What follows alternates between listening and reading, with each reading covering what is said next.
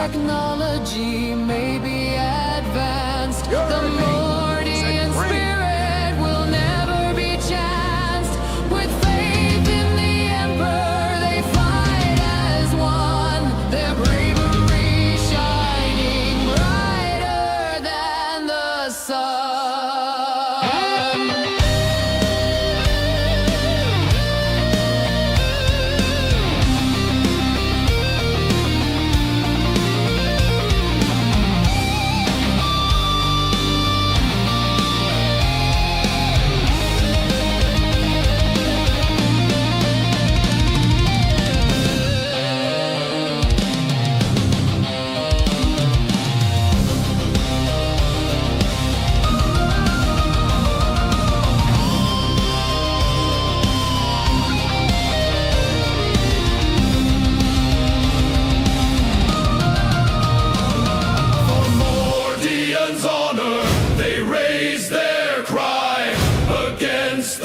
Fury, they'll never die. With discipline and valor, they'll stand tall. The Mordian 50th, answering the Emperor's call. So let their story be told through the ages to come, of the Mordian 50th rifles and of the wars that they have won.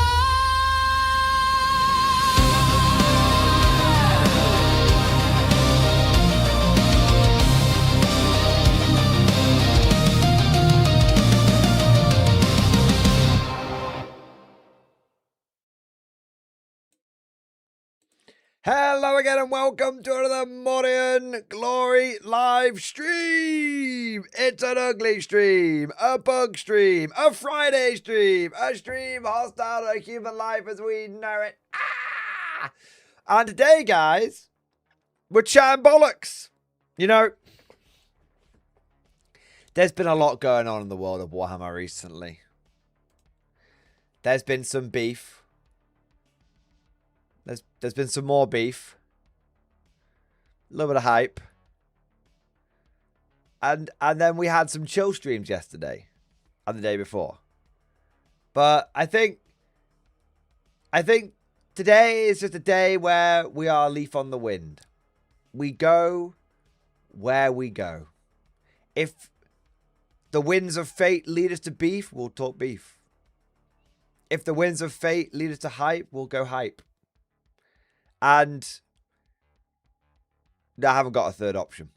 So basically, it's a giant bollock stream, baby! There we are. Talk about anything and everything. I'm sure there's lots of like little bits which are going up. Right, okay. There's one thing I want to mention. Okay.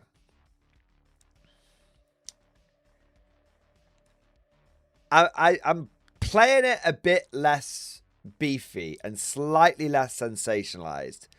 But I will say this. I was very tempted to name today's stream Vindication, I Was Right.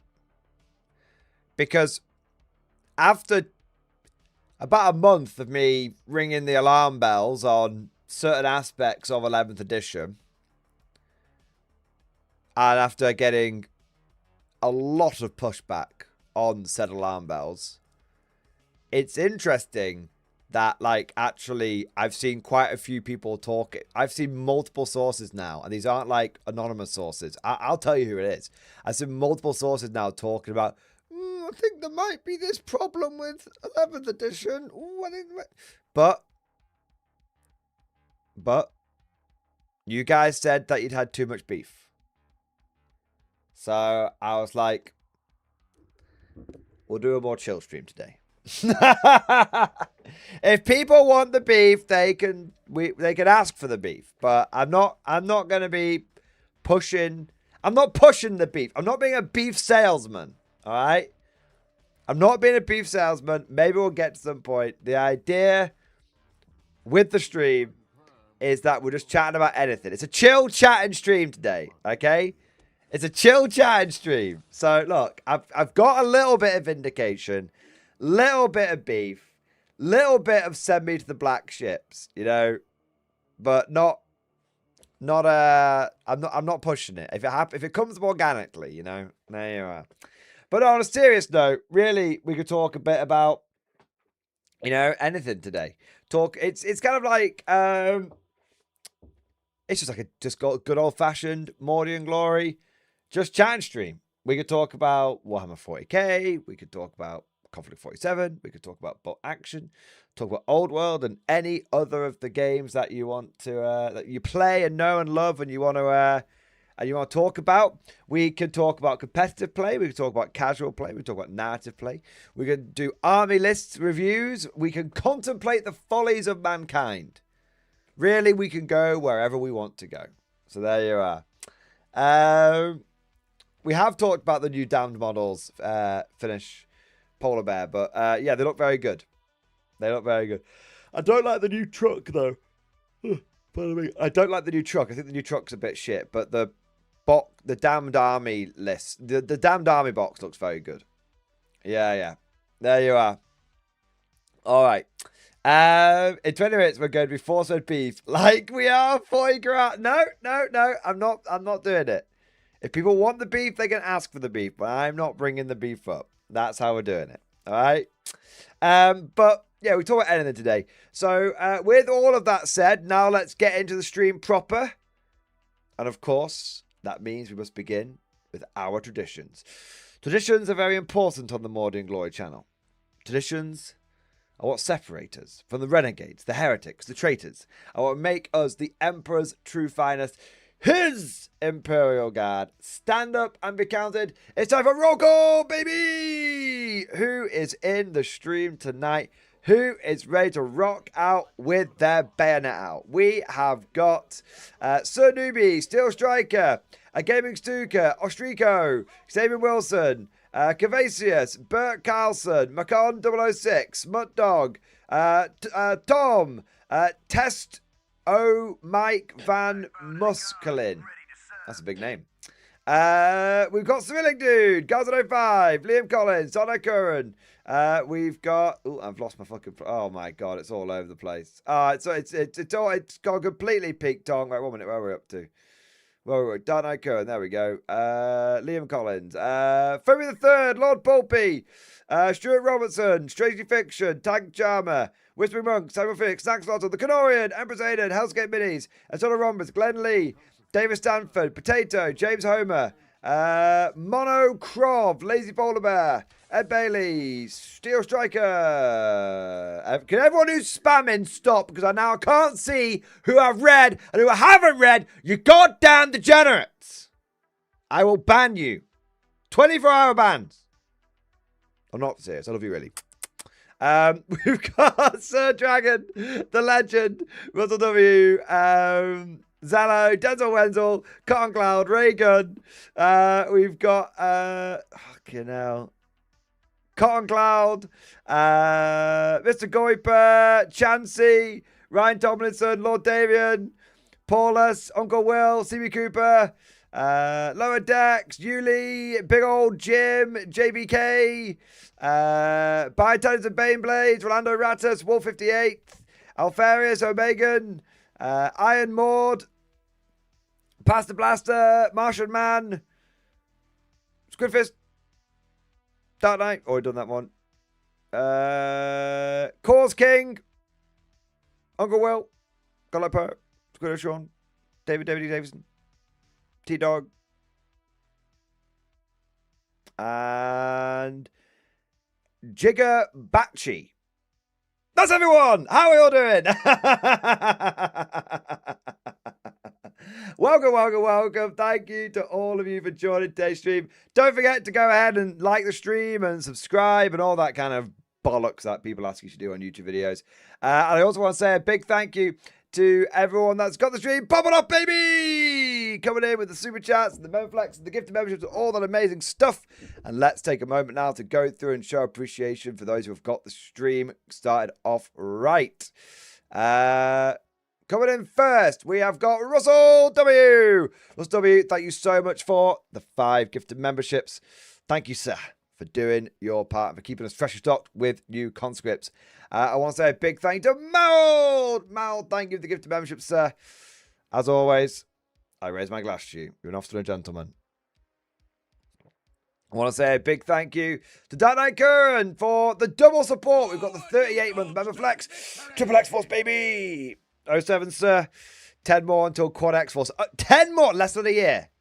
Time will fly, sir. It'll fly by. There you are. Dude, thank you for supporting the channel for 3 years, though, man. Amazing effort.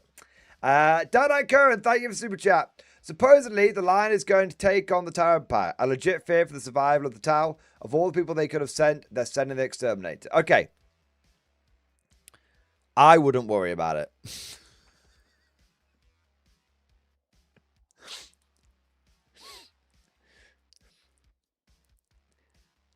Take your pick. Okay? Take your pick. The Lion, one of two things is going to happen. And I'm sorry for being cynical. I'm sorry for being cynical, but this is what's going to happen. One of two things is going to happen. The Lion is either going to be outsmarted by Shadow Sun, or the Lion is going to be shock and awed by Farsight. The third wildcard option is that the Twin Lands are able to fight the Lion to a standstill by the power of friendship. That's your third possible option. Those are your three options. All right. They're your three options. The mystery third option is something more important comes up so the Lion cannot finish killing the Tau. That might be true. Yeah, maybe. Maybe he'll go to deal with the Tau. I am a little confused though. Right. Now, and despite my geography degree, I don't know the layout of the Warhammer universe all that much. But aren't the Tau on the eastern fringe? Isn't Macragge on the eastern fringe? So surely this is Gilliman's mess. Why the fuck is the Lion going over there? Your other option is the Lion and Gilliman. Like, the Lion and Gilliman meet over a big field of Tau corpses. But I'm going to say this, though. If the Tau survive the Lion and Gilliman fighting them, I will never be able to take 40k seriously ever again. And let me tell you, I'm already not taking it that seriously. If the Tau are able to survive double Primarking,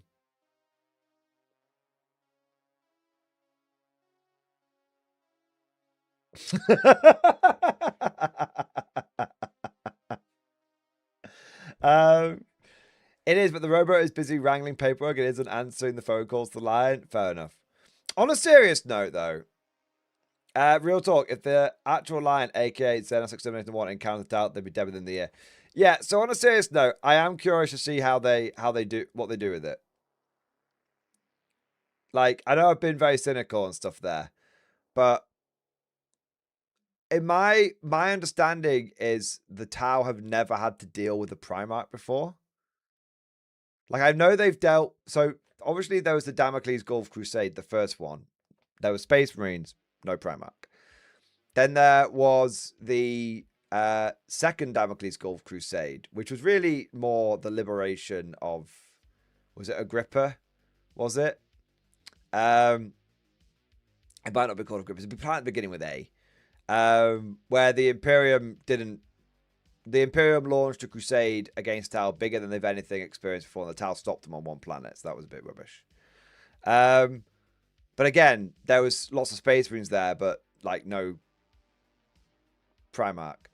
And then the Death Guard came through the sort of Pure Tide Nexus, I think it was, But I don't think Mortarion was there. Yeah.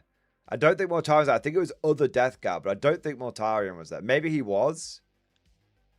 But I feel like he was. I feel like he wasn't. Let me have a look. I think Typhus was there. Let's have a look here. Yeah, this is the artwork I'm thinking of.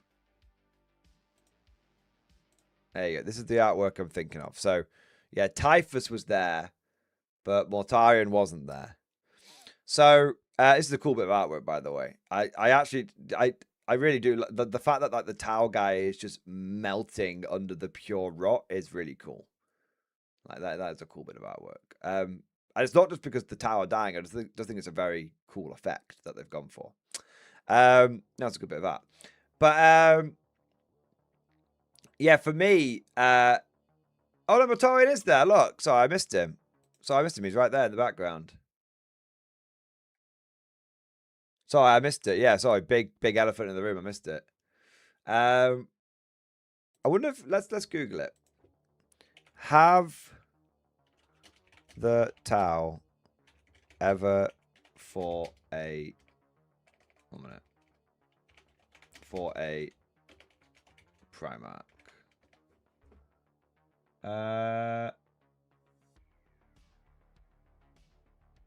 Well, the AI is hallucinating.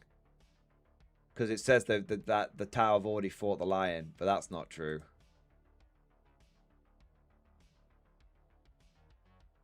They've met Mortarion. Okay, so outside of that one picture, we haven't got any. So there's the one picture of the Tau versus Mortarion. That's what we saw, but there's no stories about it yet.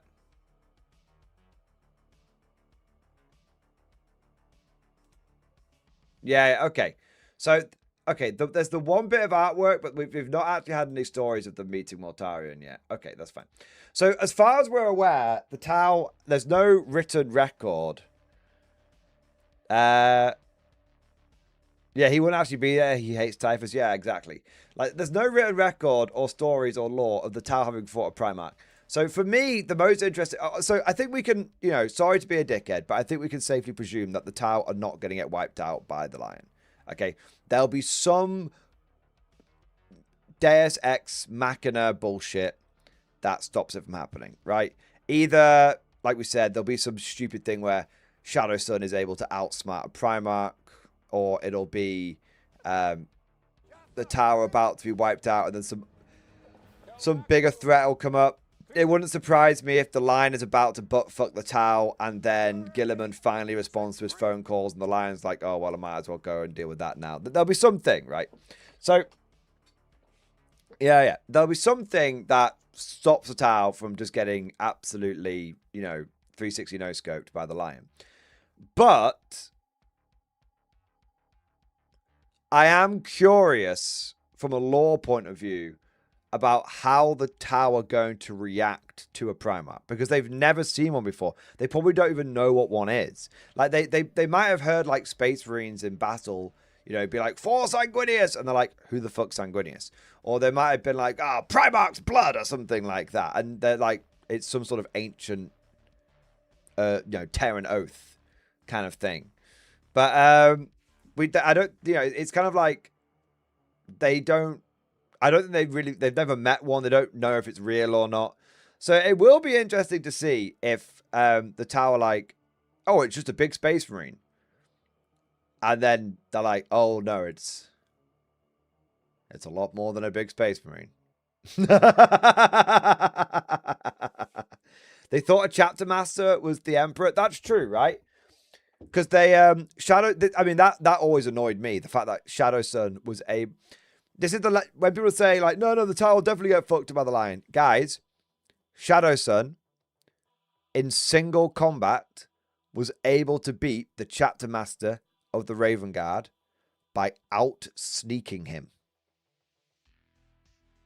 I don't think you guys are aware of the historical precedent of bullshittery that GW has given to the Tau in the past. So, yeah, there'll be something that happens. Yeah, that is some next level plot armor. There's a reason why Shrike became the chapter master. You know, and then for some reason it's so, like, people asked for years for Shrike to be the chapter master. GW made Shrike the chapter master, and then like in a few years later, they're like, oh, he's going to step down for Ethan Shan, someone you've never heard of before. It's just like, it's so stupid. But anyway, are Tau not allowed to kill Marine characters? No, they're obviously allowed to kill Marine characters. I just think that Shadow Sun shouldn't be able to beat a Primarch, beat a chapter master in one-on-one combat because she outsneaked him, especially when it's the Raven Guard one. Yeah. It was, look, if you read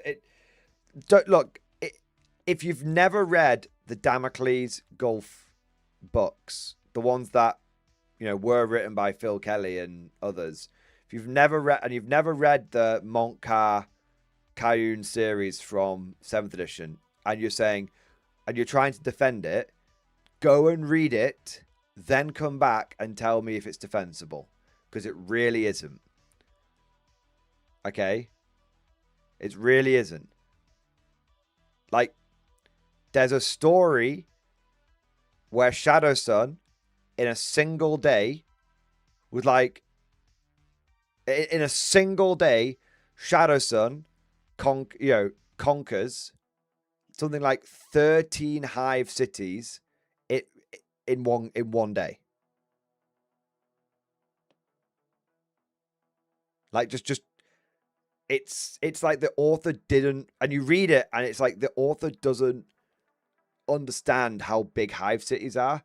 Like, one of them is like the entire hive city was taken over in one day because the Tau supplied like the gangs in the Undercity with Tau guns, and then those gangs all united and with the Tau guns like took the entire hive city over. And it's like you couldn't walk, you couldn't get there in one day. Yeah, like, here's the thing, like, it's bad, okay? It's bad. Like, it's like, and they all, yeah, it's just like, to be fair, Grand Solar Macaris conquered 1,000 worlds in 7 years. Lord Solar Macaris, thank you very much, Cheese Marine. He was more than grand, he was a lord. I'm really taking the piss. Lord Solar Macaris did, but you have to imagine that like a lot of those worlds would have been, we turned up and they were like, oh shit, it's the Imperium, yeah, we surrender. Like, you gotta think like a lot of it is like, he didn't invade most of them. I think even if you read the lore on it, like a lot of them were just like, oh, technically this moon has like a mining colony on it, and like a fucking Imperial warship turns up and it's like, you gonna join the Imperium? Yeah, all right. Okay, cool. We're just gonna send some like administrator people down. Just do the job you were doing anyway, but now these guys are gonna keep a track of like how much ore you're mining. Yeah, that's fine. Yeah, lots of guys planted flags on barren rocks. That's like 4 inhabitants, all the little guys. Yeah, exactly. Like, don't get me wrong, there was a lot of fighting. You know, absolutely. But there was a lot of planting flags on asteroids and shit. Yeah, no, but so yeah, there will be the Kanoian, I do actually like the lore that the Tau are a bit concerned about their conquest, because every hive world they take adds planets with humans in comparison to Tau population. Yeah, I mean, the Tau, there's a really cool bit of lore about when the Tau learn about hive cities for the first time. And it's in the second Last Chances book. And the human is like explaining to them, like Cage is explaining, the Tau keep like showing off to the humans. And one of the humans decides to like humble the Tau a little bit and explains, like, they're like, what planet are you from? He's like, oh, I'm from a planet called Olympus. And they're like, oh, he's like, yeah, I live in a hive city. And they're like, what's a hive city? And it's like, well, it's a city that's like built up over generations. It's really tall, like the spire reaches into the clouds. And in the city, and they're like, how big is it? And he went, oh, well, there's like 30 million people that live in this like one city. And they're like, or like 300, no, it's like 300 million is what he said. There's 300 million people living in this one city. And they're like, then how many of these cities are on this one planet? And he's like, well, there's like 8 such cities on my planet. And like, and they're like, that can't be true. That means there's more humans on that one planet than there is in like this entire like sept. And like the sept is like not just like the sept world, but like the entire like system. Like in all of like you know, like 6 septs in like the tower, whatever it is. They're like, you've got more people on one planet than there is in this entire sept. And the Tau start like furiously discussing amongst themselves about like we need to like actually think about what we're doing about these humans, because it turns out there's quite a lot of them. Yeah. Yeah, honestly, if I was Tau, I'd just look at plans of hive cities and consider it not worth it. The time we need to take to bring that world into compliance. Yeah, like that's the thing, right? Like the Tau. I don't know if there's more humans living in the Tau Empire than Tau at this point, but it's definitely like if there's not more humans, we're definitely like a very, very, very like large, we're a very large minority in the Tau Empire. But I think the funny thing is the Tau are probably worried about them, like, oh, will they return to the Imperium? And come on, let's be real here, okay? None of those humans are going to return to the Imperium. Like they're like, nah, man. Like resources are plentiful. I only have to work 12 hours a day rather than like 16. Like nah, like this is chill. It's good. Yeah. No, it's good. Like we're all right. Like don't worry. Like but are you not upset? You're a second-class citizen, bro. I wasn't even a citizen. Like like a year ago. Like I got more human rights in the Tau Empire than the Imperium. You make me a third-class citizen. It's still going to be a better deal than what I had. Yeah. Yeah. There you go. Yeah. The Tau, what you mean they don't have drinking water? They're drinking slurg. That is there. You know what? I don't want to know. Why aren't we taking the Jedi? Fucking hell, why? Yeah, they aren't returning to the Imperium because the Imperium will just kill them and replace them with billions of colonists. Yeah, exactly. There you are. So yeah, I don't think the Tau ever have to really worry about the... It is funny when the human... One of my favorite bits of Tau lore is when the humans try and tell... Like, the humans living in the Tau Empire try and tell the Tau, like, something. And the Tau are like, no, like, that's... No. Like, silly Guvesa, you don't know what you're talking about. And then it just blows up in the Tau's face. And the Tau... And the Guvesa's like, I told you. Like my favorite bit of like headcanon, and I don't think there's any like, this is pure headcanon, right? Is when the Tau were like, reverse engineering the warp drive for the 4th sphere of expansion, and the Tau are like, okay, we've got the warp drive, we've made it work, we've sent the warp drive, we put a warp drive on like a big drone, sent it, through the, they don't know it's called the warp, right? Sent it, through hyperspace. It's popped out the other side. All good. We're receiving telemetry. Excellent. We've done loads of these like tests. Okay, let's put them on the ships and let's go. And just as like they're like just as they're like about to like go into the warp with all the ships with the warp drives on, the humans are like, so how did you solve the Geller field problem?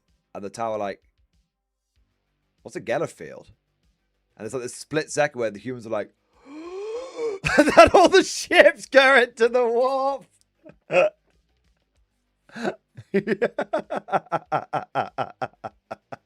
Yeah, Godlike Photo, exactly. Most example of that was when the 4th sphere expansion, the event Horizon Cell, because they didn't listen to humans who said they needed a Geller field. Silly. No, you need the Geller field. It keeps the demons away. Silly Guvasa. There's no such thing as demons. Silly, superstitious Guvasa. When will you let go of all those silly religious beliefs you have? And they're like, nah, like, there's demons. You fought you fought the demons. Those weren't demons. Those were strange space aliens. Nah, they weren't. They were demons. Silly Guvasa. Monsters aren't real. Oh. When will you be? Yeah, and then the Watercast start talking to each other. We need to do more re-education on the Guvasa. They're just not becoming enlightened by the greater good fast enough. Yeah. Yeah, that's my favorite sort of human Tau interaction, when the Tau don't believe that the Tau's arrogance kind of believes, causes them to dismiss things, but the Imperium like does, and I like it. What I kind of like over the course, and some people say they don't like this because it's making the Tau more grimdark, but I actually really like it. I really like that over the course of like the last sort of 20 years, the Tau have become quite a bit more grimdark bit by bit. But I don't see it as like GW like compromising on like Tau lore or anything like that. I see it as the Tau actually learning why things are done the way they're done in the 40k universe. Where it's like the Tau, the humans, when like there's a reason why the humans have faith, because if you have a strong faith in the Emperor, you literally don't get corrupted by chaos, and you don't get possessed by a demon or turn into a mutant or something like that. And to the Tau, they're like, no, that's just like a silly superstition, that doesn't matter. But like then they had the whole we didn't put a Gellerfield on the ship thing before going into the warp, saw what happened, and then they were like, oh no, okay, no, like having faith is actually really important. It actually does protect you from these kind of things. And yeah, and I like it because you kind of see the Tower on the journey. Like the Imperium is the way the Imperium is because the Imperium and humanity have been through some horrific shit. And so it's not that's the way they want to be, it's the way they need to be. Whereas the Tau haven't quite been on that journey yet. Yeah. The Tau is the story of the loss of innocence. Yeah, exactly. Yeah. Yeah. And you think they sacrifice 1,000 people as Emperor every day to act as the lighthouse of the galaxy? Man, you guys have funny beliefs. Yeah. Like, there's like people are like, why are the humans like so intolerant of Xenos species? And it's like, because if you go back to the deep lore, like the Dark Age of technology and stuff, at first, the humans had really good technology, and they expanded out across the universe, across the galaxy, I should say. And they met various Xenos races, and they got along with various Xenos races. So obviously some you couldn't get along with, like the Orcs, but they generally got along with them. And then the warp storms happened, and obviously humanity's empire at the time got fractured and split apart. And what happened is all the aliens basically saw an opportunity to kick humanity when they were down.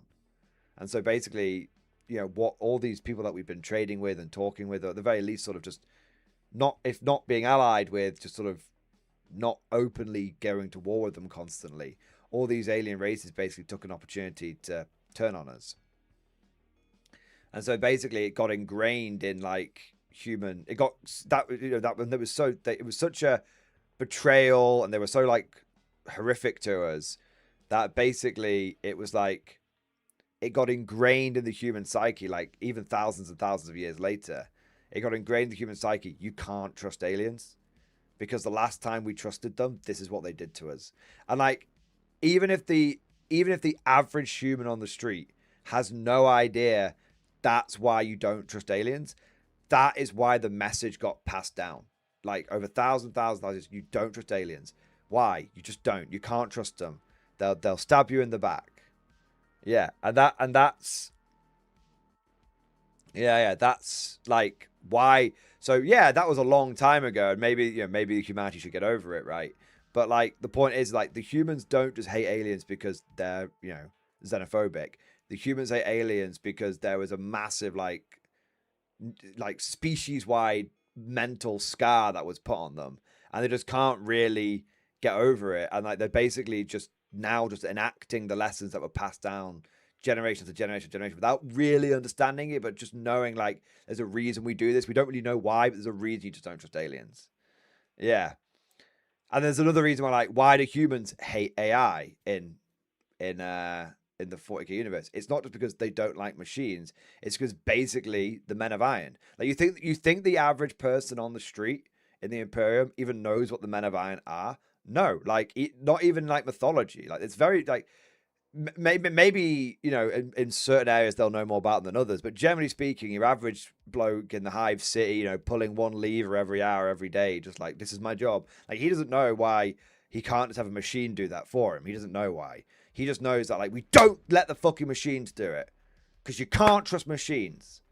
Like he doesn't know why, but he's just the humans have learned this lesson and it just keeps getting passed down. And this is what the Tau are going through. You know, basically, but the Tau haven't been through it yet.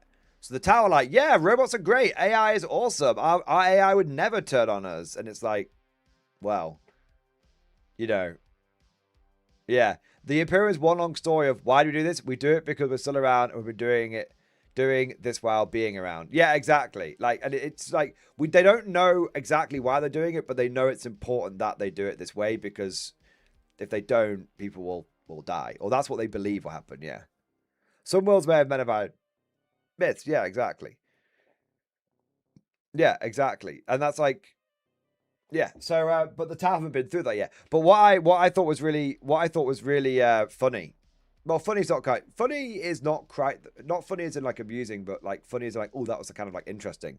Is when the fourth sphere of expansion went into the warp, all of the auxiliaries got possessed and started murdering everyone, and then the Tau greater good spirit was manifested and got them out of the situation. And basically, this caused all the surviving Tau to become extremely xenophobic.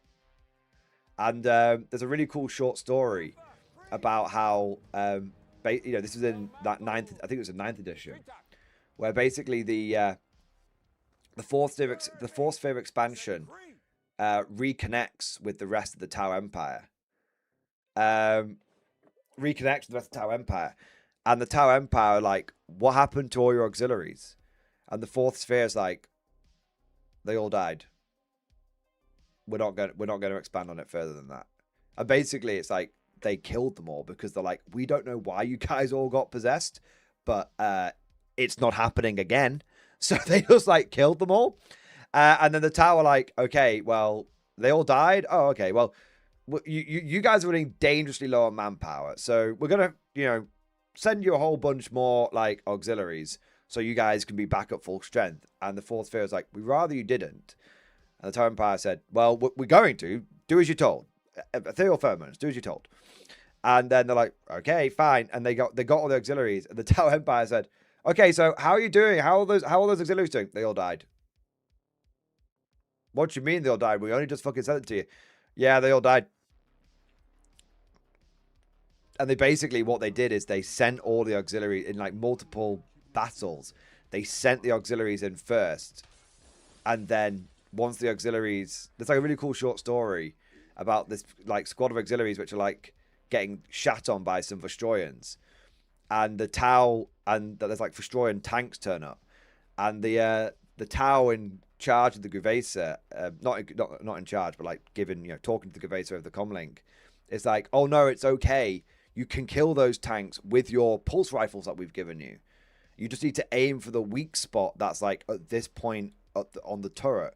And the auxiliaries are like, okay. And so the auxiliaries like go out and start like shooting the tank. And obviously the pulse rifles don't do fucking nothing to a Lehman Russ. So the tank just fucking blows them all away. Apart from like the squad leader who's like, I thought you said we'd be okay. Oh my God. Oh, we're all fucking dead. Why did you lie to us?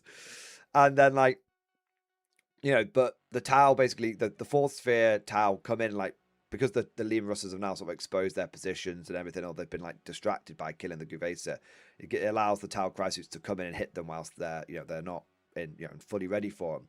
And they kill all the, Russes and the Frustrorians start packing, get routed. And like one of the, and the squad leaders, they're like, oh my God, thank God you saved us. And the guy in the crisis suit's like, it's like, oh, a survivor. Well, we can't be having that. You will be purged and cleansed. And the surviving Gervais is like, where have I heard those words before? Just before basically getting one shot by like a fusion gun. So it's a really, so the fourth sphere of expansion is basically like, and now the Tau Empire doesn't send the fourth sphere any auxiliaries. They only send them more Tau soldiers because they keep getting the auxiliaries killed and it causing very bad morale in the auxiliaries of the Tau Empire. But the fourth sphere is proper dark Tau stuff. Yeah, exactly. And I like it. I think it's really good. I think because it shows like all the people that are like, no, Tau should be the noble, bright way that they are. And it's like, no, Tau are noble, bright now, but give them 10,000 years and they won't be. They'll be like the Imperium, essentially. The Tau are the Loss of Innocence faction. And that's cool. It's cool to see how the world of 40k, how the universe of 40k can actually impact a faction. That, for me, is how you do progression of a faction. I think it's been done much better than the Necrons. Personally, I'm not a massive fan of the new Necron lore. I kind of like it because it gives them more personality. And I like it because it explains why they don't just take over the entire galaxy, basically because they've all, they've been asleep too long. Like, just they're all basically, like, rusted away, for lack of a better term. But yeah, I do think that the Necron change was a bit too sudden. It was like, it went from like, oh, they're just soulless killing machines to, oh no, actually they're like fully personalized. And I think it could have been cool to see that come in bit by bit to kind of show how like the Imperium is slowly learning about the Necrons, and as it learns, they realize there's more to them than just killing machines. But yeah.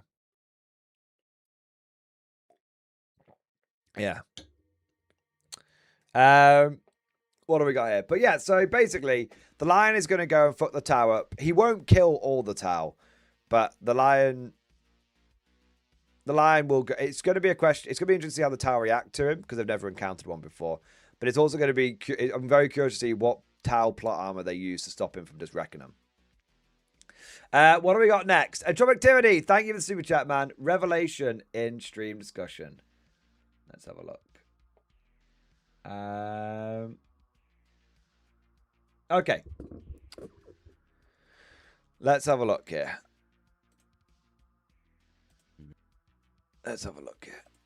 Okay. Listen to the rules round table published by Warhammer today. And the 26-minute mark, I couldn't believe what I heard. My brain has learned to blank out the "it's more narrative" soundbite GW marketing has forced them to say every other sentence. Strip that bit away and the real purpose of force exposition becomes much clearer. Quote, what I'm most proud of is the way army creation now ties directly into the missions you're going to play. When you're building your army, you're actively deciding what role it's going to perform. That lets you get excited about a particular style of mission from the very beginning, rather than having it be something that might randomly happen later. You can prepare for it before the game even starts. To me, that's the quiet part being said out loud. Competitive players don't like variance. Turn up to Super Major and you could be playing 8 different missions. That requires adaptability and rewards players who think on their feet. Force Exposition appears designed to reduce that variance. I would say yes and no. Because on the one hand, you are going to have... On the one hand, you know what the 5 missions you have, they're the ones you have to perfect, right? On the other hand, you don't know how often each one of those missions you're going to have to do. Yeah. But the thing is, it's also important to note that like most tournaments would tell you what the missions were going to be when you turned up. Yeah. Like oh, you know that these are going to be the 6 missions. But I do agree, like it's one of those where like if you if you build your army into a certain playstyle and then pick the correct force disposition for that, it will reduce the variance on the kind of games you will be expected to play. Because it's like, if I'm doing, let's say, take and hold, then every mission I do is going to be some variance of hold 1, hold 2. If I do purge, every mission I do is going to be some variance of hold 1, kill 1. So it's like you're able to reduce. Whereas if you look at how missions are currently, you know, there is a lot of the missions are quite samey, but they do often ask different things of you. Like terraform is a mission that requires you to have to do actions, and if you don't build your army for actions, you can't do terraform very well. Purge the foe requires you to, take 1, hold 1, take more, hold more. Linchpin requires you to want to hold your home objective and push out at the same time. So there are 6 different missions, and you know what those missions are going to be typically at a tournament, but each mission is asking a significantly different thing from you. But whereas with the forces positions, each mission is just a variant of the same thing. So yeah, I do kind of agree with what you're saying.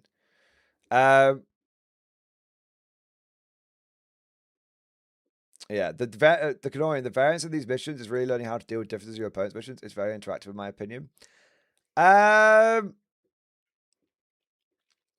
See, I don't totally agree.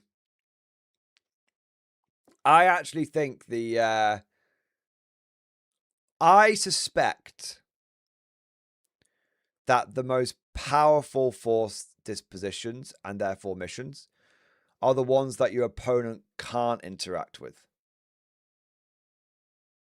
And I think we're already seeing that being played out. So the boffins over at Warhammer Competitive on Reddit, which is a good subreddit, by the way. I know we give Reddit a lot of shit over here, but that is a good subreddit.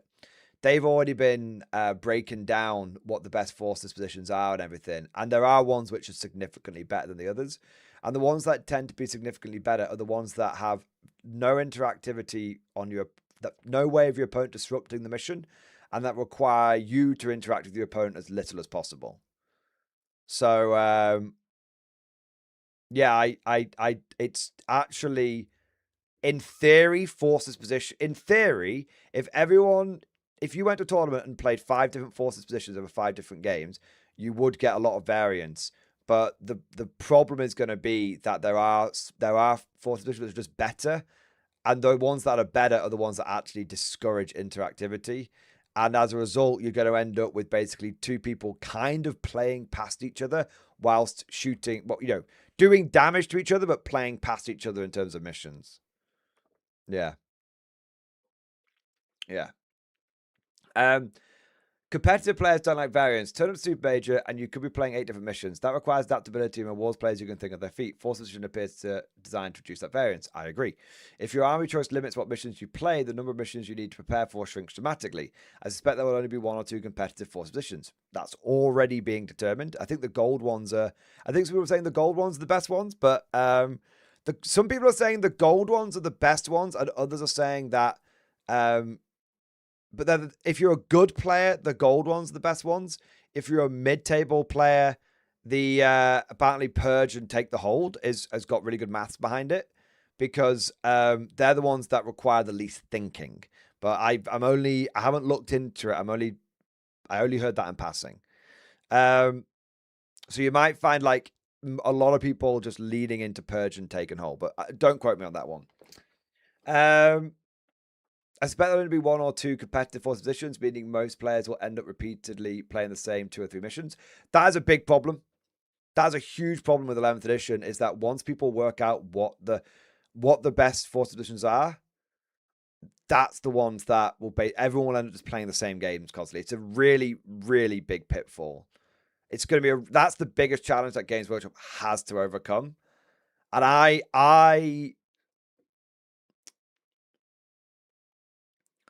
I've said this a couple of times this week, so I don't want to over-egg it and say it again, but I'm not certain they have the talent anymore. I'm not saying that they're completely inept.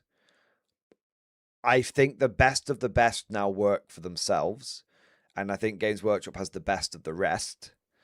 And I think if I were a betting man, forced dispositions will probably try and balance them for 6 months to a year.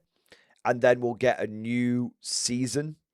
And in that season, we will see forced dispositions go away. That's what I think it'll be. I think I strongly suspect forced dispositions will go the way of gambits, of secret missions, and of challenger cards. I think that's the way they'll go. I think GW will give it a good go, and I applaud them for trying it, of course. But I think you're going to see them go the way of the gambits. We'll see. And let me tell you, if they do fix them, awesome. Okay, actually, I'll tell you what. I see one or two things happening. I see them going the way of gambits, or I see GW trying to fix them by just constantly releasing new ones. Like, hey, look, here's another new force mission with another 5 potential missions you can play. Oh, here's another one. And then what ends up happening is that you get power creep, you get disposition creep.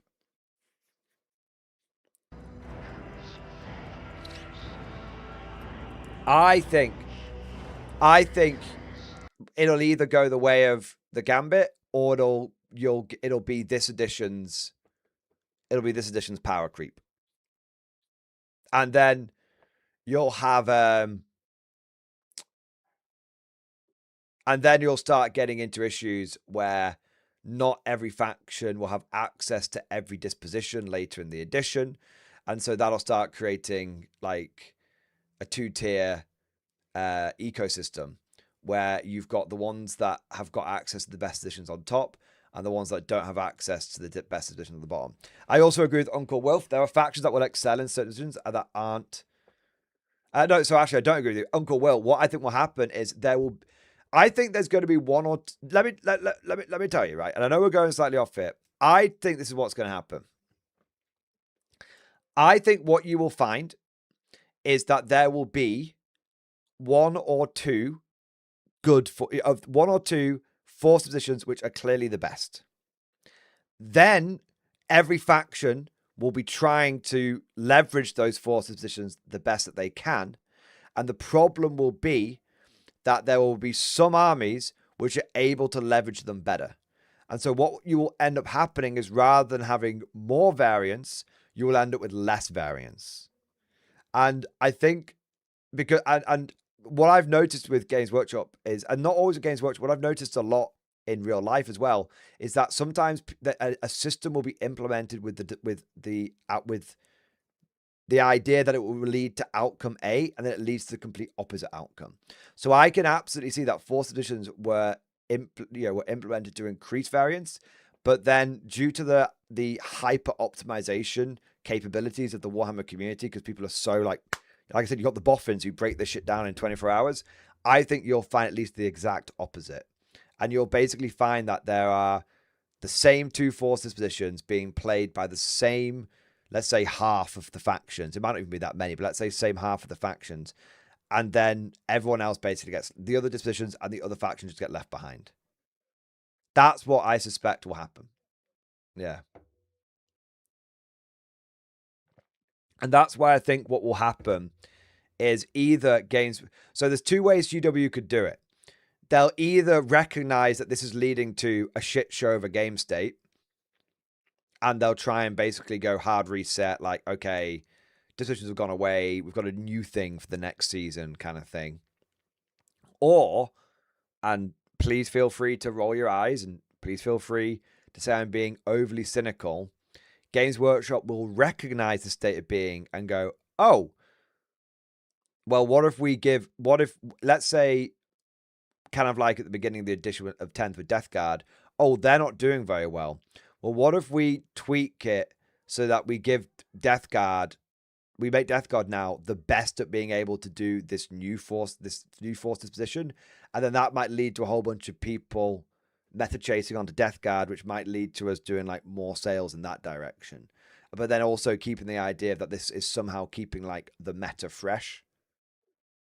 So that's, do you see what I mean? Like they start using it as a way to basically like herd the whales from like one faction to the next. And this is, and if you want my evidence of this, just look at 10th edition and how if you go back through 10th edition, every quarter there's been one faction which has been dominant and then nerfed into the ground, and the next one's come along and they've been dominant. Yeah. So, but that is, I think, an extremely jaded, cynical point of view. But I don't necessarily think it's an impossible situation to happen. Yeah. Anyway, let's see what happens. Instead of adapting to whatever missions come up, you can pre-plan your list, your combos, and your game plan with a small pool of scenarios. Turn up, execute, repeat. Force position isn't a narrative feature. It's a system designed to make competitive play more predictable and repeatable. Tournament 40k becomes less mentally demanding once you've mastered 2 to 3 missions. You're ready to go. Now tournaments can do for more games. Think how many games you could play if you're playing the same mission every time. No more exhausted players. 7 days super major incoming? No. No, I think, no. I don't necessarily agree with it becoming less mentally demanding. I mean, it might do. I don't think you're going to have 7 day super majors incoming. That would be mental. But I do absolutely agree that force position is not a narrative feature. There's nothing about 11th edition which actually, like, Games Workshop said 11th edition was being more narrative. Okay. It's very simple what they meant by that. Okay. They meant they're going to release the campaign cards. That's it. That's what they've done to make the game more narrative. Okay. Not complaining about it, but it's kind of like when GW said Year of Chaos, and then people kind of, I think, extrapolated it out to mean something else. I think what we have to just, boil it down to brass tacks. GW was like, we're making it more narrative. We're releasing this edition with a new way of playing narrative games with the campaign cards. That's it. That's all it is. They also said, oh, well, we've changed it so you're playing, so you're fighting over buildings now. So you're fine. But that's really just changing the shape of the objectives from circles to squares. That's it.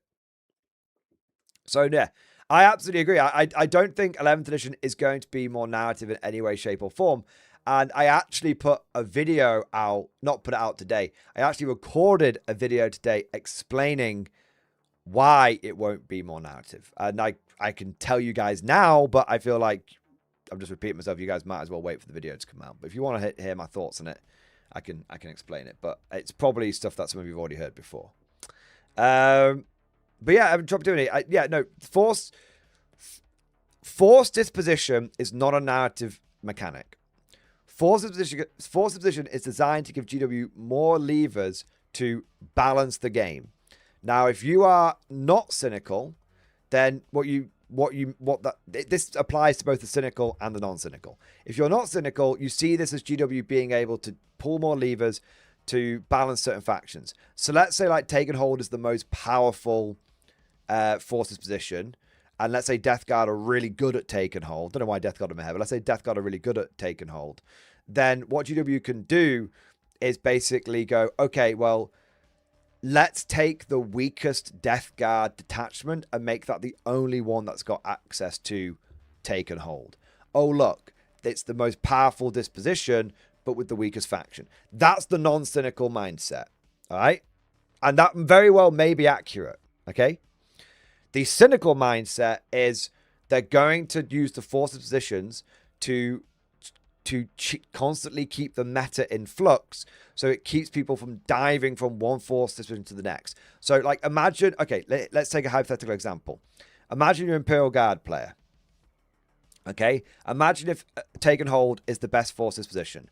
Imagine if all you need to do for Take and Hold is basically hold 2 objectives. You build your entire army around like Bulgrins and Rogal Dawn to like 4+ invulnerable saves, and you basically, just build an army which is extremely good at squatting on objectives. And you build, you buy, and you build, and you paint all those models, and you do that for 3 months. And then Games Workshop goes, okay, well, we're going to nerf the Take and Hold force disposition, and we're now going to make the most powerful forces position, the one that requires you to have lots of little units to do actions, like action monkeys. Okay, well, now what you do, instead of having all those Bullgrins and all those Regal Dawns, you go, oh, I need lots of small things. So you go out and you buy lots of Sentinels, you go out and you buy lots of infantry, you buy recon squads, you buy Krieg Engineer squads, you buy like little Rough Rider squads and Ratlings, and you go and buy all that kind of stuff. And then 3 to 6 months later, GW goes, okay, well, now that's the most powerful position, so we're now going to tweak it. So now we're going to make it so Purge the Foe is the most powerful position. Then you go over to that, and then you start buying all the units that do the most damage output. That is the cynical mindset about what these force positions are designed to do. And hey, it might be that both are right. It might be that both are right. But if I was a betting man, I would suspect that force positions are a new way to keep you on the treadmill. Yeah. But my advice to anyone is just go into the edition. You see, I'm not crashing out. I'm not raging about it or anything like that. I would just say go into the edition eyes wide open. Just don't kid yourself. Know what you are getting yourself into. And if you do, then you won't end up like crashing out, basically. Yeah, but I suspect that column A and column B is probably correct in that. All right, what do we got next? Darnay Curran, thank you for super chat. Pop off, sir. Claim vindication anytime, any place. Okay, I'll do a few super chats, then I'll come back to it, because I do have some. I have a little bit of vindication. I also have a little bit of like, I have to admit that I was partially wrong on something. So I have vindication, and chat can have some vindication as well. So there you are. But we'll come back to it in a moment, because I'm falling behind a little bit. Ed Bailey, thank you for the super chat, man. Row the Tin Cup. And frankly, I'm offended that I can see stubble on Tim's double chin. Shame he can't grow facial hair like his bro. No, Mordy Bro can grow much better facial hair than me. I can't grow facial hair very well, and I don't care at this point. I accept my facial hair situation for what it is. Also, I've tried growing facial hair a couple of times, and I just find it to be extremely uncomfortable. So, like when I'm trying to sleep and stuff, I just find it gets itchy. So I prefer being clean shaven. Also, you know, I'm a Mordian, and if you look at all the Mordian like artwork and models, they all are clean shaven. So there you go. There you are. Lord Davian, thank you for the 46 months. Xbox, baby! I won all the K-47 armies. What is your favorite one? Oh, dude, I like them all, and I've got them all.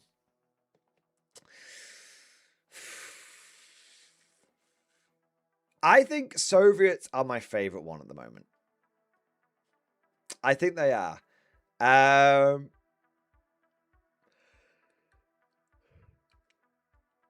I think Soviets are my favorite. I really I like them all. I really, really do. But I really like the Soviet playstyle of just speed, violence, and momentum. The idea that the Soviet way is to it's kind of like playing orcs in 40k, to be honest. You know, you have shooting, but it's quantity over quality shooting. The main thing is that you are like the premier melee faction, and I love and I quite like that. I like that, you know, you are the tough, fast melee faction. And I kind of like how the Soviets feel the way sci-fi Soviets like should. Like, you don't have the fanciest technology, but you have the most brutal technology. Yeah, so I do like that. Yeah, so Soviets are probably my favorite, although I've not played them in a little while. I have been playing my Americans with the sort of normal dudes approach. But yeah, Soviets are definitely one of my favorites. But it's honestly, all of the factions are absolutely excellent, Lord Davian, and honestly, I would say most people find themselves almost accidentally falling into every army because you know, It's a much more, you know, for the price of one decent 40k army, 2,000 to 3,000 points, right? You can get a full army for every K47 faction. So most people, especially if you're an ex Warhammer player and you're used to spending a certain amount, you end up finding that because you're getting so much more for your money, you don't end up spending less on K47. I've certainly not spent any less on it. You don't end up spending less on it. You end up spending just as much you did on Warhammer, but you just get so much more for your money that it's almost like it's intoxicating and you just want to keep getting more and more. So, yeah. So, yeah, I do find that I would say, Lord Davian, pick one faction, but don't be surprised if you end up with all of them. Yeah. Don't be surprised at all. They're all extremely fun in their own way. And the one faction at the moment which I think is struggling is the Japanese. And I think that's the one faction which, after Invasion America, is going to just, like, it's going to all click into place. I think the Japanese are going to go from being, like, one of the more difficult factions to being, like, one of the best factions. Yeah, not like best in terms of, like, power, but best in terms of they're finally going to feel like they have all the toys they need to play with the rest of them. Yeah, it's good. Like the new mech, the new Ghost Warriors. It's going to be amazing. Yeah. What have we got next? Dan Curran, thank you, Super Chat, man. Seconded, shill harder you can. I'm sorry. Look, guys, I'm not very good at shilling. Fine. If I'll do it because you guys told me to. If you are excited for 11th edition and you were thinking of picking up some new models for it, then please consider using some of the affiliate links down below. Okay? You get the same models you were going to get anyway. Often they're to a discount retailer, so you'll save a bit of money over getting them direct from GW, and you support the channel. And if you're looking at 11th edition and thinking, this is like a bag of shit, I don't want to buy Warhammer models, then check out some of the affiliate links for, like, other games, like Warlord games, for example. Again, helps the channel, and you get the models you're going to get anyway. There you go. All right? Shilling, done. Look, I told you guys, I'm not a very good content creator. All right? I don't really do sponsorships all that much. Cosmic Truth, thank you, Super Chat, man. I'm looking forward to a good Friday since I'm off. I got a lot of content I want to work on. I sent an update in stream discussion, and I made a new short for Aluminium Foil. I got some of my best work yet, I think. Let's have a look.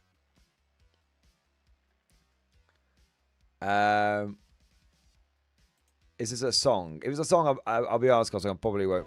Oh, it's only a little thing. Okay, it's fine. It's just like an AI trailer, is it? Let's have a quick look. Why? Wait. Is that meant to be? Is that you? And is that Jenny?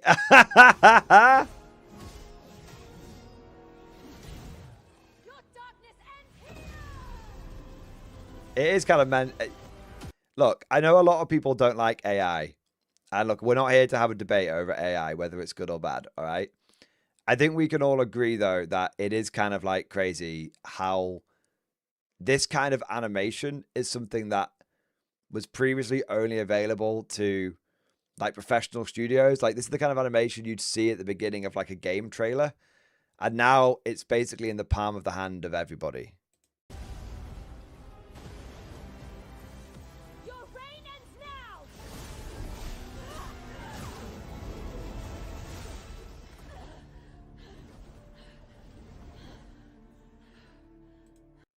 Now kiss. Yeah, like, you look at, like, although to be fair, like, okay, as good as that is, don't get me wrong, it's very, very, very good.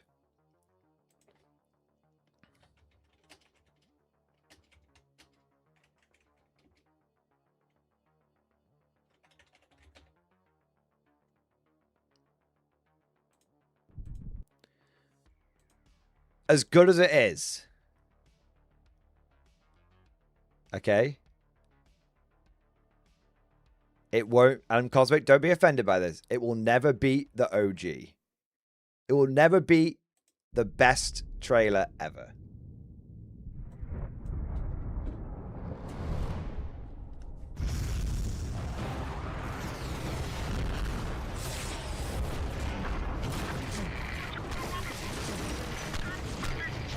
It will never be beaten.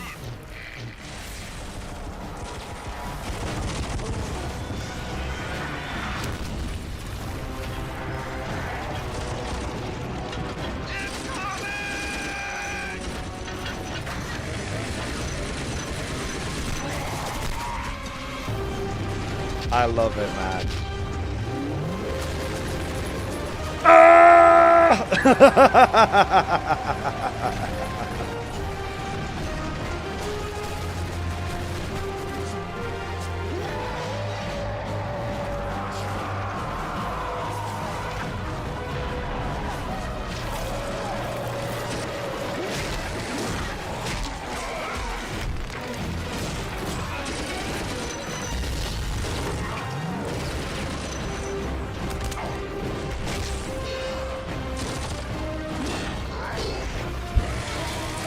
So good.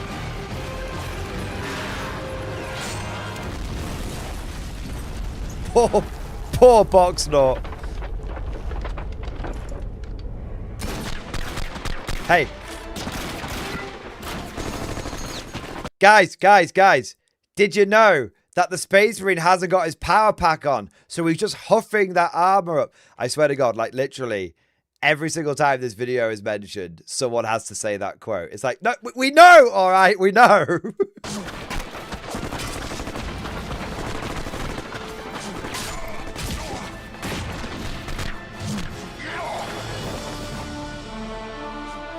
Little Nemo Gaming, I forgot how absolutely hype was. It's so good, man. Oh, I let it play. I'm just going to say, this is better than the Armageddon trailer.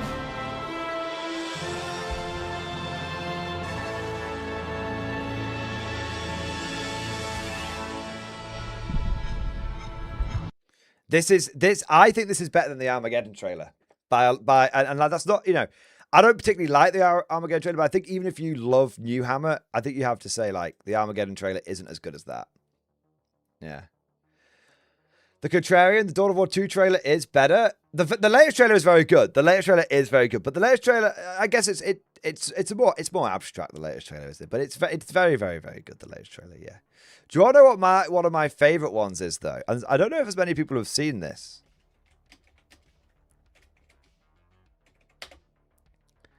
Yeah, I don't know if as many people have seen this one. This is OG, okay? This is proper OG.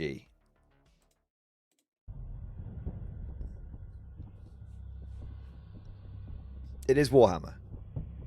It has been a long and bloody year since the end of the Great War. While the Emperor has claimed victory, the peace that so many heroes gave their lives for has not settled on the lands.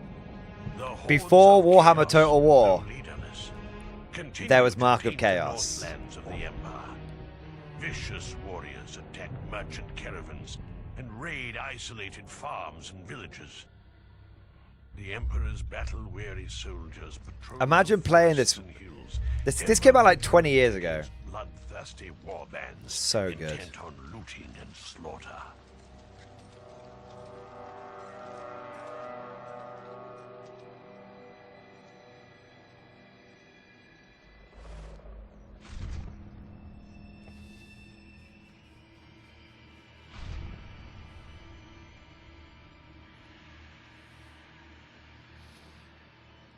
I loved going back and watching how each Empire soldier like performed, you know. Not to spoil it.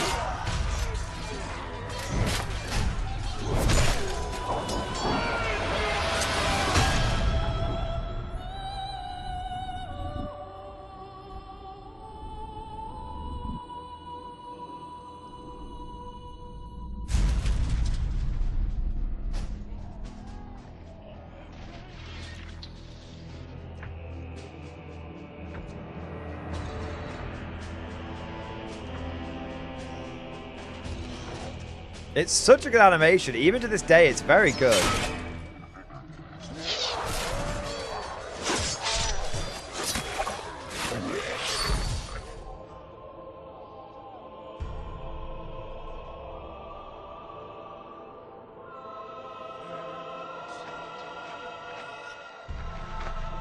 I love how he's like praying.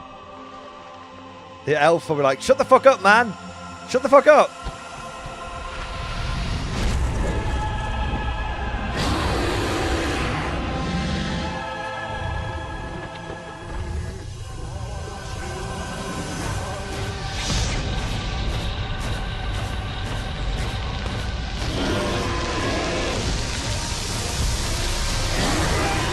So good. I can literally watch that bit where like the golden light starts coming down on him. It's so good, man.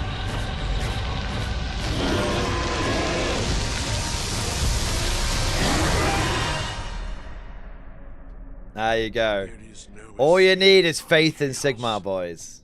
It marks us all. There you go.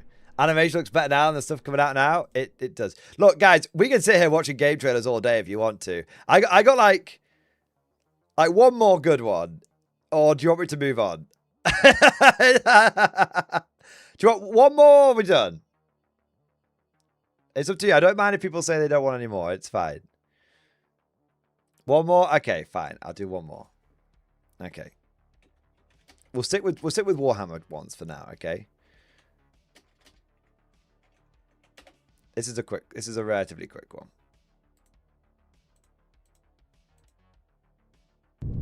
Oopsie daisy.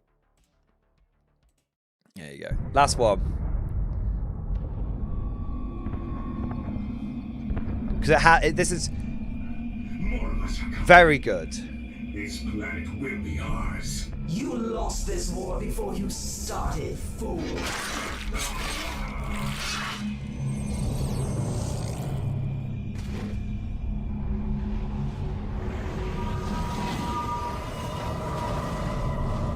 I wonder how many people haven't seen these before.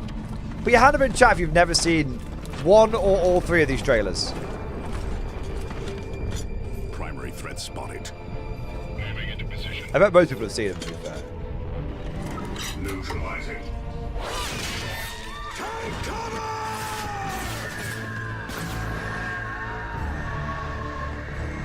Strike from the sky, brothers! Strike from the sky, brothers! So good, man. Shoulder barges the Elder.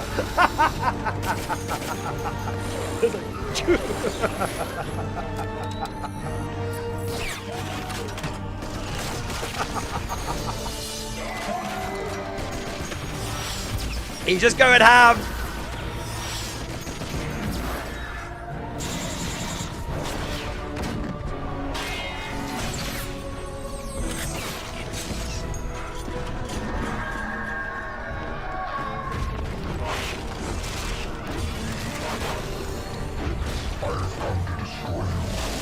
So cool. So good.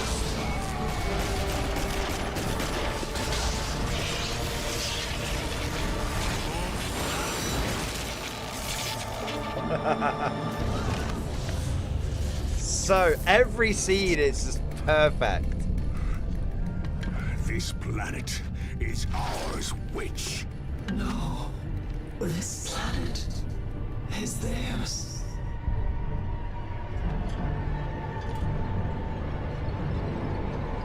Ah, it doesn't have the ending.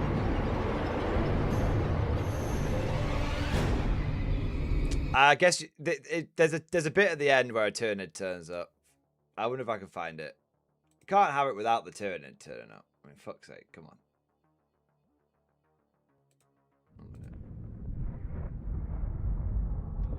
There you go.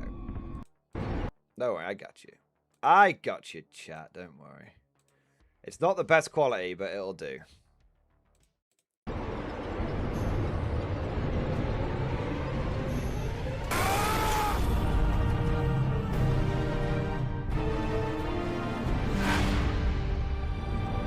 OBS had a little blip there. So what's funny is I bet most of you didn't even see it. Sorry for OBS having a little blip. But yeah. All right. Yeah, so those are, in my opinion, okay. All right. Those are, it should be back now. Don't worry. It should be back. It should be back. I'll just do a little chat.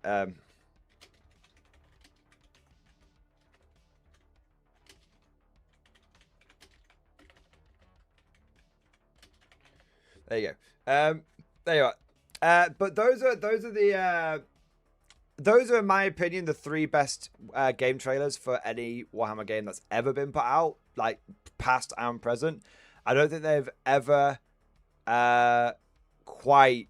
I'm not saying there aren't other good ones, but I don't think they've ever quite beaten those ones. I don't think the Dawn of War 4 trailer beats it. I don't think Dawn of War 4 trailer beats 1 or 2. I don't. And I've not really seen any Total War trailer that's made me think it's better than the Mark of Chaos one. Vermintide's amazing too. I've heard. I can't. To be honest, I can't really remember the Vermintide one. I might have to watch it at some point, but I don't want to sit here watching bloody game trailers the entire time. But I'll take your word on it. Dawn of War 3 beats 2. To be honest, nah. Like Tom, you're literally just saying that just to, guys, don't feed the troll. Don't feed the troll. If you think the Dawn of War 3 trailer beats the Dawn of War 2 trailer, you need to genuinely check yourself into a mental asylum. Like, I'm not even going to be respectful and be like, no, that's just like your opinion. No, you are factually, scientifically, ethically, ecumenically wrong. You're just wrong. All right, what do we got next? The legend, thank you for the super chat, man. A Friday stream, very nice. Memes in stream discussion. Just some memes I came across. Let's have a look. Shut up, my dad works against Workshop. I could get your entire army sent to Warhammer Legends. Fuck's sake. Me waiting for the commissar to stop asking the Ratling about power packs so I could tell him I ate all the, about all the crack grenades I ate. This bolt on my helicopter rotor is rusted out. Robinson wanted $1,590 for a new one. I was able to 3D print my own for pennies. Companies can't scam consumers anymore. But that one's made of metal and that one's made of plastic.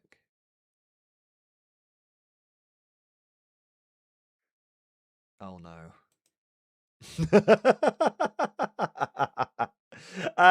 Spider, they look like the villagers in Shrek. 4 Michigan men arrested for driving horse and buggy while drunk. Amazing. Let this be a lesson to all world builders. The future is always stupider than you think. In 1999, I was playing a Decker in Shadowrun and tried to distract a guard by hacking a water fountain to overflow. And my GM said, why would a water fountain be on the network? That's fucking stupid. No, you can't try. Well, it's 2026, and I just want you to know, Phil, that I fucking called it.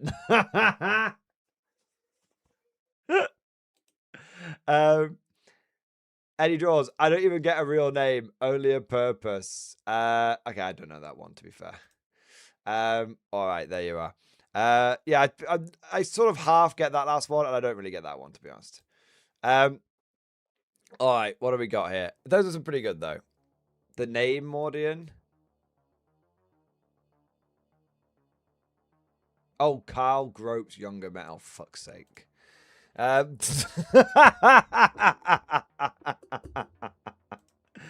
right. What do we got next? Rudy, thank you for the super chat, man. Played 3 games of Bolt Action in 3 days. CFG discussion. Also next week playing Operation Pluto from Festung Europa. Nice. Let's have a look, man. Played 3 Nazi games Bolt Action in 3 days. First, my new Soviets face Italians, 1150 points.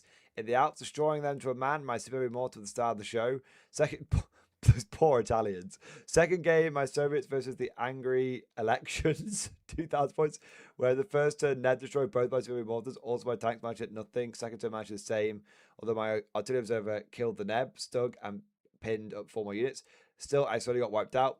Third game, my Rangers were in Normandy, where they managed to push the German defenses. The star of the show was the medium mortar that hit and destroyed 2 units, both on a 6.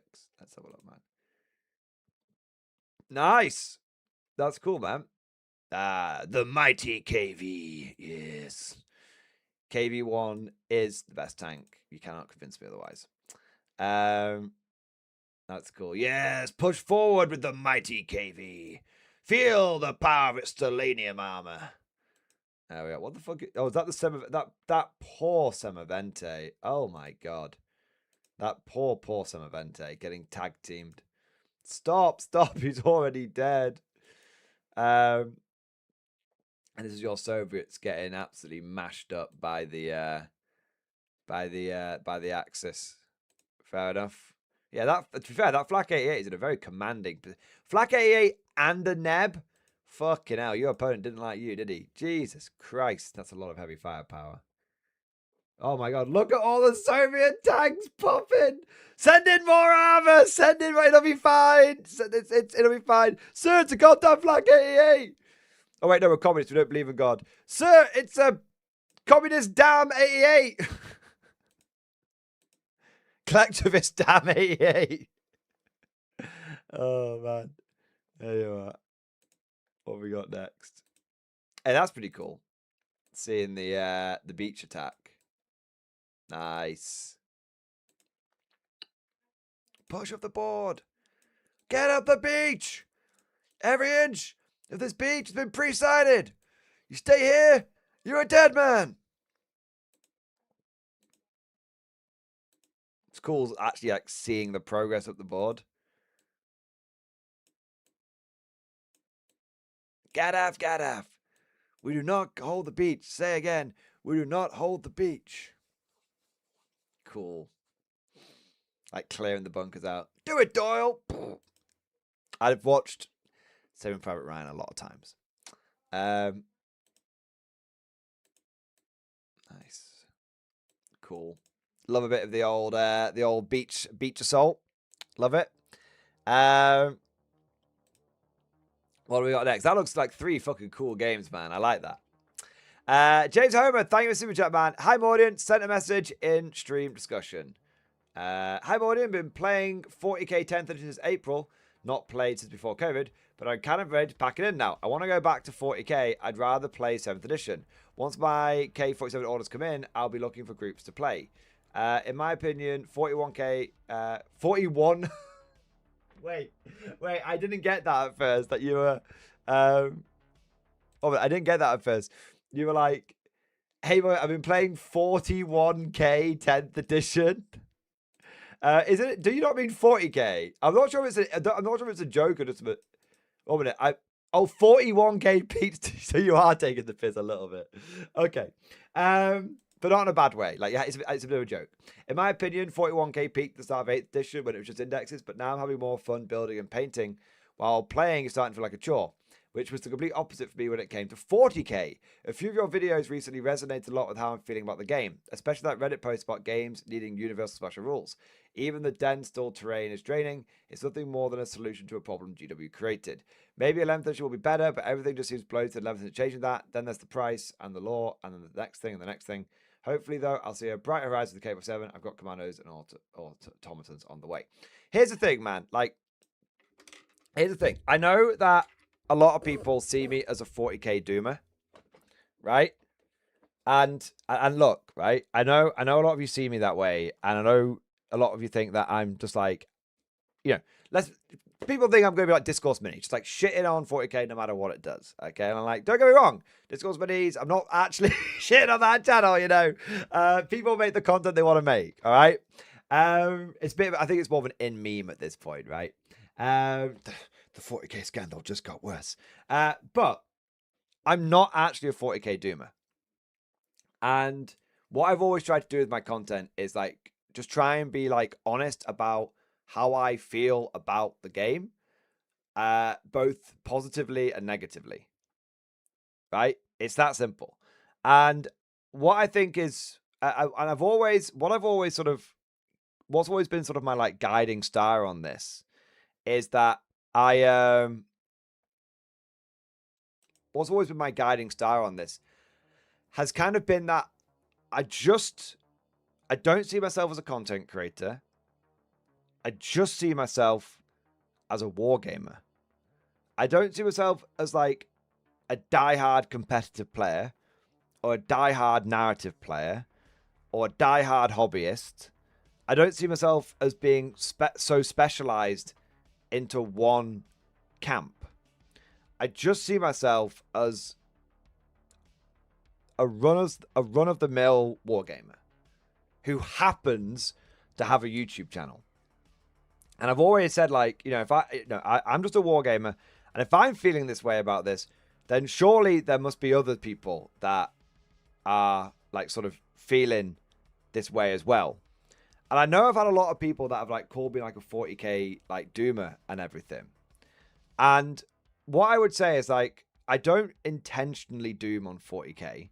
I won't insult your intelligence by saying that I've not been negative about 40k. I think I think that would be completely dishonest, and I think it's just obvious, right? But what I would say is that for every comment that I have had about, oh, you just hate 40k now, it's just an outrage channel and all that kind of stuff, for every comment I've had like that, I've probably had a comment of, you know, people who are just like ultra anti GW at this point, and who, you know, who obviously just comment on any video that is negative GW. But for every one of those comments I've had, for every one of the latter comment, every one of the former comments I've had literally dozens of comments just like the ones from James here, where it's just people who feel the same way as me. They don't want to hate 40k. They don't, not even hate is the wrong word. They don't want to be down on 40k. They don't want to be despondent about 40k. They want to like the game, but they just feels like the game is, it just doesn't feel like the game is the way they want it to be right now.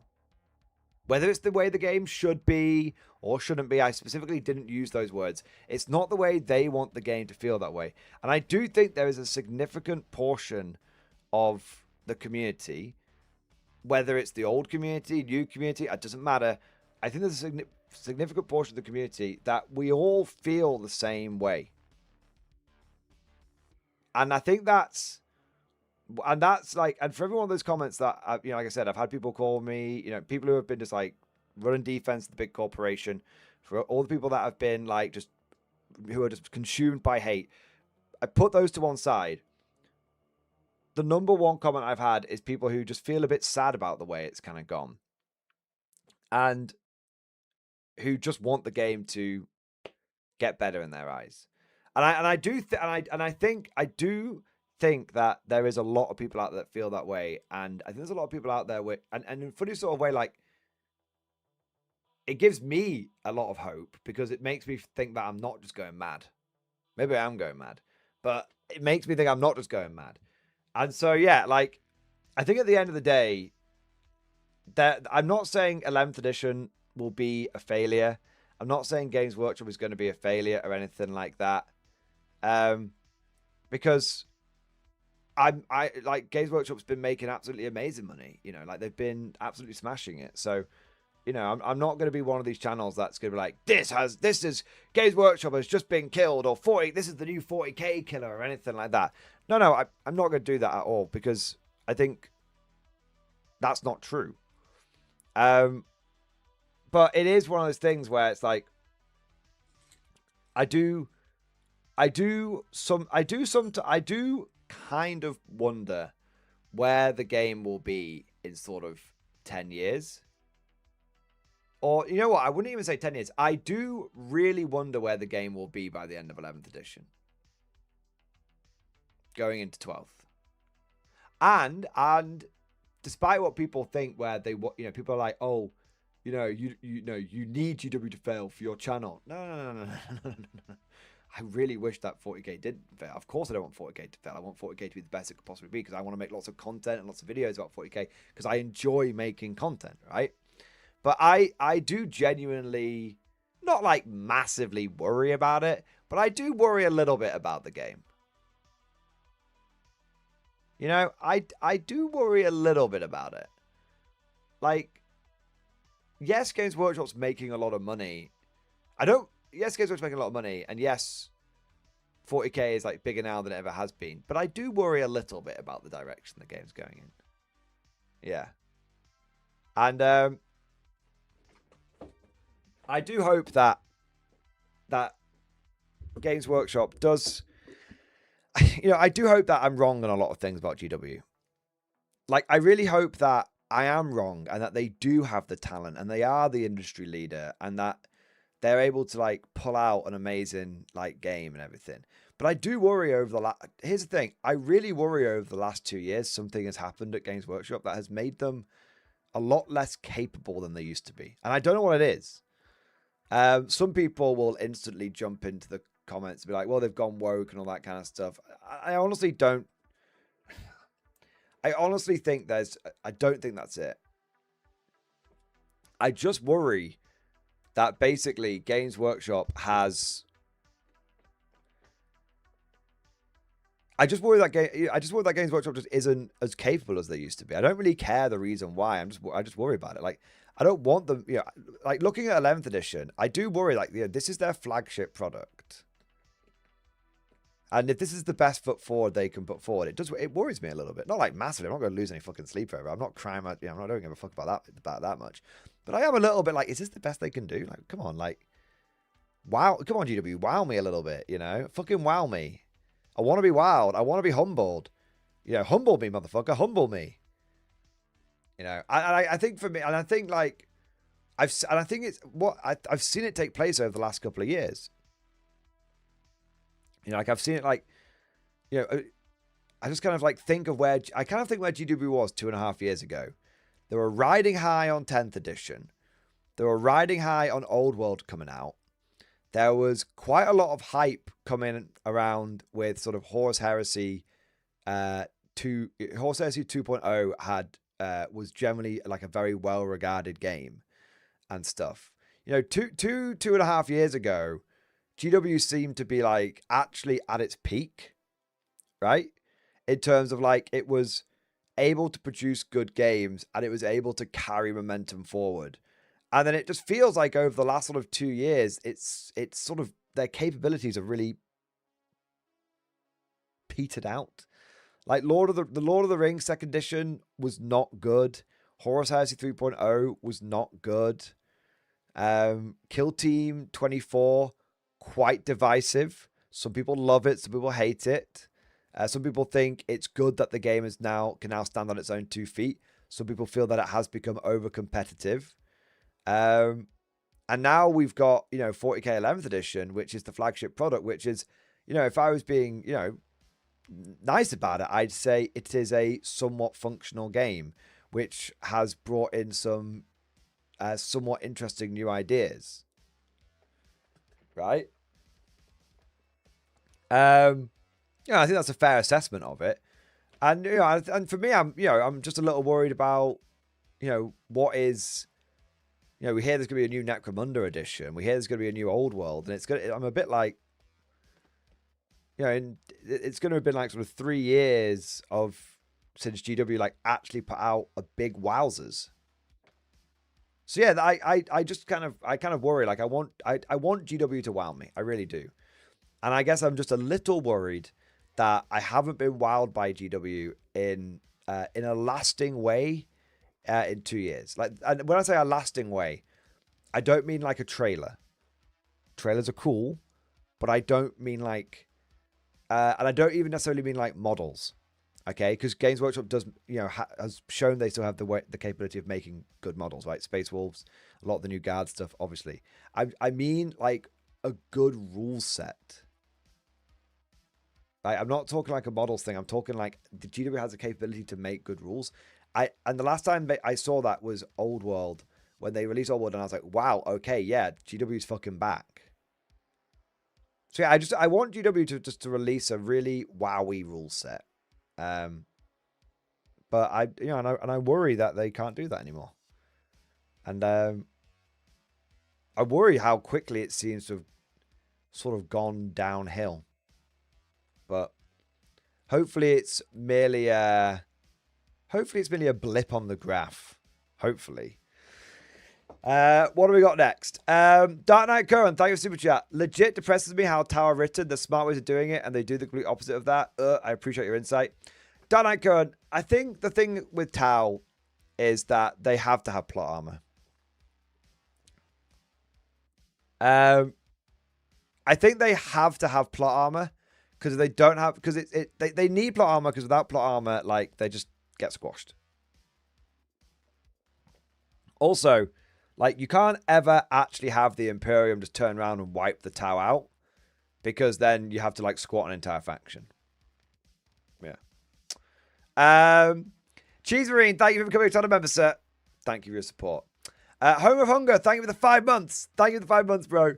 You severely misunderstand Tau plot armor. No, I mean, no, I understand. The Tau have the biggest plot armor out of any faction in the game. It's always been that way. It's absolutely fucking insane. I've just come to accept it at this point. All right, give me a second. I need to turn my fan on.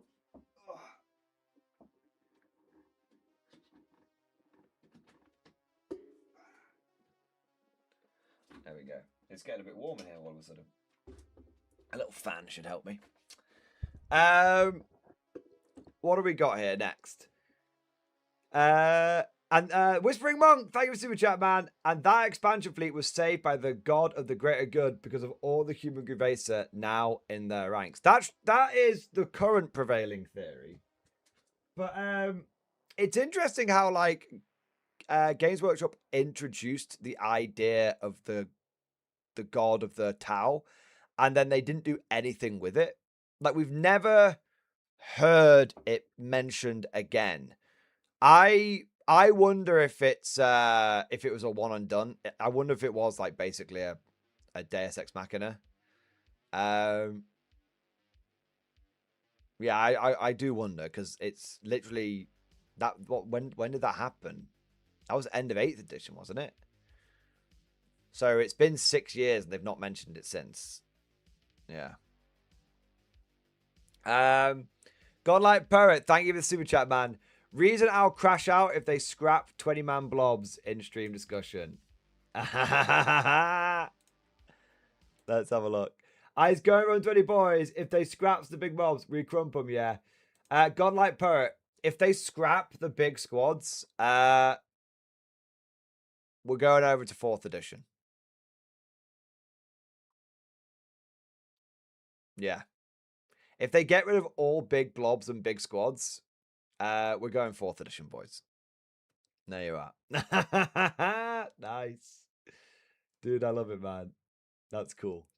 I tell you what, it's funny. These Orc Boy models, which were much maligned by a lot of the 40k community, it's kind of ironic that now they're actually a pretty good option because now all Orcs come with both big shooters and choppers. So yeah, isn't it funny how GW released an Orc Boy set that everybody hated because it didn't come with the right weapons, got rid of the same Orc Boys at the same time they just released a new edition that makes them all good again. There you are. All right. What do we got next? It's a me, Marco. Thank you for super chat, man. With all of this lore, what are Exodites? Exodites are basically Eldar, which they're just like hippie Eldar, basically. Like they are Eldar who have decided that they don't want to live on the craft worlds anymore, and instead they're going to live on like land. They're basically like the landlubbers of the Eldar. Yeah. Amish Eldar? I don't know if they're Amish. I don't think they completely reject all technology, right? They just use beasts as well as technology. Yeah, they prefer to be in tune. I think I see them more like wood elves. They're more in tune with nature rather than like completely foregoing technology. Yeah. But I understand originally the Exodites were actually just the Eldar that decided to defend the Maiden Worlds.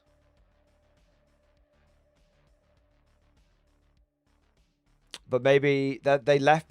Did they leave the craft worlds before the big orgy that fucked a god into existence? Yeah. I wish they could be given models so I could finally have space dinosaurs. The thing is, you can just kind of make them yourself, really. The thing is, okay.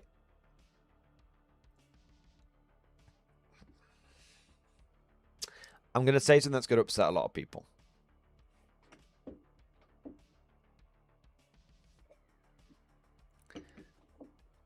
I'm going to say something that's going to upset a lot of you. And you don't want to hear it, but I'm going to say it anyway. Stop asking GW to make all of the cool pet projects and just make them yourself. One of the big reasons why we are in some of the mess that is modern Warhammer, and not all of it's bad, but there are good bits and the bad bits, and some of the reasons why we're in some of the bad bits of 40k is because people have been like demanding that GW, like, hey GW, give me my Eldar Corsairs, and it's like, why not just make the Eldar Corsairs yourself? Hey GW, give me like my super like niche sub-faction. Why not just like make them yourself? Like, the issue is that basically we now have like 26, 28, I don't know, God even knows how many, like factions and like sub-factions that like exist in Warhammer 40k, and half of them can't stand on their own 2 feet. If you ever wonder why like some factions like Emperor's Children, for example, why can't Emperor's Children just like actually stand on their own 2 feet outside of basically 3 demon princes? It's because they just don't have enough options. Like, back in the day, you would just, if you wanted an Emperor's Children army, you would just go and make an Emperor's Children army. You would go out, you'd get the legionaries, you'd paint them pink, you'd get the Chaos Spawn, you'd model a bunch of green stuff dicks on them, you'd take the tanks, you know, you'd put like a dude playing a guitar on the top, and it's like just you went and just made the army. And, you know, if you wanted Eldar Exodites, which is what we were just talking about, if you wanted Eldar Exodites, you would just go and make an Eldar Exodite army. And then you just use the Eldar rules to represent them. Do you know how I know? Because I fucking seen it, boys. I seen it. Like, this is a long time ago. This is an 8th edition. I was at Warhammer World, playing at a Warhammer World tournament. This is the ones where, like, unless you this is how they used to do their tournaments, is they took your in-game score and times it by the most sporting votes you got, and that was how, and whoever won that's like a multiplier, and whoever had the highest score then won the event. So even if you lost every game, you could still win the event, because let's say like you got like 50 points and the person that beat you got like 100 points, but if you got like 5 best sporting votes, you got 50 times 5, and the person who got like 100 points, if they didn't get any most sporting votes, they would get 0 points. It's really cool.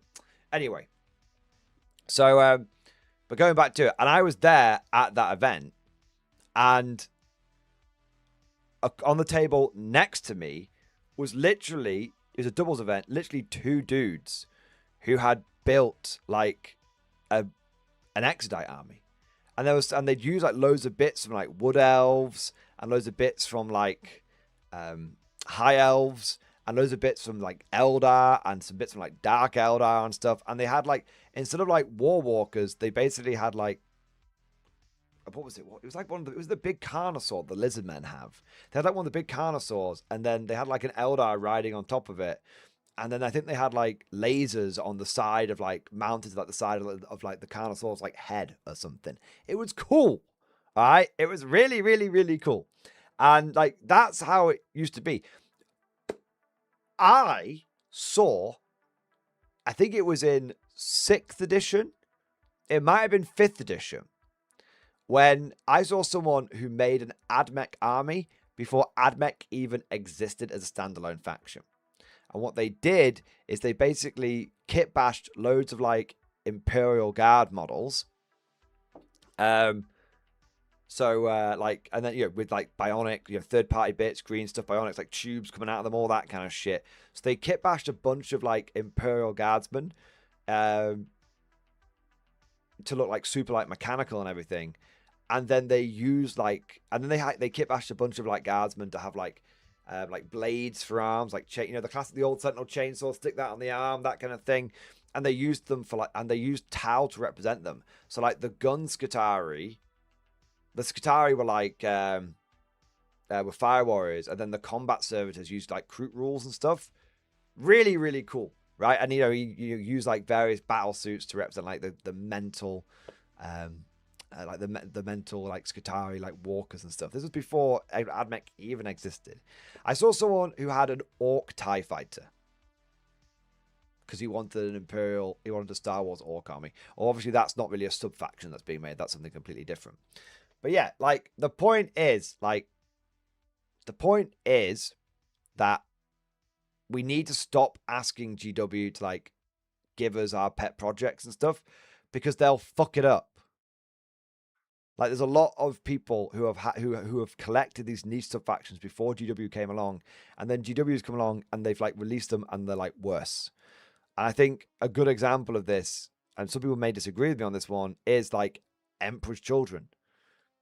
They got half a roster. Like I know personally several Emperor's Children players who are happy when their like faction first came out, and they were kind of happy with the initial hype train and everything. And then like a year later, roughly, they all are actually less happy with their like beloved army because actually a lot of the stuff they originally had doesn't work with it anymore. And the faction and their army actually feels less capable now than it did when they basically just kit bashed a bunch of like Chaos Space Marines. That was the issue. Yeah. So I think we need to stop like asking GW to like give us like Eldar Corsairs don't need to be like their own dedicated like sub faction or anything. We don't. I think we've got too many sub factions, too many things which have been split off. Like I think we need some serious faction consolidation. And I know a lot of people are going to say to me, "Oh, Mordian, you're just saying that because you collect Imperial Guard and you've got a really well fleshed out faction. How would you feel if your faction got merged in with Space Marines?" And I would say to them, never going to happen, because as you just said, I've got a really good fleshed out faction. You're the fucking idiot who went and picked some kind of niche sub faction. Don't blame me for your bad life choices, son. You didn't pick the Guard. I've got no sympathy for you. If you pick any other faction other than the Guard, I have no sympathy for you. Yes, I'm biased. No, I'm not being objective. I don't give a shit.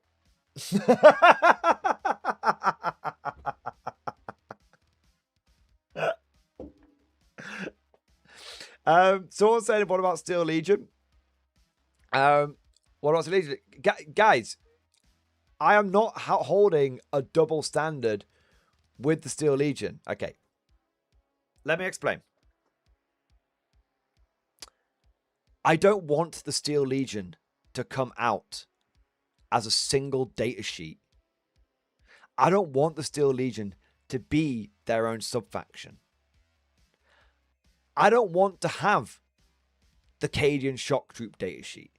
I don't want to have the Krieg data sheet. I don't want to have the Katachan data sheet. I don't want to have the Steel Legion data sheet. I want the Infantry Squad data sheet. I've spoken about this on the channel many times. The beauty of the Infantry Squad is that it was generic, which meant that the players then layered the army that they wanted on top of it. So like you had loads of people that collected Steel Legion that didn't have official Steel Legion models, because a lot of them were quite limited in terms of like the weapon options. Stuff like if you want the Steel Legion guy with the melter gun, you couldn't buy it officially from GW. A lot of people would buy like plastic Cadians, do a head swap, paint them with Steel Legion colors, have Steel Legion. And that was good, okay? That's the way it should be. That is the way it should be. That is the way I like it to be. I think that you need to have less specific units, more generic units, because the more specific, even if you have like If you have six specific units, you've only got 6 units. If you have one generic unit, or 1 or 2 generic units, you have an infinite possibility on what those units can be used to represent, kit bash, how the player can layer their own vision on top of them.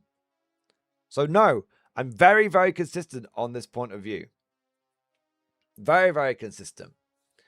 But you want Steel Legion models, right? What's wrong with Yellow Krieg then? Okay, I can explain. So you think, Eternal Bombers, you think you've got me, but you've not got me. You fool! Do you even know who I am? I am Goldahil! Random DS9 reference out of nowhere. Of course, I would love official Steel Legion models. Obviously. I liked all of the old Guard metal regiments. I would have been extremely happy if Games Workshop had taken the old Guard metal regiments and brought them back in plastic. I will say, however, I'm a bit more hesitant.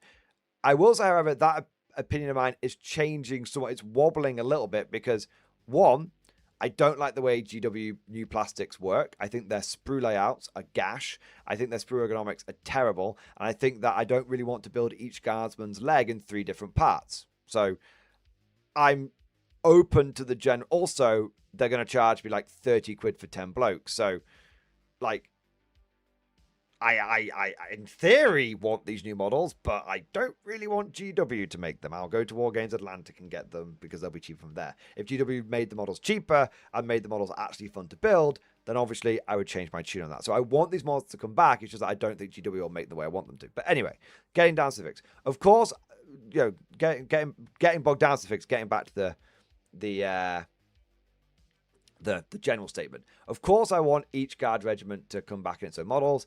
That's awesome. That's fine. Yeah. As for the paint the Krieg yellow, the problem with the paint the Krieg yellow is not inherently that painting the Krieg yellow is a bad thing.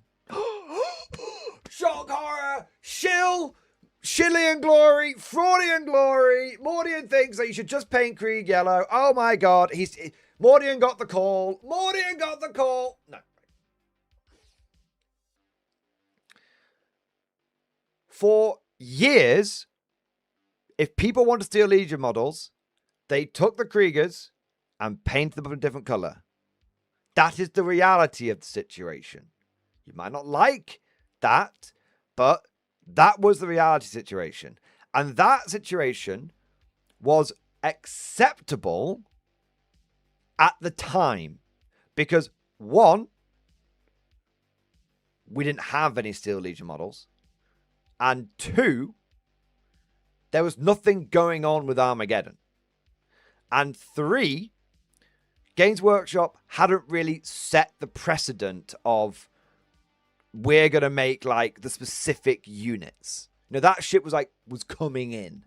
Okay, like, you know, you still had, you know, they would release like, you know, you had Cadians and you had like Catachans and stuff, but up until pretty much the end of 9th edition, you've got to think like we you know, a lot of these models went away, you know, in sort of 8th edition, and Kill Team 21 when the Plastic Steel Legion Kriegers came out, was like 5-6 years ago at this point, right? So, you know, it was kind of like, we're all still using the generic infantry squad. Oh, okay, I guess I'll use these Kriegers to kind of like make it work. Okay, fine. So, but now the situation has changed. So the first thing that's changed is that Games Workshop has kind of set this expectation of, you don't kit bash the models. We've made them quite kit bash unfriendly. You don't come with the pet projects. We do the pet projects. And also Games Workshop has kind of set this precedent of, if it's not in the box, you don't get it. You know, the dreaded policy and all this kind of stuff, which has absolutely fostered this mindset of like, GW is like, GW has to now produce certain things at the right time.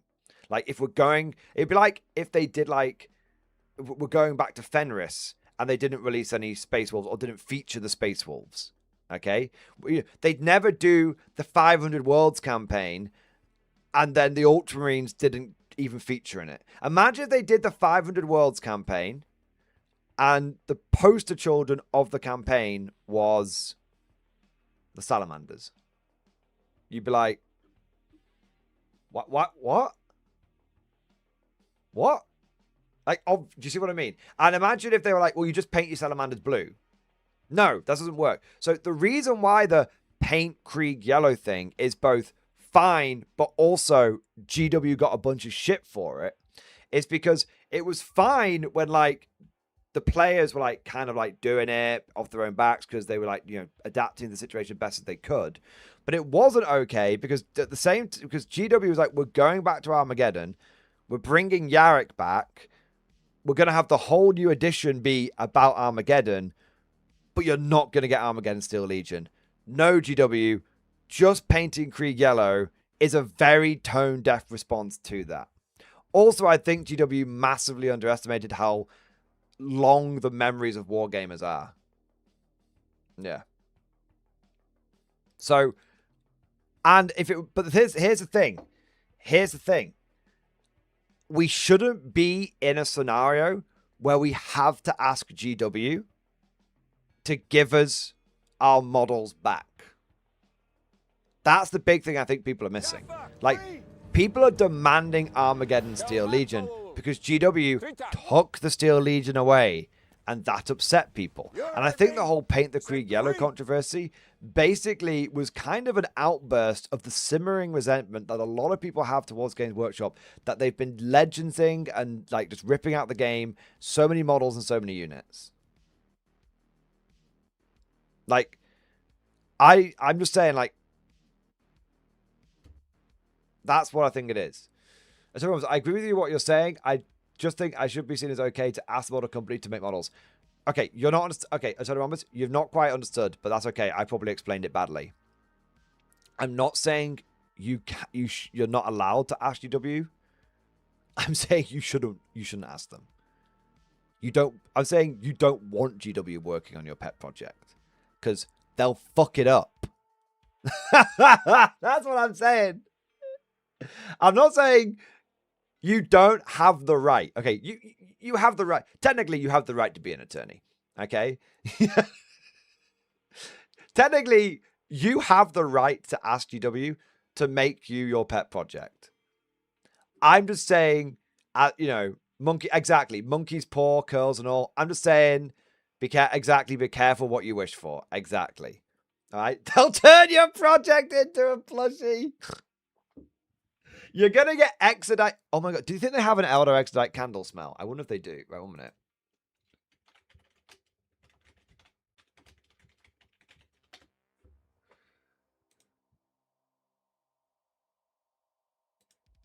I'm looking now. No, they don't.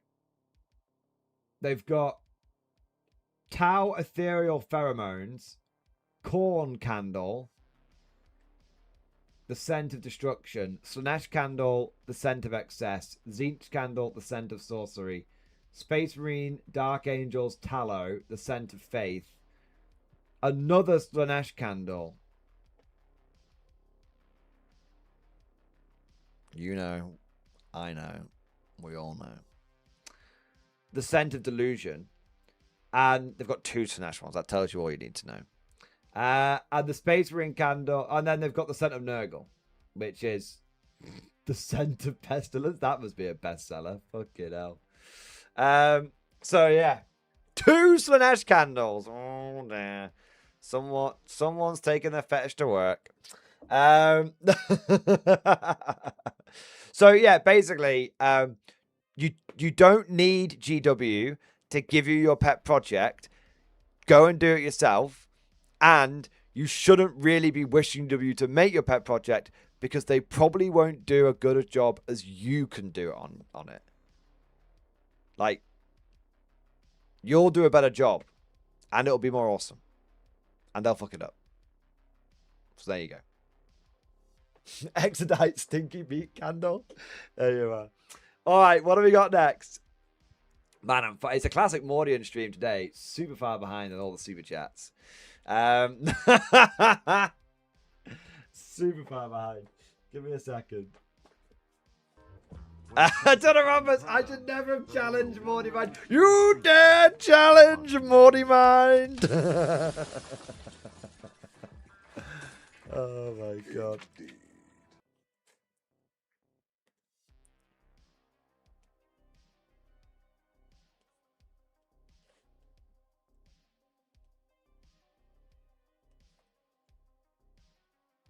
There you go. All right. Nathan, are Ushabti, Great Bow, Death Star still valid for 2 gigs? So I haven't played Old World in about 3 months. Or 2 months. And I haven't played against Tomb Kings in about 6 months. But last time Old World hasn't really changed in that time because it's a stable game, right? Last time I played against Ushabti, they outshot me and I was playing Empire. So yeah, I think they're probably still pretty viable.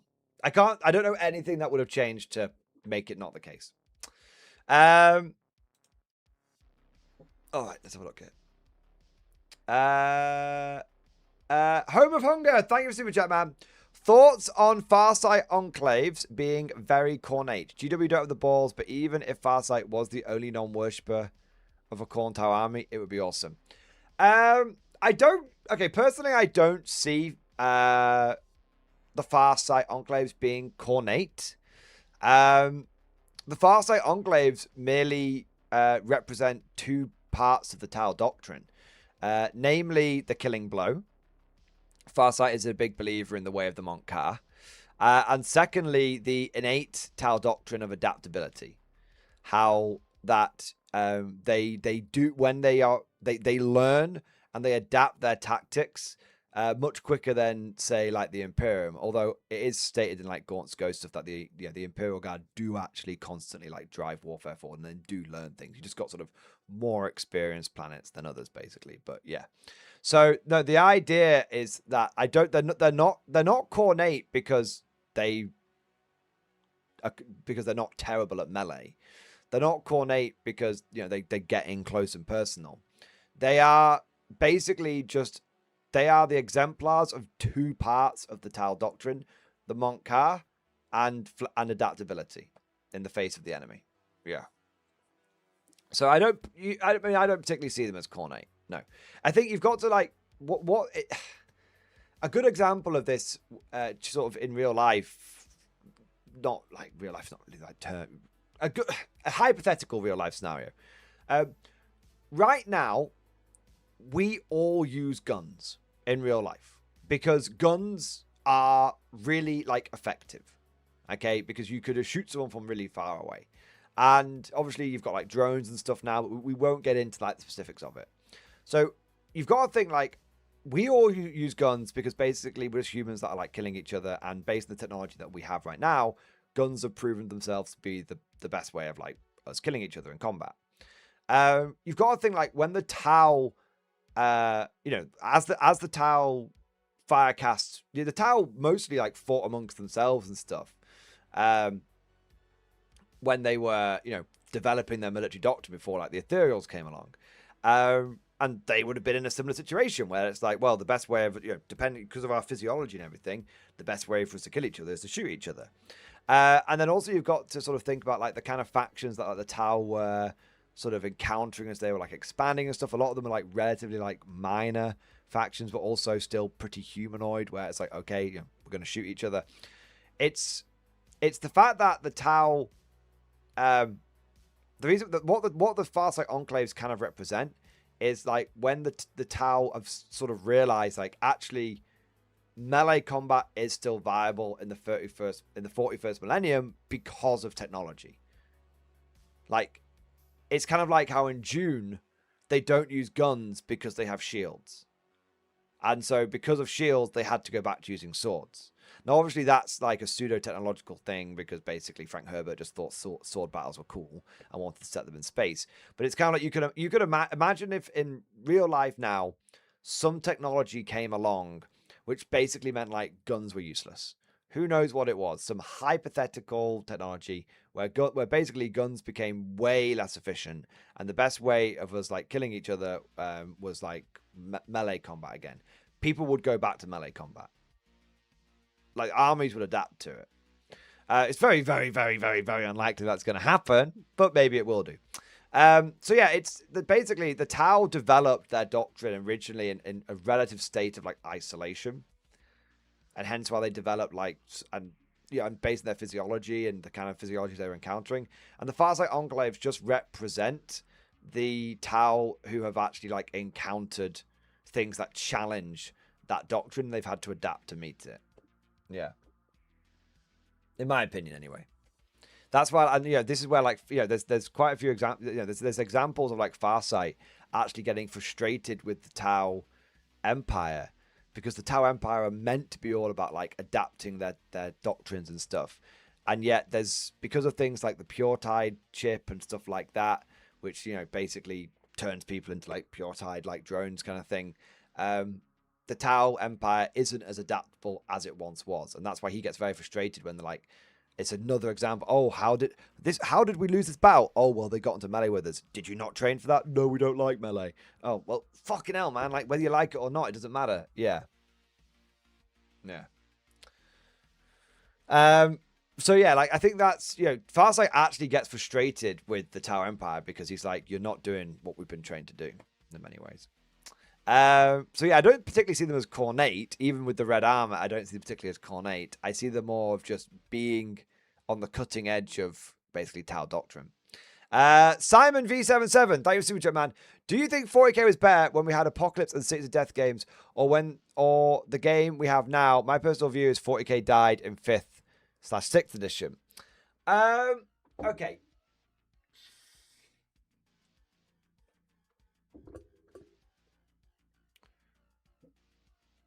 This is a really good question. And I've got another quite controversial statement.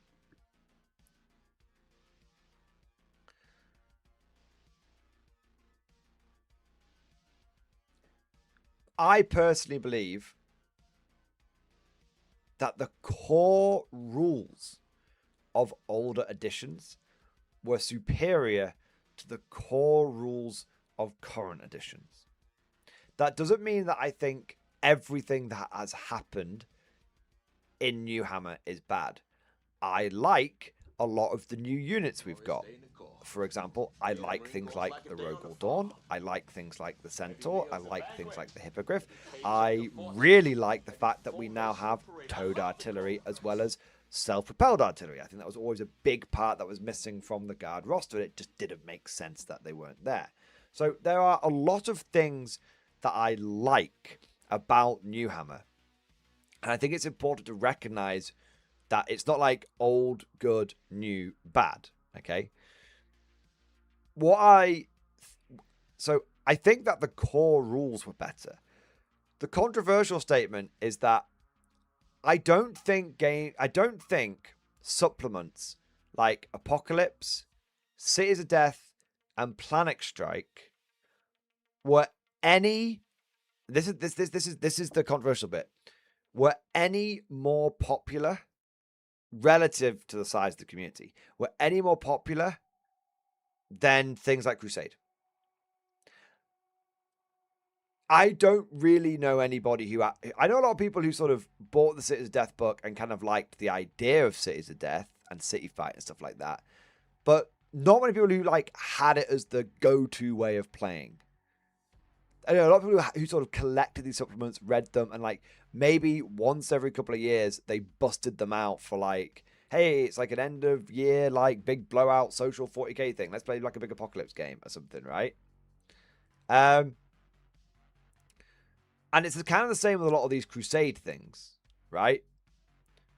Like Pariah Nexus, Maelstrom, and all that kind of stuff. Like, these are cool supplements, but the way people interact with those supplements is exactly the way that people interacted with the old supplements. It's not the supplements which made the game better.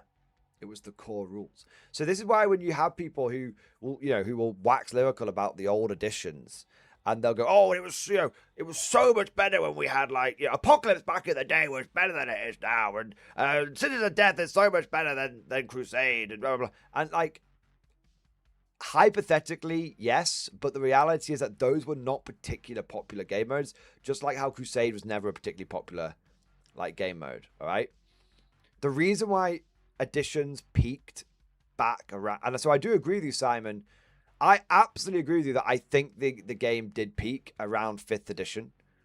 I don't even think 6th edition was particularly bad. I think 7th edition was more the problem. But again, from a core rules point of view, I think 6th and 7th were fine. It was the supplements and the formations that broke it. But I think that the game, from a core rules point of view, absolutely peaked in around the Midhammer age. And I really don't, despite much progress having made in other areas, I don't think that they've ever managed to quite beat that era. They just haven't. But it isn't to do with the supplements. It's to do with the core rules. Like I genuinely believe that if you took something like Midhammer remastered and combined it with, well, basically, if you took all of the old models and all of the new models and ported them to the Midhammer, you'd have one, and then had quarterly balance updates, and you were pretty strict on sticking to the quarterly part. Okay, you had quarterly balance updates and full digital rules. You would have the best edition of 40k we've ever had. Yeah, I meant from enjoying the games, felt immersive and told a story. Now it feels like the same. Yeah, no, Simon, you're absolutely correct. From the enjoying the game point of view, the game was fundamentally more enjoyable in Midhammer. It was. And if you go back and play Midhammer, you cannot deny that. I took Salty Simon, who never played Midhammer. I took him back to Midhammer, and he absolutely loved it. He was like, this is just better. He was like, my Grey Knights feel like Grey Knights. My Necrons feel like Necrons. My Guard feel like Guard. Midhammer is 3rd to 5th edition. It's the middle era. Yeah. So yeah, I do think that it is undeniable that the game was more fun back in the day. The game has improved in other areas, but it's undeniable that the game was more fun back in the day. I also think 8th edition was a very, very fun edition. Truth be told, I think 6th and 7th edition were unfun. I think 8th was fun. I think 9th and 10th were unfun. Yeah. Tactical Heckler, thank you for super chat. I return from the front line with news of victory. The Guard held firm against the fallen Dark Angels. Many Terminators were played. 66 to 48. Hey! Amazing, man. 07 dude, thank you for the support. And victory is assured. Chansey, my boy, thank you for super chat, man. Speaking of K47, have you emailed Warlord yet? I haven't, but I'm going to. War Stupidity is coming. I decided to bring the Romans for an outing before invasion arrives. Nice. I'm not sure what I'm going to bring to the Warlord event, to be honest. I kind of want to bring the Totem Core army, but I need to check if I'm only going to be able to bring the Totem Core army if basically if I've got it painted in time. So I might end up just bringing Soviets, because I've not busted my Soviets out in a little while, so I might bring some Soviets. Bring the Paragons. I want to use the Paragons on a battle port, Cosmic. Yeah. Like I said, Cosmic, I don't want to bring Project Paragon to a tournament because I feel like it's an overly skewed list. And like I don't want to do that in K47. Do you know what I mean? Like, the game is broken. It's very easy to take like the best unit to spam it. Does that make sense? I want to do that in a more controlled environment where I can, where like I can talk to Mordy Bro and I can go, okay, I'm going to be bringing 24 Paragons, and he can go, okay, well, I'm going to bring like this skew instead. And then it's like, okay, we're both bringing a skew so we know what we're getting into. I don't want to turn up to a K47 like fun event, because they're not really tournaments. Fun event and just be like, oh, yeah, I just brought like 4 of the best squads. Do you see what I mean? So yeah, that's what I want. That's what I want to like avoid happening. Because that's not the vibe of K47. That's not fair on the people that I'm going to be encountering. So yeah, I'd probably bring the Soviets. I mean, I could just bring a fucking mammoth, right? I've never used like the Axis at an event though.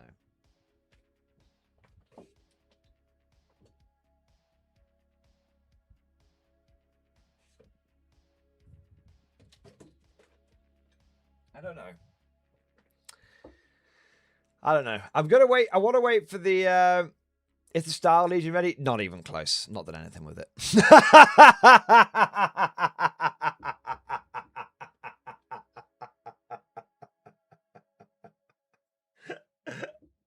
Not even close. I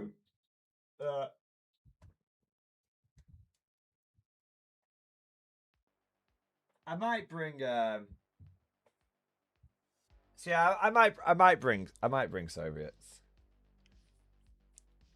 I'll have a look. I could bring like a pretty. I'll have a look and then I'll get a feel for what I want to bring. Yeah. Uncle Clumsy, thank you for the super chat, man. Fun stuff in stream discussion. Let's have a look.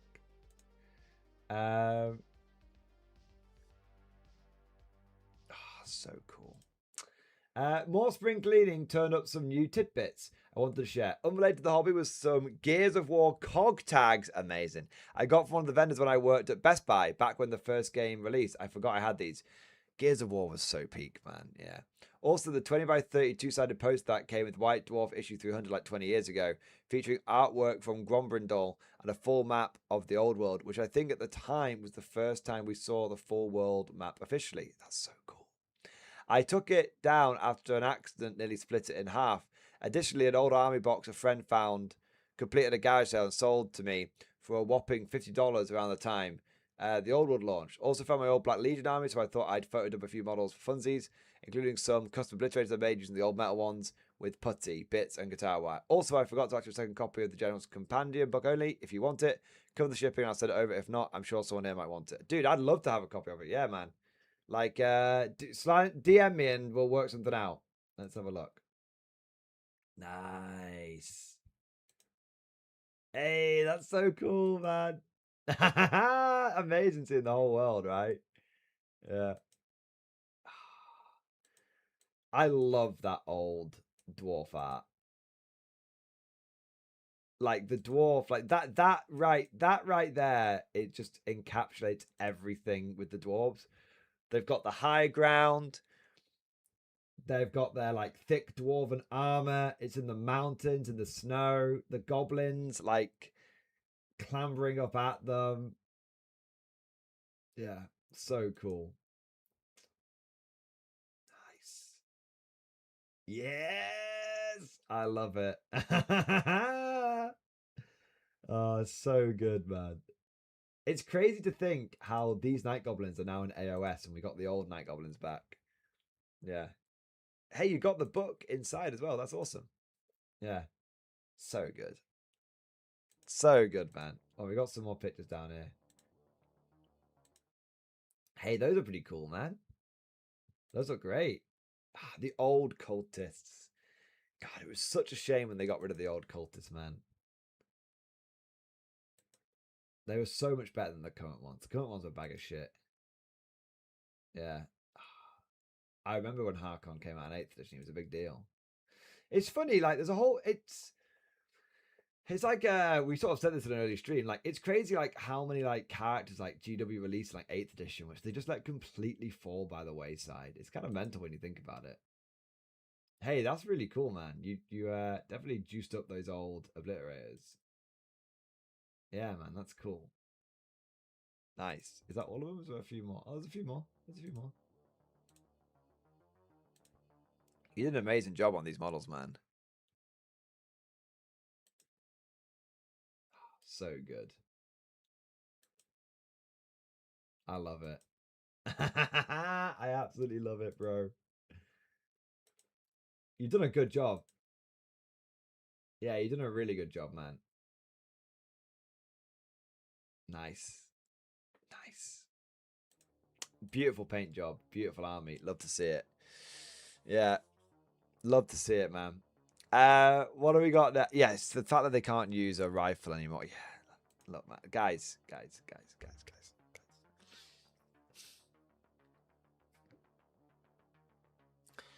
been a lot of odd decisions made in recent years. We can only hope that this is merely a temporary state of affairs that will be turned around. Yeah. A lot of very odd decisions. What do we got next? The Canorian, thank you for the super chat, man. Talking of kit bashes for non-existent units. Check stream discussion. Let's have a look.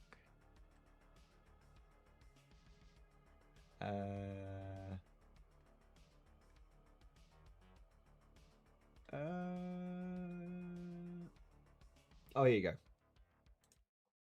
This is an old picture before gluing them to the base and painting them. But these guys are a group of Lucifer Blacks I kit bashed to fight alongside my custodians, proxied assisters, with big sci-fi halberds, taking inspiration from the Swiss Guard. Dude, that's awesome. That's exactly what I'm talking about. How many people do you hear be like, I really want the next regiment for them to bring out to be like the Lucifer Blacks, for example? You actually have a lot of people who say that. And it's like, just make them yourself. You don't need GW to like, oh, I want this regiment to come back. I want this regiment to come back. Just make them yourself. That's what I keep saying. GW should be giving us less specific options and should be giving us more generic options. So like, hey, you know this infantry squad? You can, if you kit bash it, it can be the Lucifer Blacks. Yeah, really, really cool idea. Exactly what I was talking about, man. Yeah, I love that. You heard me. What do we got after that? Cosmic Drew, thank you for super chat, man. Well, I painted the bike. I'm looking forward to the TTC, but I noticed with GW shitting the bed, your income is in danger. Ideas for discussion. Ready for production. I painted this bike, and I think it's basically you yelling at me for reenacting Black Hawk Down.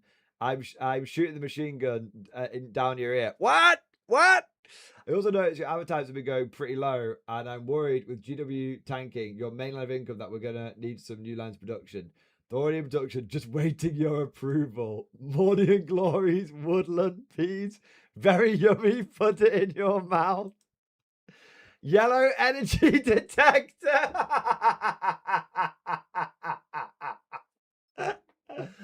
Harmful yellow energy in your business.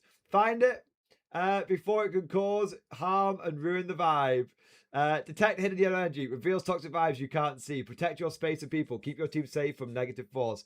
Real-time vibe analysis. Instant readings. No guesswork. Restore good vibes fast. Clear the energy. Save the day. Ideal for offices, retail spaces, meetings, client interactions, anywhere vibes matter. Don't let yellow energy sneak up on you. Scan it. Stop it. Save the vibe. That is actually perfect. That's actually incredible, man. I love that. Morning Glories, Aryan cheese. No! Just when I thought we were beating the allegations. Oh my god. Fucking hell. Jesus Christ. Morning Glories, fine Italian silk black shirts. No, they're fanatical.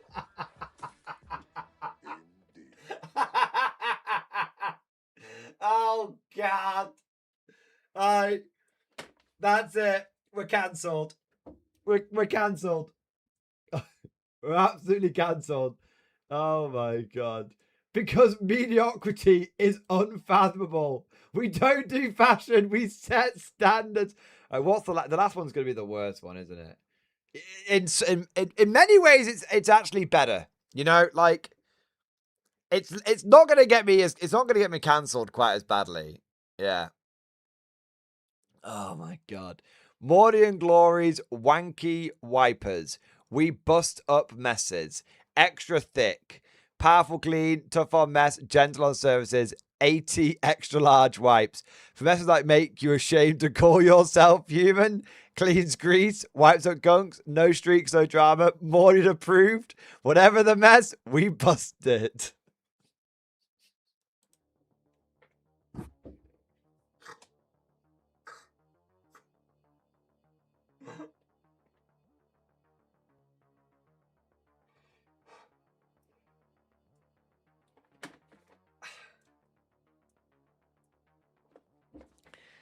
I'll take 6 of them. We're ready to go for production. Read the chart. Real mayonnaise full of regret. Amazing. Look. Here's the funny thing, right?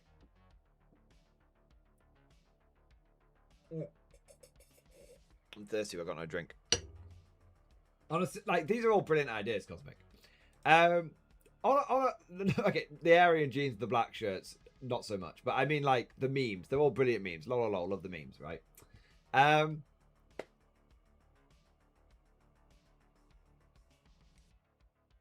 What the slight, on the more serious side, if 40k went under, and actually, well, to be honest, like you said on the advertiser, actually the channel's been doing very well recently. I think, even with me covering 11th edition in a not so hyped way, the channel's been the 40k content's been popping off. The channel's been popping off. It's been great. And what's interesting is the 40k content's been popping off, but like all the content's been popping off. I've just been seeing a big uptick. Like at the end of the day, a rising tide lifts all boats. So, it's interesting with all the stuff that's coming out of the 11th edition where people are like interested in it. You've also, as I said, you've got a lot of people who 11th edition, they were holding on for 11th edition to deliver a bunch of like hope. It hasn't delivered it. And now those people are looking elsewhere. So the 40k content is absolutely flying. Not going to deny that. The other content, like K47 content, that's flying as well at the moment. So it's all going very, very well. So that's good. And I want to say a massive thank you to all of you who have been watching the videos and been joining the live streams and all that amazing stuff, because genuinely the channel's been doing very well recently. I just want to say thank you to all of you. On a side note, like, if 40k went to shit, would the channel be in trouble? I don't believe so. I don't believe so.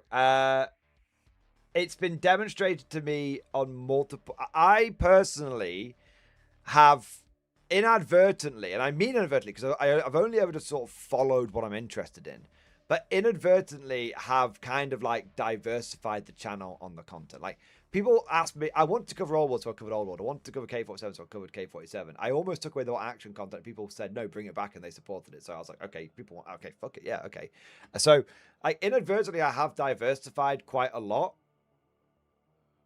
Also, we've diversified, like, we do cover, like, the beef streams and the hype streams. So we don't just, we cover, like, multiple angles and everything. But it's all just basically, there's no, like, agenda or planning behind it. I'm going to be honest. There's no agenda or planning. I'm only about like a week ahead on videos. That's it. I just live life in the moment, like a dog, basically. And so, like, it's just like, this has sort of just happened. This evolution just sort of happened over time, essentially. But the accidental result of this is that I now have quite a diversified channel. It's all wargaming content, so it's all on the same level. But I have quite a diversified content now, where my destiny isn't just attached to a single company and a single game. Like, if 40k, if 11th edition absolutely bombed, and went completely to shit, and 40k basically collapsed in on itself in some way, I'm touch wood, I'm confident that the channel, I'd be able to continue doing this full time. I'm confident the channel would thrive and survive. Yeah. So there you go. And I think that sort of just happened because, we're not just, we're now a wargaming channel, not simply a Warhammer channel. And if the UK Games Expo showed me anything, it's that, like, even if GW fell, there's a lot of very hungry companies out there who would absolutely jump into the void. I mean, you've got Warlord and Archon who are just doing absolute gangbusters at the moment. They really, really are. And what's interesting is I think even those, was that bad? It was bad. Yeah, GW was embarrassingly bad. Like, someone pointed something out that I hadn't even seen. Not to go off on it again. Fucking hell. Right. But let me show you, right? I didn't even see this. Someone Attention pointed this out conscripts, from my Mordian has video. been feeling a little salty recently, and this what is video it? contains Oh, no, yeah, high don't wanna- sodium content. Lambasting, but remember, it's all good. Stop playing my bloody video. Right, 1 minute.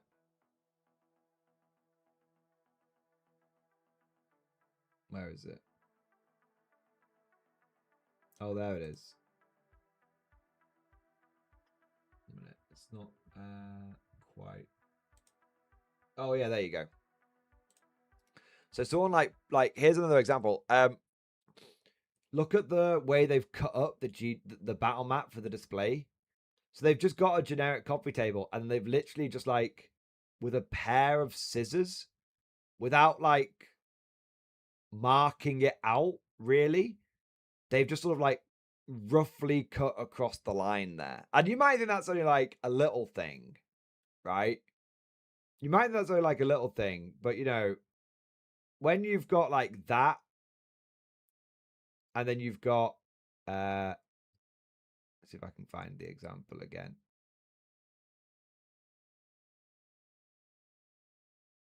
I don't think I've got it on this video actually. Anyway, when you've got that versus like Archon, who had 4 £3,000 like super Gucci gaming tables. So they spent, so I don't know if they would have spent that much. Maybe they did like a deal with the company or something, like use our tables, we'll advertise them kind of thing. But maybe they bought them, who knows? But when you've got a company which has got this kind of display table, this kind of demo table, and then you've got like Archon, who's got like that, you know, gaming demo tables worth thousands of pounds. It's like, it makes me like pretty confident that if GW went under, there are companies out there that are fucking hungry for it. There would be multiple people who would step up to fill the void. Wargaming isn't going to die because GW goes under. No way, Jose. And you think wargamers are going to stop playing 40k? No way. It very, very obvious. If 40k, if Modern Warhammer died tomorrow, I guarantee you, everybody would just migrate to like Midhammer, and what they would do, like, and what would happen is the WTC or UK, you know, WTC or UKTC, some player community would just step up and go, here are the rules for the modern models brought into Midhammer. So here's your repulsor and how it works in Midhammer. Done. That's it. And you want evidence for this. You've got look at Warhammer Old World. GW Legends, half of the factions in Old World, and the Square Base guys just stepped up as community leaders and just released the Renegade rules and just fixed them all. Yeah. Like people, there's other people have just got other. Yeah, you've got 9th Age as well. Like Warhammer, like if Warhammer Old World hadn't come along, I would have been getting into 6th edition or Warhammer 9th Age. Yeah. So no, like I think, I think that wargaming now is so big that people, like, I mean, just ask yourself this, right? If Games Workshop went under yesterday, would you stop playing Warhammer? / would you stop playing Wargaming? One or the other. The answer is no, of course you wouldn't. Of course you wouldn't. Yeah. And think of it from like a video game point of view. How many video game companies have come and gone over the years? Right? Like fucking loads. Every time a titan of the video game industry falls, what happens? Another one rises to take its place. It's happened. It's the natural. It's like the cycle. Instead of the life cycle, it's like the capitalism cycle. Company starts off with revolutionary product, goes does fucking really well with it, absolutely smashes it, ends up growing and growing and growing and growing, and then ends up growing so much that they become like a big inefficient behemoth, starts to decline and then fucking dies, and then another company pops back up again. It's basically the circle of capitalism. Some companies stay on top longer than others, but eventually every company goes under. Well, not every company. The vast majority of companies go through this cycle. Yeah. Yeah. What do we got next? Simon, thank you for super chat. GW's recent choices are like Mordy and his tank top.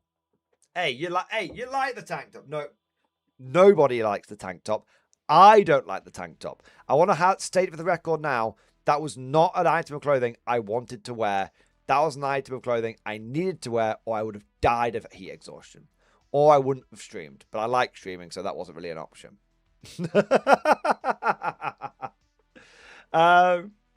What do we got next? Next, good. Pope of the Tea. Thank you, Super Chat, man.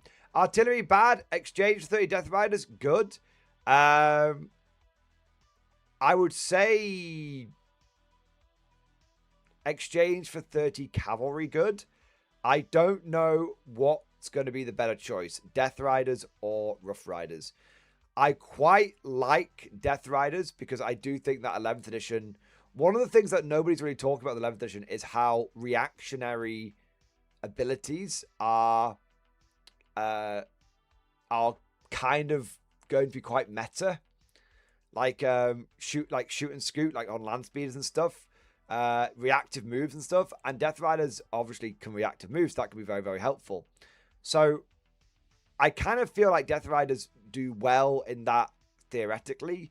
I just think they struggle in terms of like damage output. So I'm kind of thinking like Death Riders sound good hypothetically, but I suspect when it gets down to the sharp end of things, Melter Lancers are always going to be king. So I'd say 30 cavalry. I don't know if Death Riders are the answer, but I'd say 30 cavalry could definitely be a good play. If you've been taking like 300 points worth of artillery, swapping that out for 300 points worth of cavalry wouldn't be the worst idea in the world. Keep of the Imperial Salt. Thank you for 24 months. Double X-Force, baby! Yes! Which to pre-order first? Bertie/bots or bears? Ooh. I'd say bots. Okay, and I'll tell you why. Bots are a core component of your army. They're the bread and butter. They're the rank and file. So going for bots means you're going for the foundations of an army. Going for bears are an elite specialist like shock unit that you want to season your force with. You don't want to overly skew into them because, well, to be honest, they're a little overpowered and we kind of need to play. K47 operates under the honor system where just because you could spam the most broken shit doesn't mean you always do, right? So bears would get you like the seasoning to an army. Bots get you the foundation of an army. I have the resin bots. Just hate building them. Dude, don't build the resin bots. Just stick the resin bots on like eBay or something.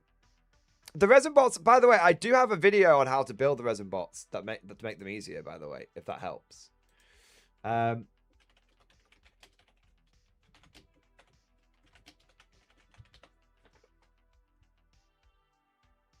Okay. I do have a video on this, which might help. I don't know if you've seen it. There you go. I'll show it off very quickly. It is quite long. You don't need to watch the entire thing. I just did it as a complete like sort of raw dog video. But basically, it's a video that's called like an easy and stress-free way to build the British robots, K47. So basically, I go through like what you need. You need super glue. Look at that. 1 minute. Oh, you guys can't see it. Look at that face.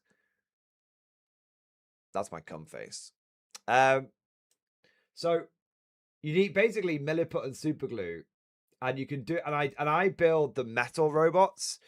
I do say that that this works with the resin ones, but I showed it on the metal ones because the metal ones are even harder to build. And I was like, look, this is going to work on the metal ones. It will absolutely work on the resin ones. All right.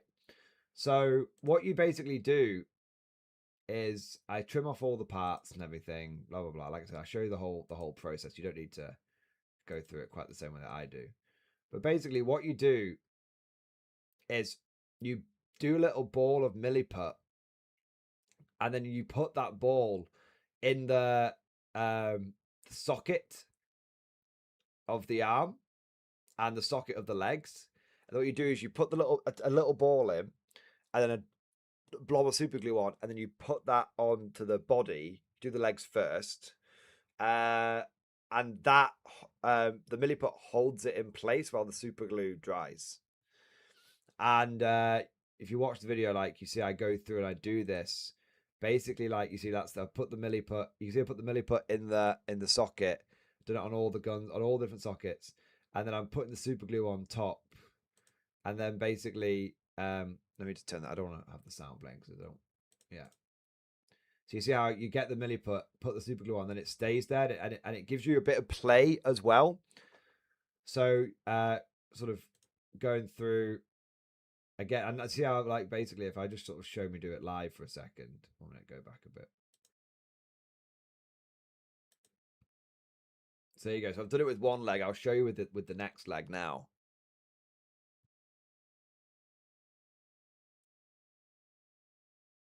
So you put the super glue on top, jam that sucker on there, and then you don't need to like try and like hold it in place. And it gives you a little bit of play.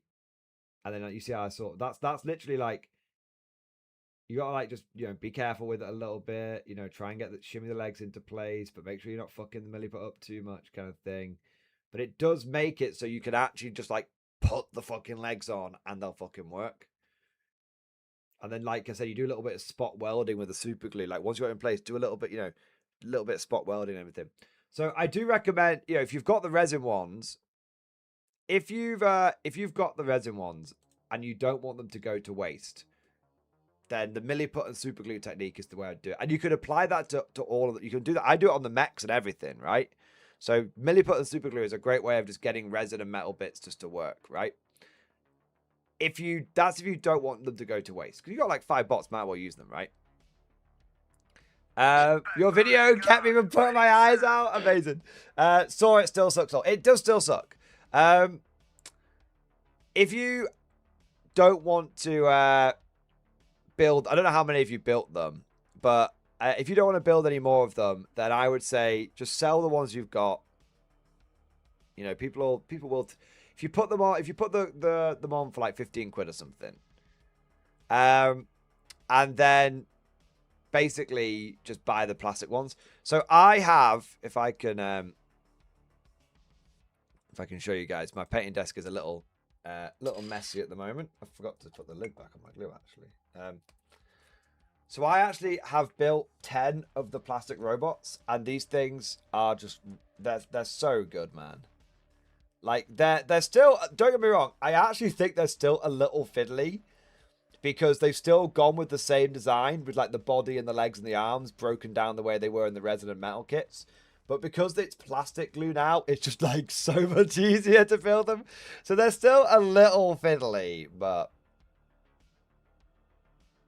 not anything to worry about at all. So yeah, I built 10 of these and it was an absolute dream. And look, you can build them in some like really cool poses. Because of like the plastic glue, you can have them in like sprinting poses and stuff. And you might be like, but Mordian, aren't the robots slow? And I'm like, I mean, they are at the moment.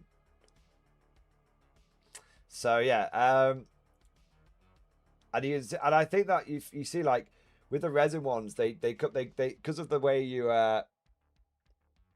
because of the way you have to sort of build them, they do come across in some really like weird, like unnatural, sort of ungainly poses. Like look, this guy's like his like hips are like shimmying over the side, his arms like coming down here, and if you just look at basically exactly the same pose but in plastic, you can see the body's just more on center and everything. It just works a lot better.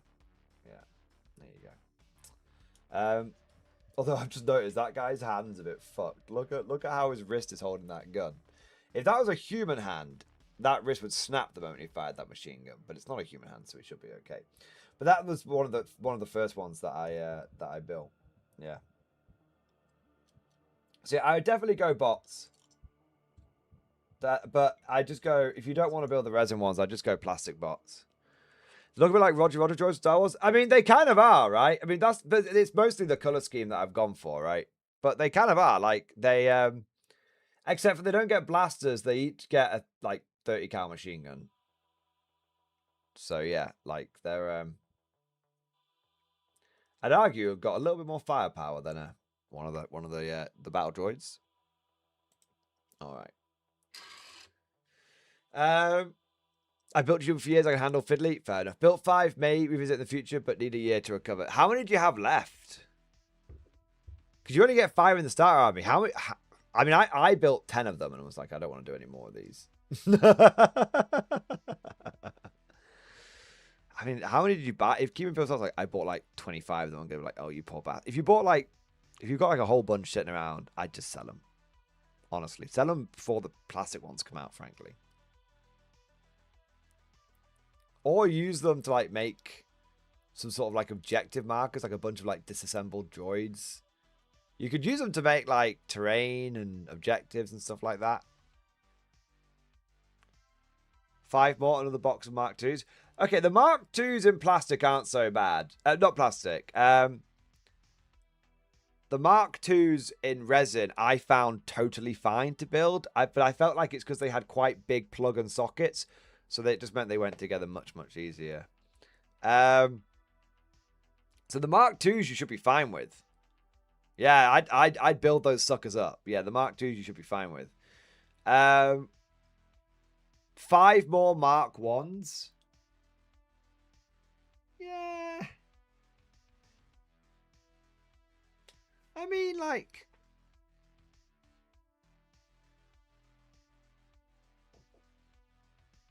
You could just sell them.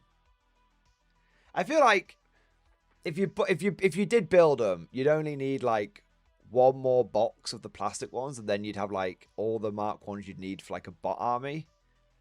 But blasted bot objectives could be kind of cool. Yeah. Yeah. Yeah. Just all the detachment and Bertie. Ah, yeah. If you do it, yeah. I mean, honestly, I don't blame you for not wanting to build the resin ones. I don't. Like, they were a nightmare. Yeah. I think blasted bot objectives or selling them is probably your best bet. Scribbles, how viable is max bots? Right now, it's semi-viable. The problem is that you might get a little overrun by like Ursus and Shrek Wolford.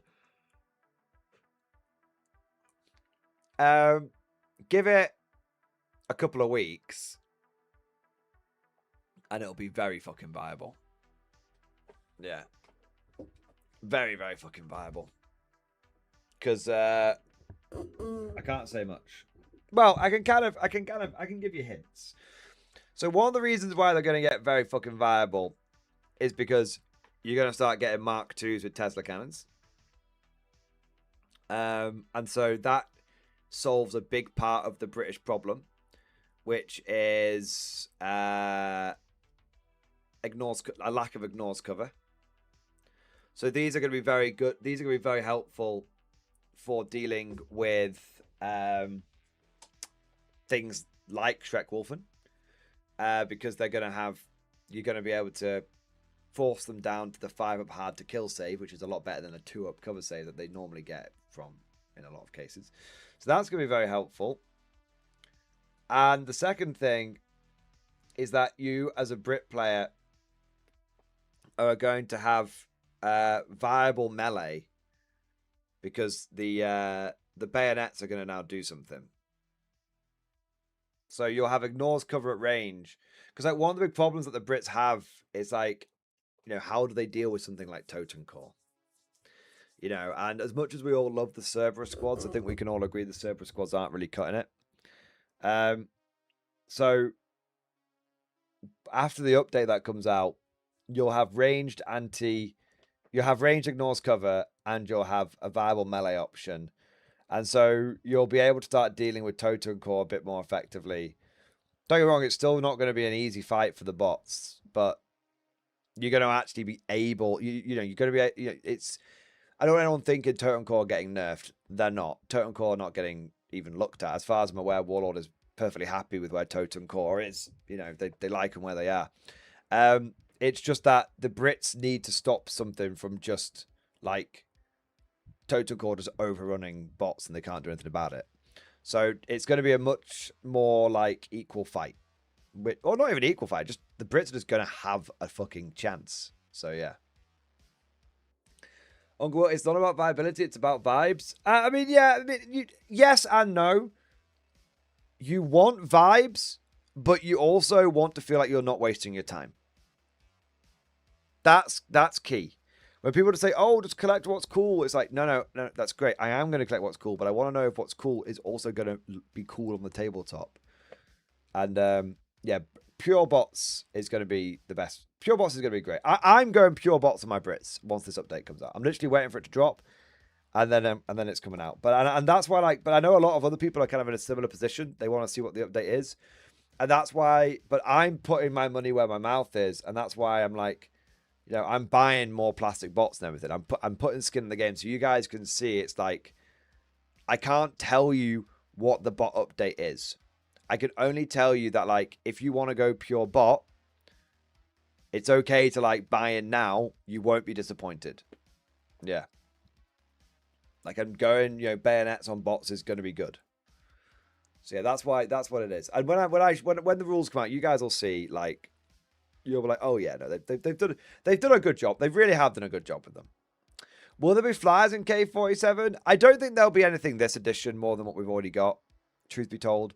There is flyers there is airstrikes in the game now, and you can buy flyers to, you know, represent those airstrikes coming in and everything, but they're only sort of temporarily on the board. I don't think you'll see, like, actual flying units. I don't think so. I think the way airstrikes are done now is kind of the way that I think it's going to stay for the next few years. Who knows what will happen in future additions and updates, but I don't think aircraft in any way, shape, or form are on the radar. Flying mutants, you do have units that fly, but they're essentially, you know, they fly by being able to move 18 inches and jump over terrain and stuff, but it's more of an up and down rather than a flyer, like, staying on station. Yeah. What do we got here? Bert Carlson, thank you for super chat. 1250 point 11th edition list for review and stream discussion. 1250 points 11th edition. Okay, so I will say, and Burke, don't think I'm being a dickhead or trying to get out of the super chat. I will say that 1250 points is a very unusual game size. And it's also important to recognize that at 1250 points, the game is designed to be played at 2000 points. So I will give you the best advice I can give you, but understand that you're playing in a somewhat, like, unusual situation. So you've got Acadian Castellan, Acadian Command Squad, Commissar Graves. This is all in armored infantry. Tech Priest with the Omnicide Unguents. That all looks fine. Acadian Shock Troops, 20 of them. Centaur RSV. Hell and Hellhound, Kazakin, Kree Combat Engineers, Rattlings. Okay, so basically, the issue you're going to have is you have 0 damage output. Hellhounds are more of a support unit, but okay, you have 0 anti-tank in your list. Melter guns are not anti-tank. Kazakin are not anti-tank, even with melter mines and stuff. You've got, like, a few, like, demo charges and shit to do some mortal wounds, but yeah. So basically, the list looks cool, but you basically have 0 anti-tank, and so the problem you're gonna have is if someone turns up with even, like, a handful of armor, you're just gonna get rolled. Like, what would you do if someone took a single Imperial Knight against you? You could unload your entire army into that thing and probably not kill it. Do you see what I mean? Like, and that's one Imperial Knight. I don't know if Imperial Knight's an extreme example, but okay, what are you going to do if someone takes like a bunch of transports with like berserkers in them? You might stop one or two of them, but it's not going to go well. What if someone takes a single repulsor executioner? So yeah, you just don't have like any anti-tank, and you definitely need anti-tank. So this is why I'm saying, like, it's a cool list, but it's definitely a list that's gonna struggle into quite a common type of vehicle. Yeah. My hope was the +2 strength strat for all the melters and multi-melter on the Hellhounds. Yeah.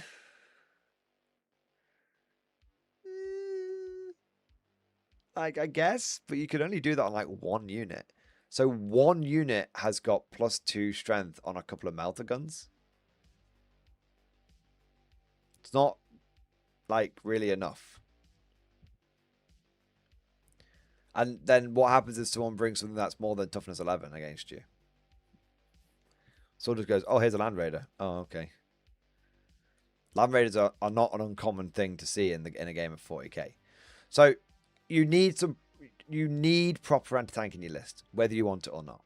You just need to. There are several sources of proper anti-tank that you can leverage as a guard player. The first one is you can take something like a Lemurus Vanquisher. Vanquishers are still pretty good anti-tank because they have the heavy rule.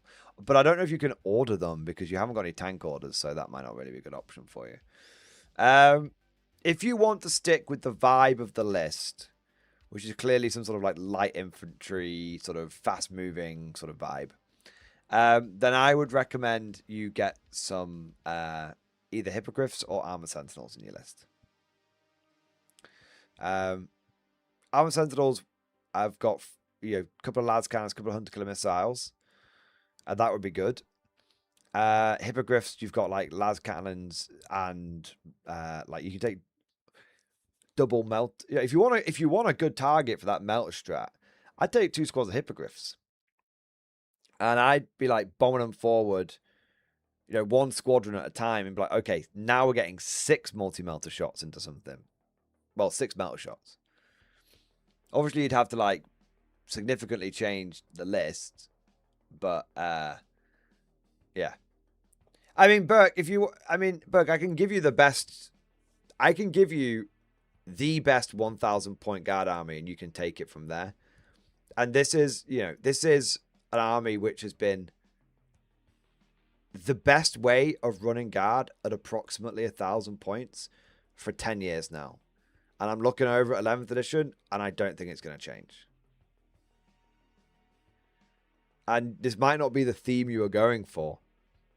And everyone in chat, people in chat who've watched me for long know exactly what I'm about to say. You take 3 Leman Russes and 60 infantry. It's that simple. Yeah, the old 3 tank, 60 troops. Yeah. 3, so you take a tank commander, and you either put them in. What I would do is I'd take a Leman Russ tank commander, and then 2 Leman Russ battle tanks. I'd go in combined arms attachment. I'd give the tank commander Grand Strategist, and now he can order all 3 of those tanks. And then 60 infantry with just like basically a command squad and an extra officer of some kind, like a Castellan. And the idea is basically that gives you enough orders. You don't have enough orders to order all the infantry, but you're probably not going to need to order all the infantry every turn. So like, yeah. We're going to have to name it now. I think it's just Old Reliable. I think Burke's named it there. Yeah. So 185 plus 185 plus 235 plus 15 plus 1, 2, 3, 4, 5, 6. Oh, it's slightly. Oh, but you're doing 1250 points, aren't you? 6 plus 65 plus 65. 110 points left over.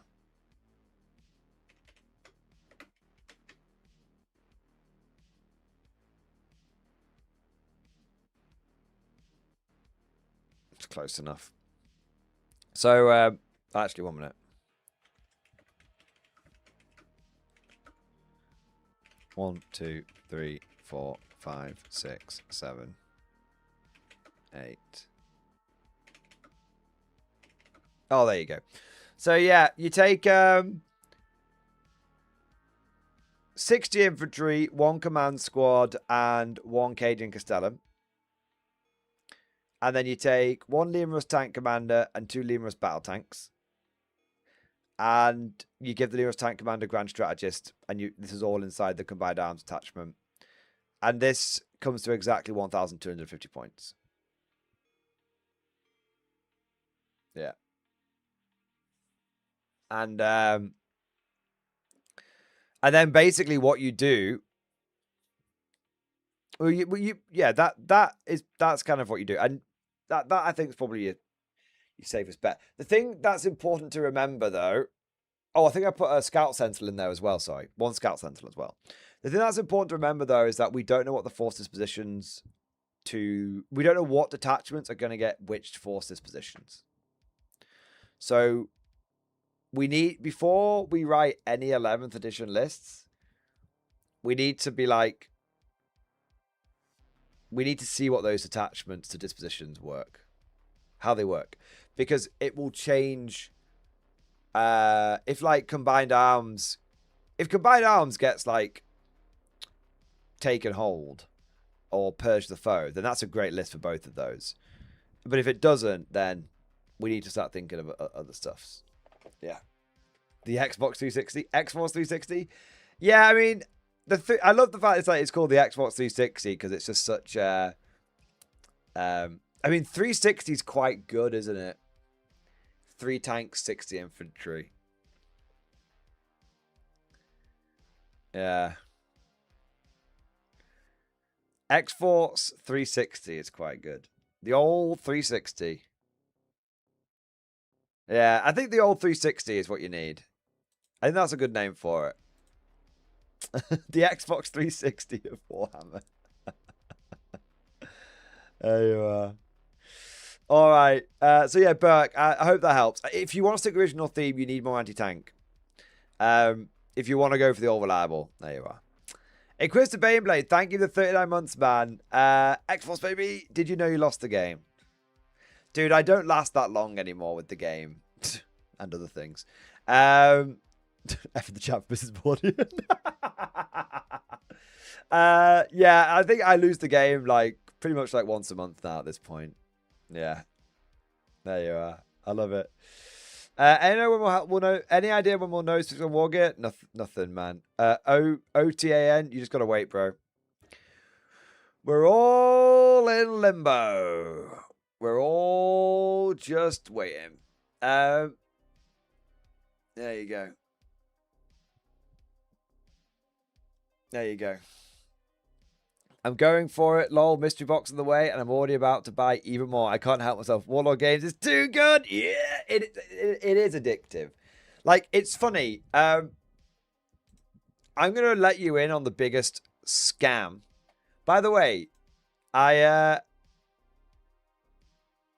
want you all to. I hope you're all sitting down in your chairs. Speaking of the word scam, I hope you're all sitting down in your chairs. Midwinter Minis put out a video. I think it was today or a couple of days ago. I actually thought it was really good.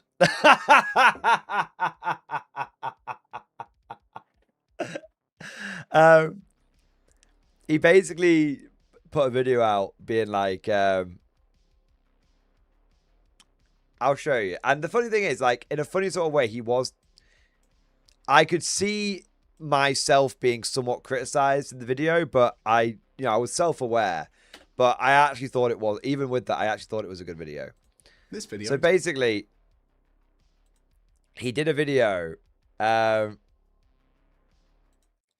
said, not every average model is a scam. Get a grip.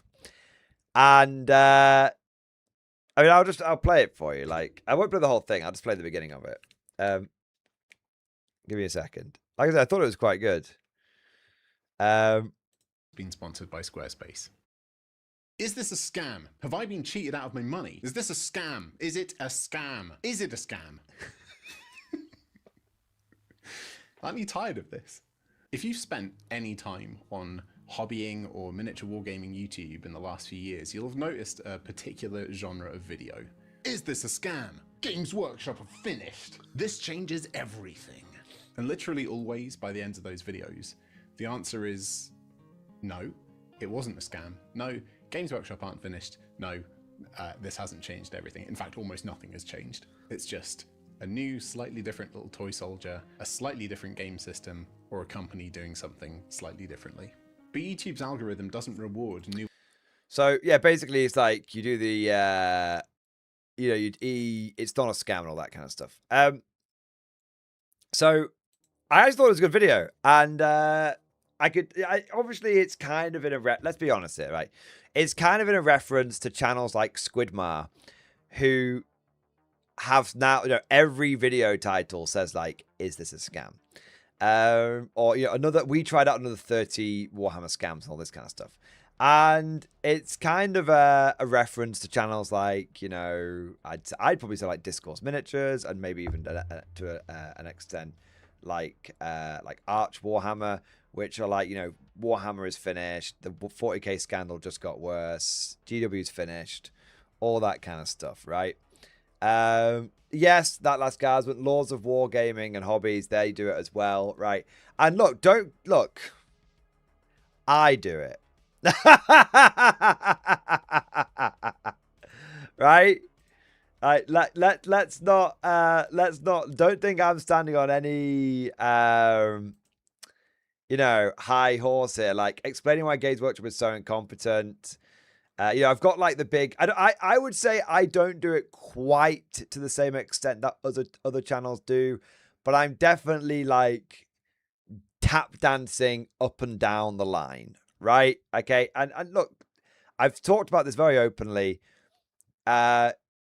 You kind of need to have the title and the thumbnail. I think the way I've always tried to square the circle is, it's okay to have the title and the thumbnail if then when you get into the video, you're not like over exaggerating the point. You're just like actually presenting the information fairly objective. Like, don't exaggerate, don't embellish. Nothing wrong with a bit of showmanship, but if you say something is like a really big deal, and then in the video you have to try really hard to make it seem like a big deal, then it's probably not actually a big deal, right? So it's one of those things. So you do need, and I do think you need to like, it's a balancing act, I think. Like here, like I've got the 11th edition is not going to be narrative. It's going to be more competitive. Like obviously there's a little clickbaity shit going on there. But I'm not saying 11th edition is finished. I'm not saying 40k is dead. I'm not saying, Games Workshop is over. Do you see what I mean? Like that's where I find the line. That's my personal line there. But I definitely, obviously, recognize that there's an element of the council that I do being talked about there. But I think there are other channels that are much, much more egregious of it. And I thought it was quite funny that I just thought the beginning of the video was very good. Yeah. I just thought that the beginning of the video was very good. Is this a scam? Is this a scam? Is this a... I just thought it was very good, so I liked it. So yeah. There you go. There you are. I can't hear MG over the sound of the truck backing up. What's that? The truck's backing up and covering me in shite. So I mean, I could guess another example would be like, Death Stars are dead. The new London Matter is all about MSU. Like, thing is, like, that is obviously meant to be like quite an eye-catching sort of like title. And obviously it's done very well because it's got 15k views. But when you get into the video, if you get into the video, when you get to the end of it, I think people can see, like, I've laid out quite a good reasoning for, like, why Death Stars are dead. Like, it's not like I've lied to you. You've not come in and I've got to the end of it and gone, no, Death Stars aren't actually dead, lol, I just lied. Do Do you know what I mean? But yeah, that's just me anyway. The one thing I won't do, okay, and I don't think I've done it. I think I'm pretty good at avoiding doing this. I want to see that. I feel like there was. Yeah. Okay. The one thing that I don't do is the one thing I don't do is this changes everything. ... This you won't be the same after watching this video. ... This fucked me up. ... Do you know what I mean? Like, and then like some sort of like thumbnail where I'm like, or anything like that. That's the, like, I try and make sure that the titles aren't vague. Like, if you come into the video, you are gonna get what vague posting. That's what it's called. Yeah. So I don't do that. But look, I will definitely acknowledge. I thought, like I said, I thought it was a very good video for Midwinter Minis. I will definitely acknowledge that I could absolutely be caught in the criticism there. I wouldn't even deny it. But I do like to think that I do tap dance up and down the line and don't just completely go over it. But yeah, there you are. That's what I think anyway. Maybe I'm wrong. That's what I think. What have we got here? Reviews Raven, thank you. How do we get on that topic? How do we? Right, 1 minute. Well, how did we get on that? 1 minute. I want to go back up. Something caused me to talk about it. Oh, that was it. Yeah.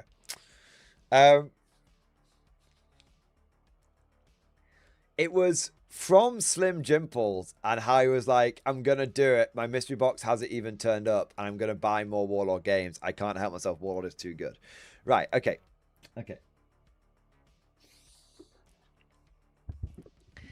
I'm going to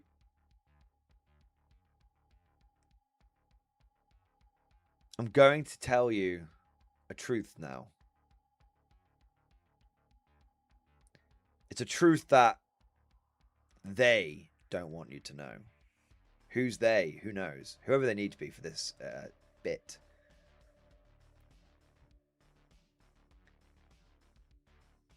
Warlord Games is not cheaper than Warhammer 40k. Now, hang on. I know what you're thinking. But Mordian, I can get a full army for £104 in bolt action. But that only gets me a combat patrol. That only gets me like 300 points worth of models over in Warhammer 40k. So surely it's cheaper. And it's like,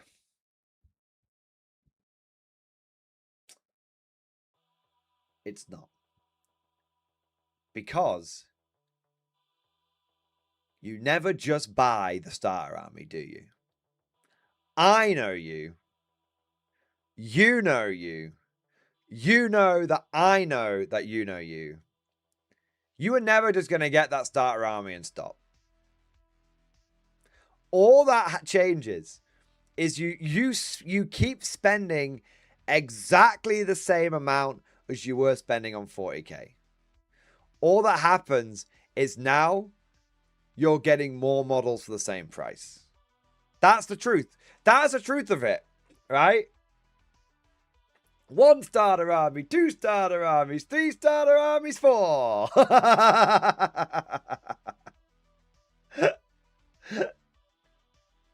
That's it. They've got to have someone to fight, right? Exactly. That's it. So here's the thing. And by the way, it's not entirely true because, you know, everyone's financial situation is different, right? And I always try and be acutely aware of this because You know, some people just have more money than others, but you don't want to make someone feel bad if they've got less. You know, it's just, you just got to be respectful that everyone's in a different place, right?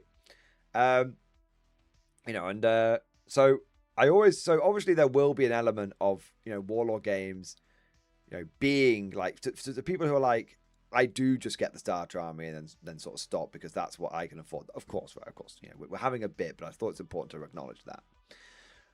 But you know, for a lot of us ex Warhammer players, you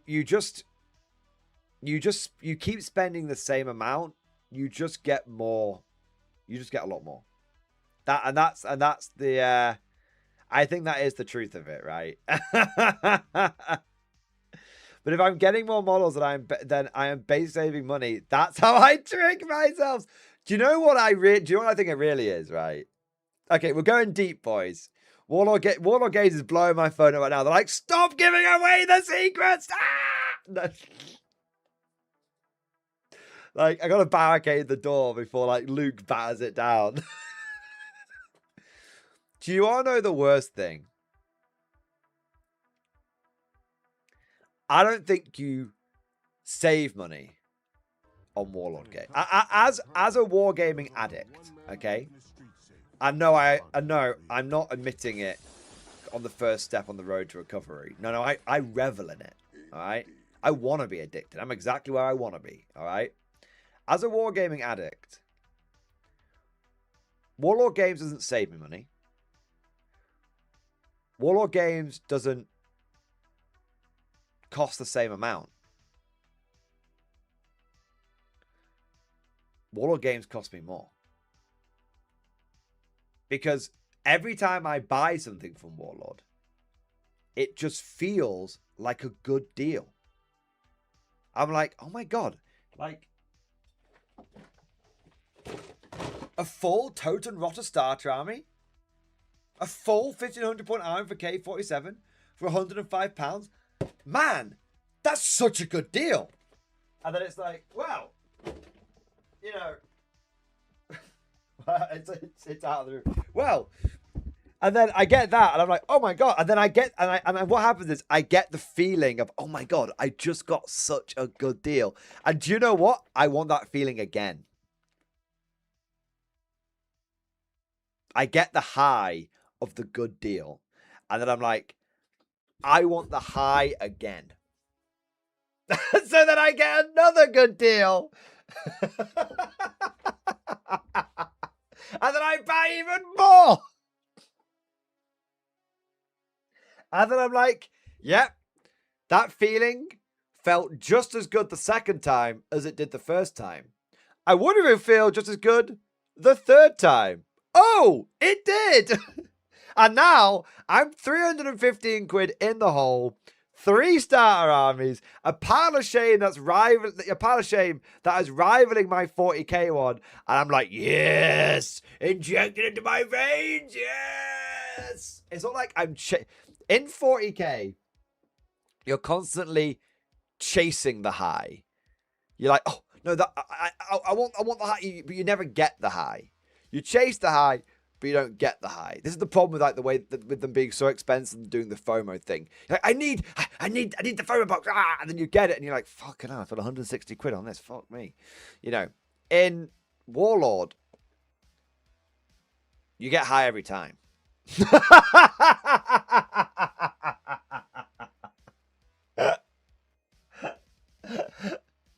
That's the thing. It hits the same way every single fucking time. There you are. And that's why you end up spending more. You know, guys. I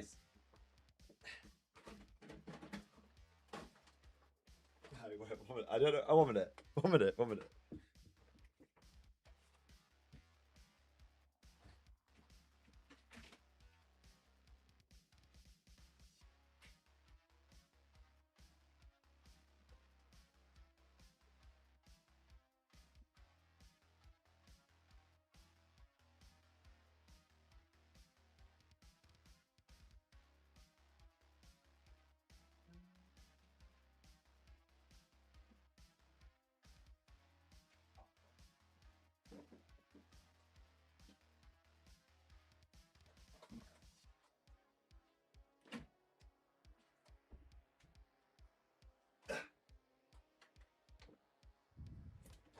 Guys.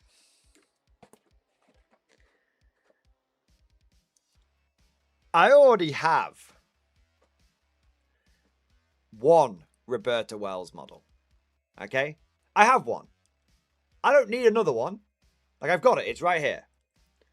But I went down to the Warlord Games Wigan store.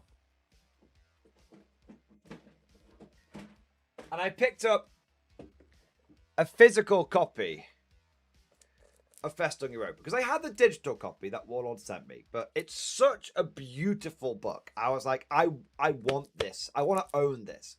And also, I kind of, you know, as I always say, I always like to have skin in the game. I'm like, I like to like buy the physical product so people can see like, no, I'm not just like shilling for Warlord. I actually believe in what I'm saying, right? So I bought Festung Europa, but obviously when you buy Festung Europa, that means you get the second Roberta Wells model, and I was like, huh. So now I had, and I was like, well, that's all. So this I got like free on the open day. This one, I got free when I bought a book. But as part of that, I got a good deal. I got another Roberta Wells model. And then I was like, well, you know, I've got 2 of the 3. Might as well complete the collection. And I was like, well, there you go. I don't need 3 Roberta Wells models, but I have them all. Also, do you want to know what's something that blew my fucking mind? It really,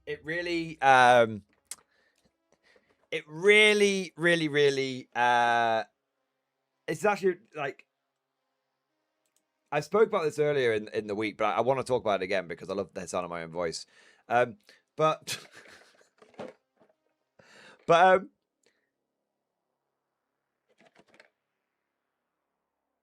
I was in the Warlord Wigan shop when I got the Festung Europa one, right? And when I got this, and this, you know, this came with it, right? And Chris, who was there, as a bit of a joke, was like, "Well, you know, you've got the other Roberta Wells, you've got the other 2 Roberta Wells. You should get the 3rd one." And I saw this sitting on the shelf, and I saw like, you know, the thickness of the box and everything. And I saw this sit on the shelf, and my gut instinct, right? My gut instinct was like, no. And the reason my gut instinct was no is because I was like, I don't want to spend 24 quid on another character.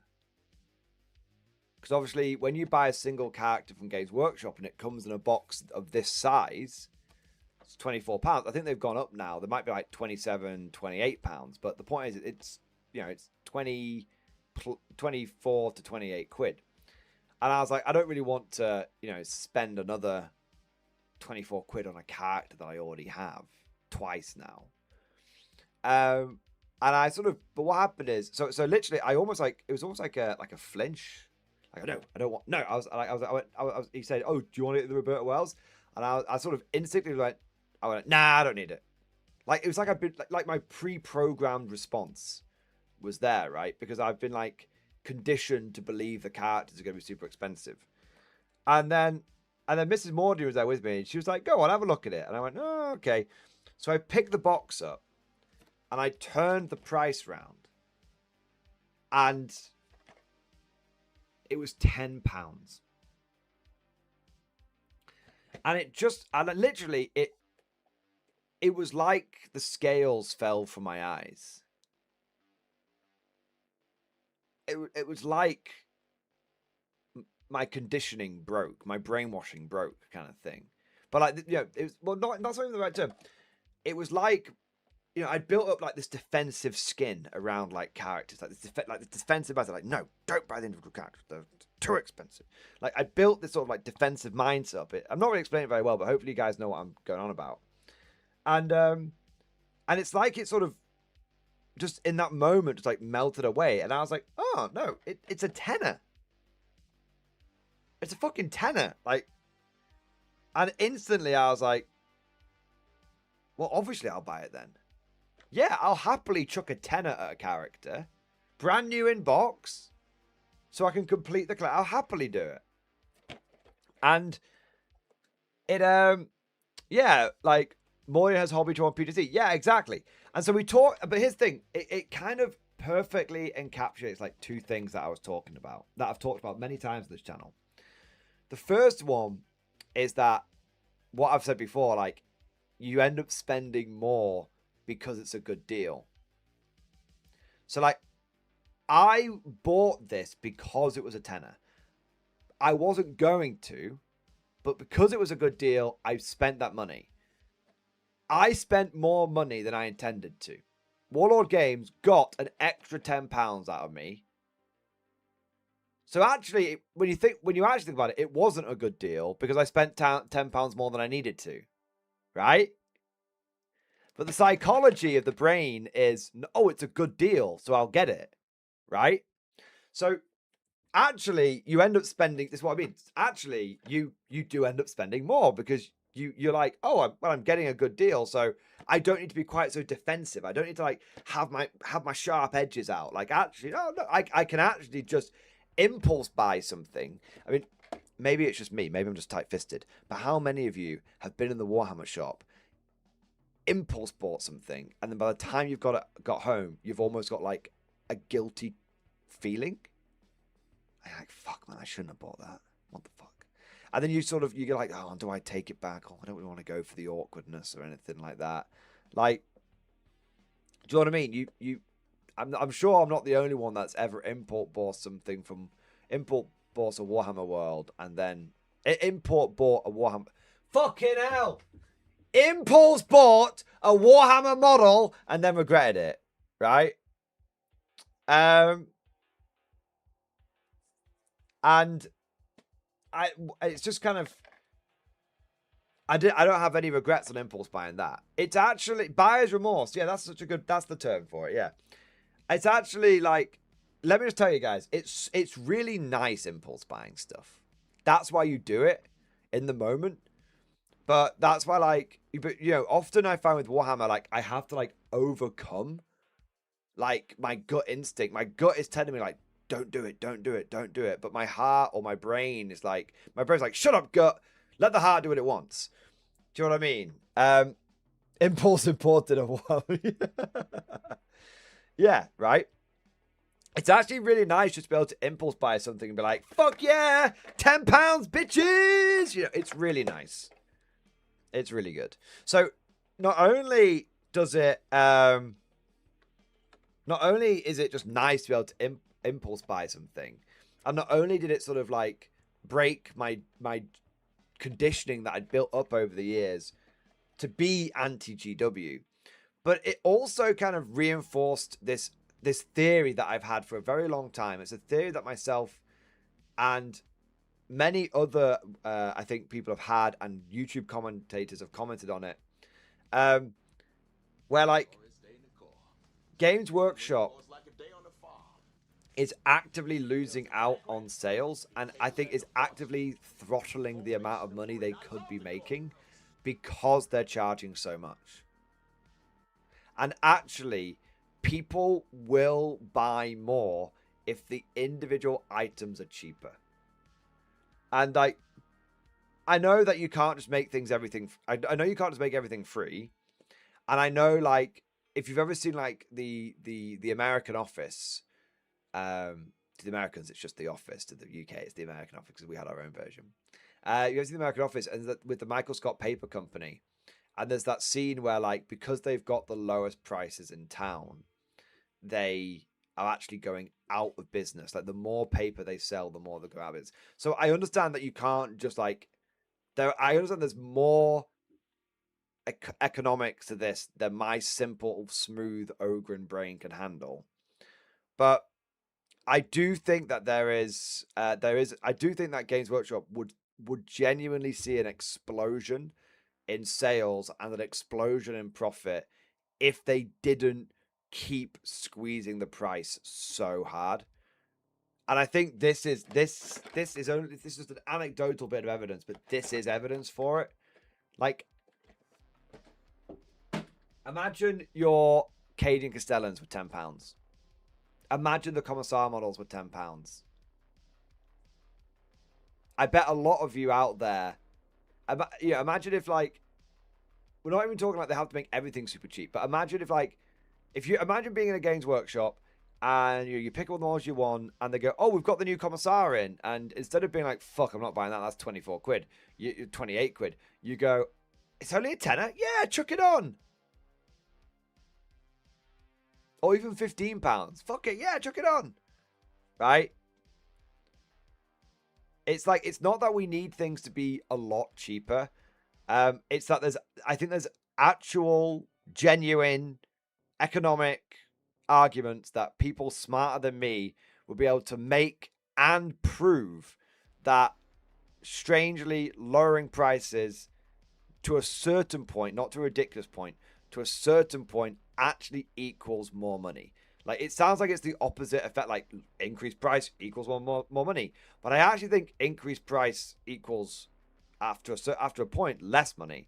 And lowering price equals more money. It's like I said, if you get a good deal, you chase that feeling and you want more good deals. And so you end up spending more. Yeah. I think everybody knows it as well. It's just common sense, right? It's just common sense. Yeah. McCall, no joke. I'd like to get a Tower Army. No way in hell I'd want to afford it though. Exactly, man. Can prices actually drop? Like, is that even possible? Last Gasman, I don't mean to alarm you, but every time Warlord Games has brought something out in plastic, the price has dropped. Except one exception, which is Slammer Samuels went from metal to plastic and he actually went up in price. But the reason that happened is because they had an update. They brought him back and they just went with the last price he was on sale for. And they didn't update it. It was legacy pricing. There's loads of... It's funny on the Warlord website. There's loads of shit you can find that's legacy priced. Yeah, it's hilarious. Like, you go back and find some of those... Like, you find some of the old, like, bolt action, like, weapon teams and stuff. Like special weapon teams and, like the little individual ones. They're definitely... They've definitely not gone back and put the price up on some of those things. Yeah. Squiffis, if they have tons of extra production, the dropping prices to increase sales would probably work. But depends on their production. If they're already sell out full production, they wouldn't see any reason to lower. I mean, that's such a good point. Yeah, that's such a good point. Like, GW is already at, like, max. People say GW is already at max production. Oh, shit, mate. Bloody hell. Oh, no, it's okay. GW is already at, like, max production. So why would they lower the sales? Yeah. Until they go below max production, there's no reason for them to lower it. Yeah. From their point of view, anyway. Yeah.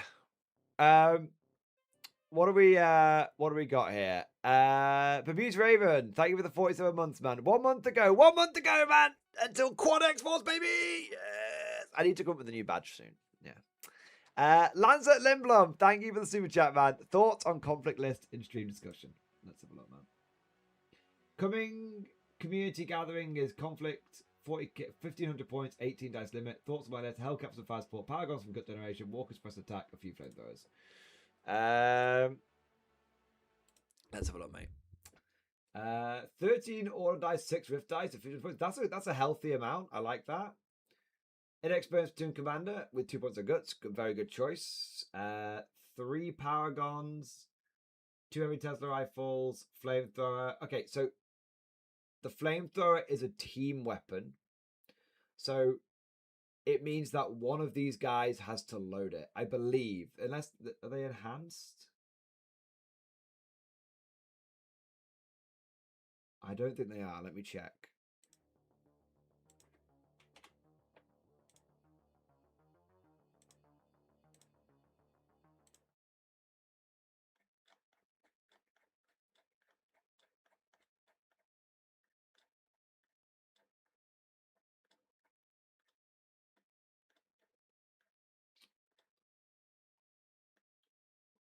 No, they're not enhanced. Okay, so basically, you've paid for heavy Tesla rifle, and he's just gonna he won't even be able to use it because he's got to load the flamethrower.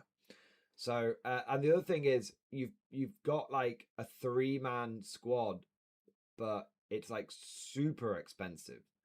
I would honestly just ditch the ATRDs and the flamethrower and just have a 3-man squad with 2 Tesla rifles. I do the same again with that one. Engineer platoon.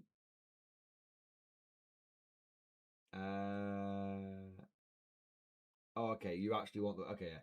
I was going to say you don't need to take an engineer platoon for the rifle squads of flamethrowers, but actually it makes sense because you want the Firefly flamethrower teams. Okay, that's fine. So one other little thing to mention is you don't need to use rifle squads for this. You can it sounds so cheap, but you can save 11 points by, instead of going for the rifle squad, you use the bolt action engineer squad. It's exactly the same, but it comes with a 5-man minimum rather than a 6-man minimum. So you could save yourself 11 points here, 11 points here. I do it all the time, and I do find it does add up. There's extra points. 22 points is like 2 more. You know, it's like it's quite a lot. It represents basically getting 2 points of guts for free on your officers and stuff, right? Rather than paying for it. So I definitely would consider that. Hellcat, good. Got the HMG on it, good. Coyote, good. Coyote, good. Yes, double Coyote is very strong. Jackal, good, because you got the flamethrower, yeah. And Grizzly, good. Yeah, so the Grizzly, my advice with you with the Grizzly is treat it as a distraction Carnifex. I have found with my Grizzly that kind of using it just as like a cheap medium AT gun platform and medium and heavy machine gun platform is fine, but I actually think the best way of doing it is just like turn 1, just being like Grizzly 24 inches. Because terrain doesn't slow it down, because walkers don't get slowed by any terrain features, which I learned recently, which is insane. So you just hammer it down the enemy's face, and then it's like, okay, you have to deal with this now. And if you're clever with it, you can start bullying people with it and everything. So the Grizzly is a good unit, but think of it as a distraction Carnifex rather than a gun platform. Yeah. If you want a gun platform, you might as well go for the Hellcat, right? So with the points that you've saved here, I reckon you could probably get some more stuff in your rifle platoon. You could probably, with the points that you save, you might be able to get a 3rd Paragon squad. 3-man Paragon squad would be pretty effective. Yeah. I was going to charge it forward with the Coyote and use guts to get it midfield fast. Yeah, exactly. Yeah. You've got exactly the right idea. 100%. So yeah, overall, I like the list, but I think you've massively overspent on your Paragons. I would just go for literally 3-man squads, 2 Tesla rifles. If you're going 3-man squads, I'd go 3-man squads, 2 Tesla rifles. If you want to go bigger squads, I'd just, again, I wouldn't bother with the flamethrowers and ATRDs on them. Yeah. But there you go. I hope that helps, man. Overall, it's a good list. Just a couple of point savings here and there, and you'll be in a nice place. All right, what do we got next? Grey Knight 1, thank you for the super chat, man. I actually had buyer's remorse recently. I got Yarrick and the books when he got nerfed. I got really mad. I actually wrote GW and complained. Yeah. Yeah, man. It's a couple of things here. Firstly, you absolutely should have been right to complain. Like, it's nerfing Yarrick like that. I personally believe if they had left Yarrick unnerfed, that he would have been fine. I think that he was nowhere near as broken as people were saying he was. Especially at 150 points. If he had been the way he was and had been 130 points or cheaper, 125 points, then yeah, like that probably would have been too much. But he was 150 points. Like, he's almost 10% of your list in one model that actually could only affect a limited area on the board with his counter strategist thing. But the fact they like reduced they reduced the distance and then nerfed the ability and then kept the 150 points, which is stupid. So yeah, like it was fucking dumb, man. They definitely shouldn't have. You definitely were right to complain about it, and it absolutely fucking sucks that you can't just do a pre-order and just enjoy it.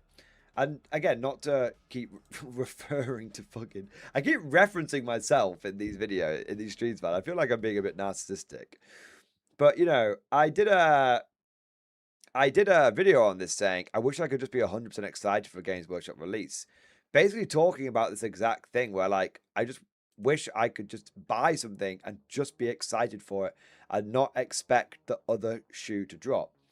Here's the other thing though, right?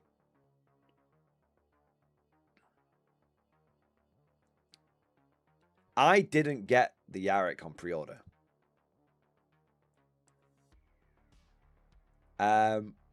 It wasn't necessarily a conscious decision. It's just that, you know, I was going away to get married and there was a lot of stuff I had to do before I went away. So it wasn't like necessarily a conscious decision, but I missed the pre-order and went, there's two layers to this. I missed the pre-order and my honest reaction was, oh, anyway. Like I actually wasn't upset that I missed the pre-order on because like I was like, I'll just get it when he comes back around. Like it's fine. Oh, I'll get the Hippogriffs when they come back around. I'll 3D print them. They're too expensive. Like, do you know what I mean? But like, I wasn't like, oh no, I missed the oh fuck, like I really want that. I was like, I thought I'd be more bothered about it. I thought I'd be like, oh fuck man, I wish I got that. But I was like, oh, no, it's fine. And so already that's kind of like I noted that as that's an interesting moment in my hobby career. That's an interesting moment in my relationship with Warhammer. And then when the nerfs came out, and I think this is very damning of the state of Warhammer. And I know we're beefing a little bit, but I think this is very damning of it. When the nerfs came out, obviously, it's difficult to put this into words. I'm not very good at explaining these kind of things. Obviously, I wasn't happy that Yarrick was nerfed because I want Yarrick to be awesome. But I felt like a strange, I think, I'm an open book, guys. I'll be honest with you. You can judge me on this one. I felt like a strange, like, vindictive, morbid, like dark sense of like vindication, like a wicked sense of vindication. Like I'm not proud of the feeling. I'm not. Like I said, judge me as much as you want. But I know, I'm just being honest. Like I was like, ha! I knew I'd done the right thing not pre-ordering that. I felt like I'd made the right decision not to pre-order. I had like the opposite of buyer's remorse. So like literally, I had non-buyer's vindication. Non-buyer's jubilation. I was like, thank fuck I didn't pre-order that. I was like, oh, I made the right decision not to pre-order that. And I think that's super fucked. Not necessarily, I think it's slightly fucked, my feelings on it. But I think it's, what I mean by that's like super fucked is like, it's super fucked that I made the right decision not to pre-order it. And I was like, the people that pre-ordered it were made out to feel like fucking mugs. And I didn't pre-order it. And others and I know others like me have expressed a similar sentiment. And the ones of us that didn't pre-order it felt like we'd done the right thing. It's kind of fucked when you think about it. Like, you kind of feel like you're a sucker if you buy a pre-order these days. Yeah. It's kind of mental. Granite 1. Now I'm tempted by the 11th edition box because it has the lore book in it that's exclusive to it. Now I'm just not sure I want to spend the money anymore. I mean, I just get the lore book separate off eBay or something, man. There'll be so many people that won't want the lore book. You're like, I guarantee you, Grey Knight 1, you are in the minority that you want the lore book because most people will just read the lore online for free. 100%. I bet you, if there's any people in your local game store who are buying the box, if you say, hey, do you mind if I like buy the book off you? And they were like, what, the core rules? And you're like, no, like the lore book. And they were like, yeah, man, you can fucking have it. And like, someone will probably give it to you. And like, you can just like, as a way of like social niceness, you can buy them lunch at the next event. Do you know what I mean? Like there's going to be a lot of people who are going to be like, I don't give a fuck about the lore. Yeah. Yeah. I'm old school though. I like owning it. Have all my books and things for all versions going back to third. Grey Knight 1, I'm going to be so honest with you. There is absolutely 0 point in you pre-ordering the 11th edition launch box if the main thing you want out of it is the lore book. Like that is the vast majority of people who are going to get that box. That is the last thing that they're looking at. Absolutely the last thing. Squidfist, see, look, Squidfist, if I get it, I'll send you mine. Look, there you go. Someone, like, literally, someone will just give you one. Just to have. Yeah.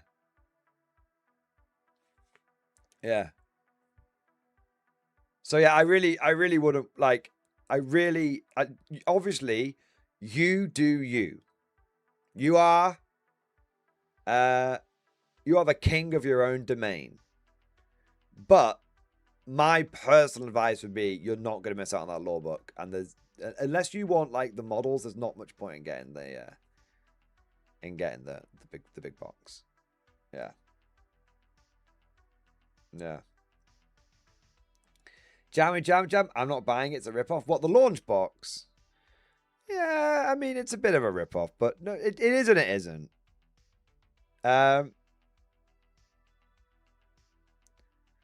Like, it is and it isn't. Like, the models are at the end of the day, the models are at a significant discount. Even at $300, the models are at a seriously significant discount. Especially if you can split that shit. I mean, guys, when was the last time you could buy 750? If you get it from a third-party retailer to get 20% off, so what's that? Like $60, right? Roughly. Oh no, you get 15% off in America, so it's like $250. And then you're looking at $125 each. When was the last time you got 750 points for $125? I mean, like, even with Marines and shit, like, that never happens. And same with, like, Orcs, right? So, no, like, the box is a great discount for the models. It is. It's just that the thing is, it's a great discount within the GW bubble. Okay? Especially if you can get it at a discount and then split it with a friend. If you can't get it at a discount, even if you split it with a friend, it's still $150. Which is still a good discount. When was the last time you got 700 points for the Space Marines for $150? Not very often. New in box, right? The thing is, though, it's a good discount within the GW ecosystem. It's not a good discount in a multifaceted analysis and in the wider wargaming ecosystem. So it's good price for Warhammer. You compare it to any other game system, it's still very expensive for what you get. Like, I won't even watch Warlords Balls. Go over to Old World and get yourself a fucking battalion. Get yourself 1,000 points plus. Between 1,000 and 2,000, well, typically 1,000 to 1,500 points worth of models for 110 quid. Right, for the same price, right? And the other thing is, like, it's actually not as good a deal as you think, because remember, like, you don't play the game at 1,500 points. At 750 points. You play the game at 2,000 points. And so this is a good deal, but then it's like, hang on a second. How much am I going to have to spend to get it up to 2,000 points? I mean, actually, that's a really good question. Have we done the maths on that? Let's actually look at this. This is a good question. Actually, this is a very great night one. You've triggered an interesting point of debate here. Let's have a look, right? One minute.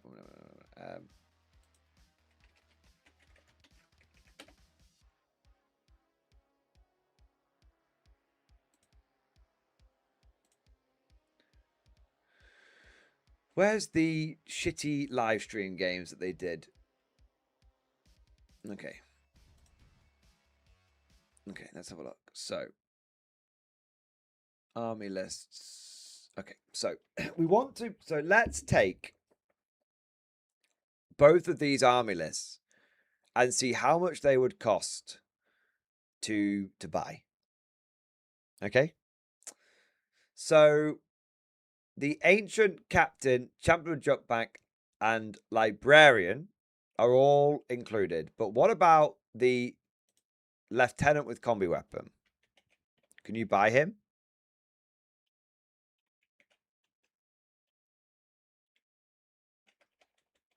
Wait, can you not even buy that motherfucker?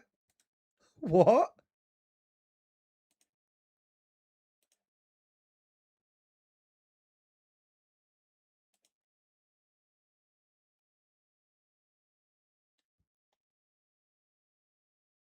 Unit type.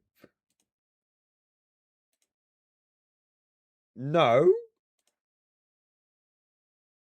What do you mean you can't buy a lieutenant with combi weapon?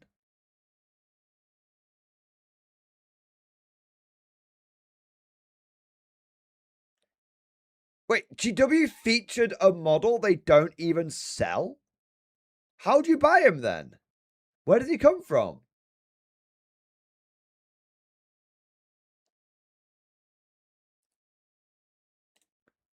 Is he in the starter box?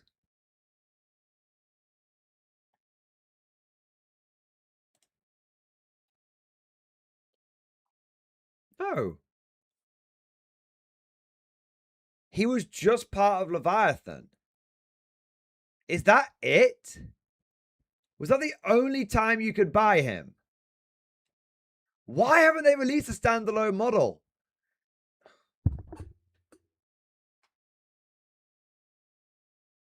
I didn't even realize we were going to go down this path.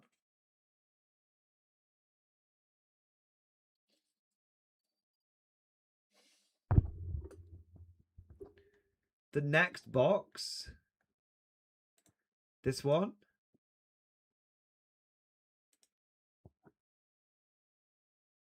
He's not in this one either, bro. He's not even in that one, man.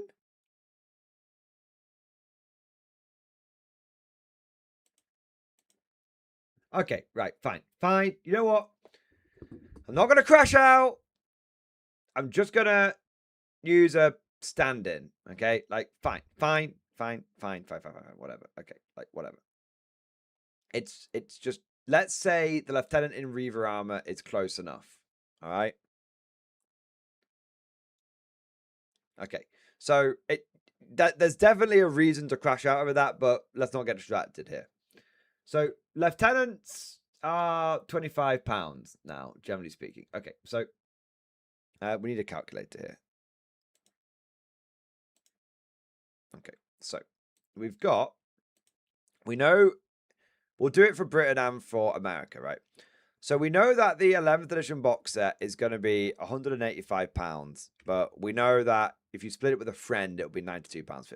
Okay, so then you need to add in another lieutenant model. Let's say you buy the lieutenant in Reaver armor to kit bash into a lieutenant with combi weapon. Okay, fine. Yeah, we'll do it. I mean, obviously you can't do that if you're, you know, new to the game and don't have a bits box, but fine, whatever. All right.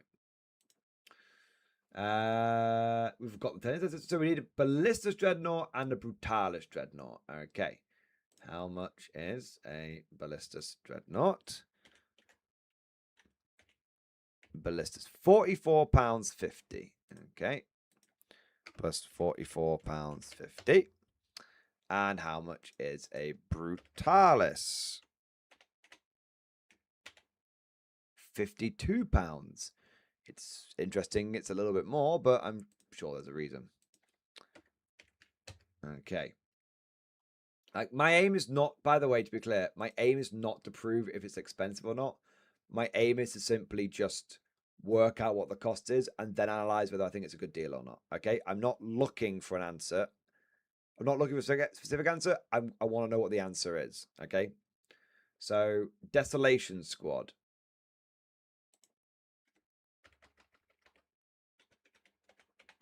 Desolation, £38. Okay. And then those are included already.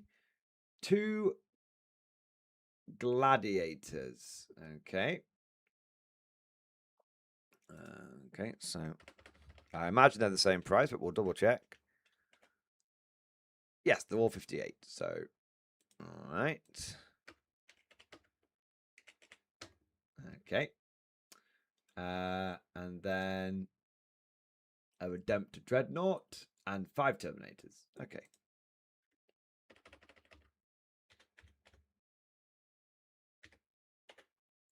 £49.50.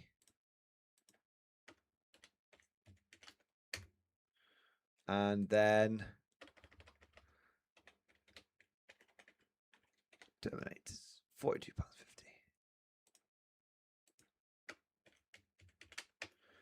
So £460.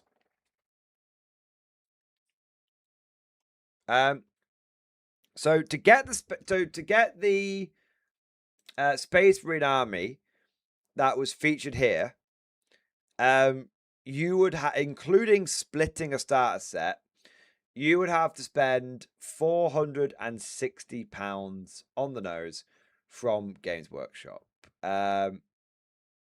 Obviously, you could get that potentially from a third-party retailer like Element Games, which does offer 20% off. So you could get it for £368. So between, depending on what was available, you're looking at between 370 and 460. It is important to mention, of course, you will need your accoutrement, like paints and everything. And I do think it is fair to say that it's quite easy to spend £100 on that shit. You might not think it's that much, but between a couple of pots, especially if you're buying from Games Workshop, especially if you're a newer customer, you would be likely to do that. You're going to need some contrast paints. You're going to need some paintbrushes. You're probably going to go through several paintbrushes. You're going to need some rattle cans and stuff. So I think adding on 100, let's say 90, let's say 90, which I think is reasonable. You're looking at £550 new from GW. And I've not included the price of the codex, obviously, because the idea is that you would probably just get your rules free. But I guess if you're like a newer player and you don't know to do that, like if you're a newer player and you don't know to do that, then that's another 40 quid. So if you were to buy all of this new in box from Games Workshop, I think you're looking at about, what do we say, 100 quid, so 560, about £600. So you start off with just splitting a starter box, but you end up spending like a lot more. Yeah. But if you're a seasoned wargamer, or you've got someone in the community, even if you're new, who can like hold your hand through the process, like point in that direction, you can bring that cost down really, really significantly. So yeah, I do think if you could get it for 20% off, you get your rules free online, you like use like new recruit and stuff. I think if you just add on, let's say like £80, I think you're looking at 450. I think brand new from GW, you are looking at 600. Not from GW, 20% off, some free rules and shit, you're looking at about 450 in the UK. Now, in the US, we need to do the same thing. So in the US, we know it's going to be 100. Well, it's actually 295, and you split that shit with a friend. You're looking at 147.5. Okay. So then we need to go through the same thing. So we need to go over to the shop now and switch over to the US, because we can't simply currency convert it because the US has the shadow tax. You guys have got the burger tax, right? So we've got faux boss lieutenant.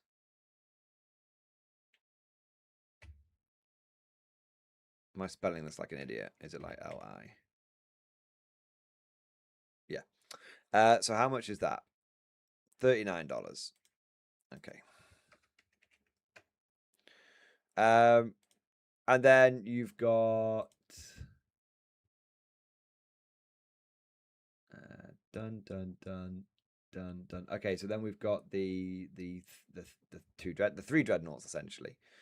Okay, so we've got Ballistus 7350. And then you've got Brutalis 85. And then you've got Redemptor 82. Okay. And 2 gladiators.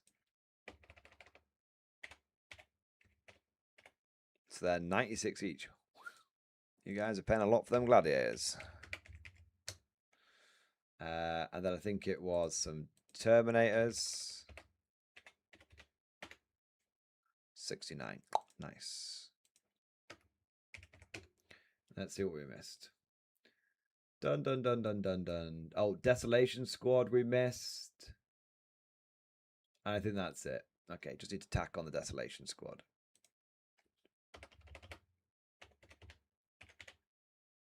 $60. All right. Oh, that's the wrong thing.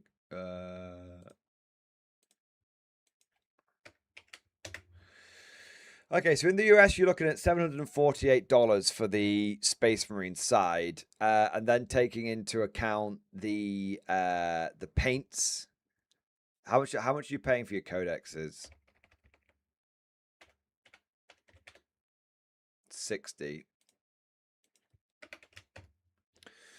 And then I think, I mean, you guys will be paying more for the paint, I imagine. I think that's fair to say. But I think we'll just be, I mean, I don't know. I was going to add on $150 for paint, glues, everything, but I'll be a bit conservative about it, and we'll just round up to 900. Maybe you get your paints from somewhere else, right? So I think if you buy it, if you are a new person, and I'm looking at this from the perspective of like a brand new player to the game. If you were to build the 2,000 point army that GW displayed on their live battle report, and you didn't know any better, it would cost you. And if you got everything new in box from GW, it would cost you $900, including codex and hobby supplies. Now, obviously, if you minus the codex from that and take into account getting it from a third-party retailer, which gets you 15% off in America typically, then it's $714. So it's still it's still very expensive. And that's the Marine side. I imagine the Orc side is maybe more expensive because there's just more units, right? But yeah, we won't. Yeah, it's yeah. So it's still, even with the starter box, you're still looking at America. In America, you're looking, if you bought everything from Games Workshop, you're looking at $900. So it doesn't really save you all that much money in the long run. You know? It doesn't, yeah. Oh, shit. Then add sales tax. Yeah, so you're looking at £1,000. Yeah, I didn't even think about sales tax. Sorry. Tax is included in the UK in all our prices.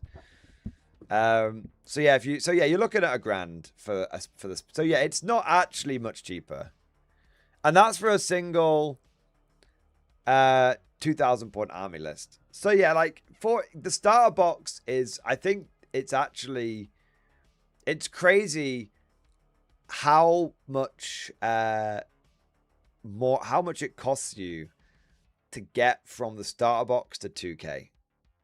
But I feel like when Games Workshop, once they've got their like hooks into you, once you've already got that, I can see a lot of people splitting the starter box without realizing like how much it's going to cost them in the long run, just to get up to 2,000 points. Yeah. You can't cheat it out with combat patrols, right? You might be able, to be fair, you might be able to. Let's have a look at what combat patrols they've got available for Marines. That's a good point. Like, let's give them like the best possible fucking like benefit of the doubt. So, what combat patrols do we really have? I mean, not massively, to be honest.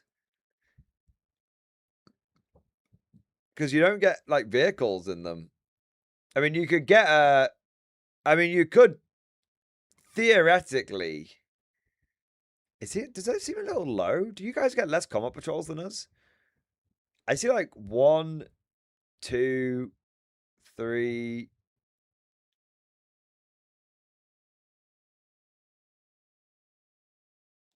Like, what happened to the Space Wing? It must be getting redone, right?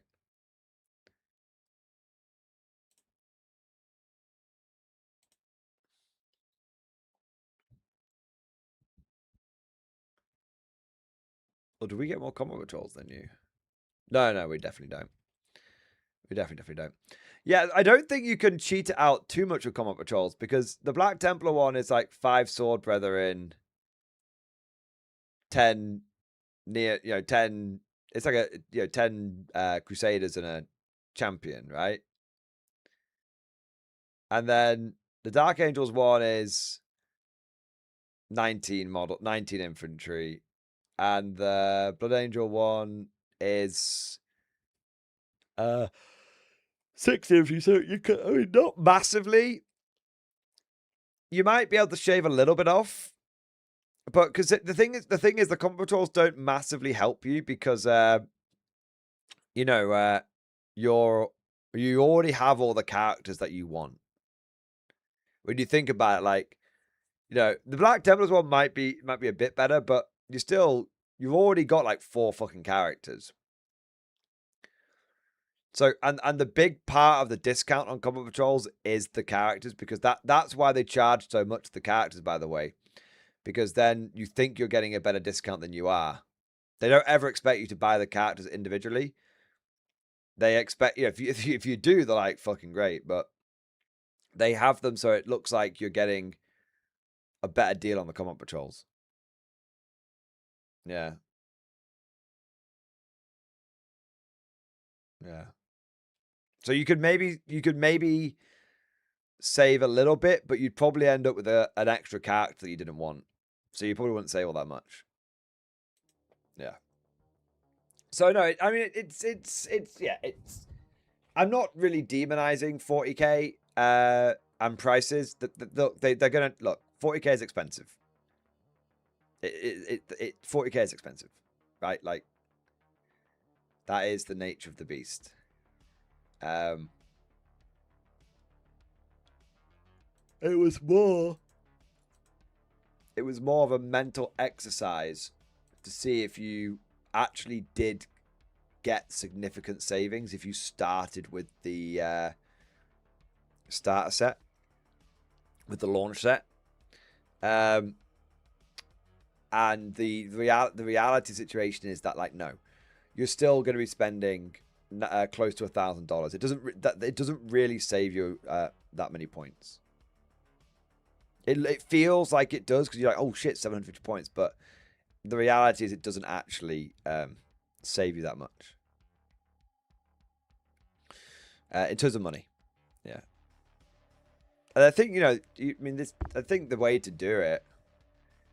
I was going to say the way to do it is to get 2 of the starter sets because that would do very well, but then you're going to end up with all of those characters you don't want. And those characters, it's like, what, 4 of them in the starter army? Those characters are massively inflating the 750 points that you're getting. So if you buy 2 of the starter sets, you'll end up with, is it 5 characters that you get in there? 1, 2, 3, 4? Maybe it's just 4. 4. Yeah, each one of those characters is probably about 75 points on average. So they're making up about 300 of the points. Roughly speaking. So actually, you'd be getting 450 points worth of models you actually want. You could maybe sell them on, but guess what? Like, everyone's going to be selling them on. So you won't get much for them. Yeah. Orcs get a lot of characters, but they need a lot of them too. I don't think you need to double up on any of the characters you get in the Orc box. I don't think so. Maybe. But you get 1, 2, 3, 4 characters. No, 5. You get Banner Knob, Big Knob, Pain Boy, War Boss, Weird Boy. Yeah, I don't think you're going to need 10 characters. Jesus, man. Maybe you do. Yeah. I'd probably Squidfist, I'd probably if you wanted more of the Orc characters, I would just buy the ones you needed off eBay. Yeah. Because you're probably not gonna need I mean, I just don't think you're gonna need 2 of each. Yeah. Yeah.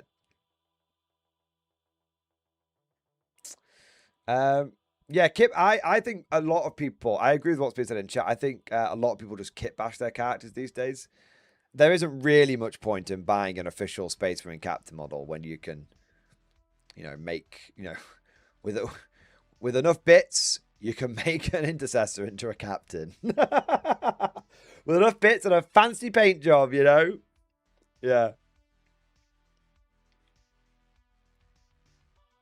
Yeah.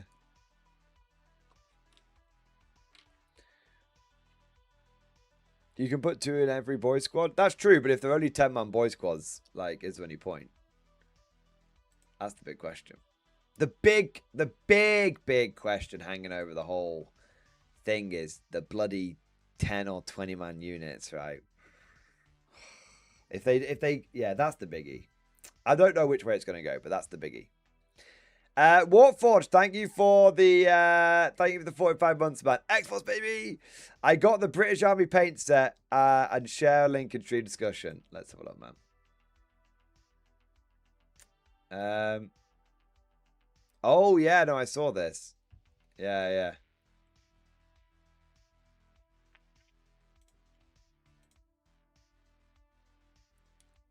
Okay. Yeah. I got the British paints for my birthday today, so now I can start painting my British K47 force. Also, a guy I also mod for wants this to be shared so we can make more K47 content. Have we done a cheeky react already? More K47 content is good K47 content. I will be taking a look at this.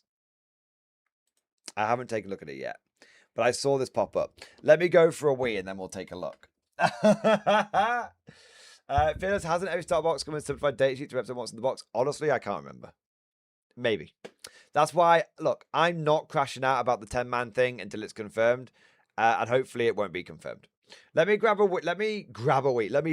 wee and grab a drink, and then let's have a look at this, because another hand touches the rift. I look forward to seeing your Brits painted Warforged. You're a very good painter.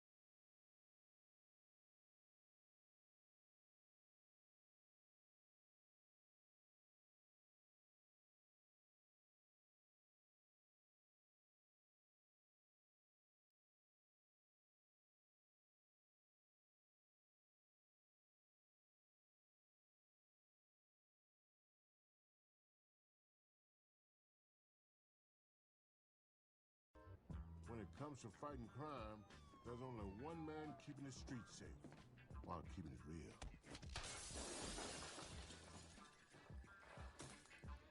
Indeed.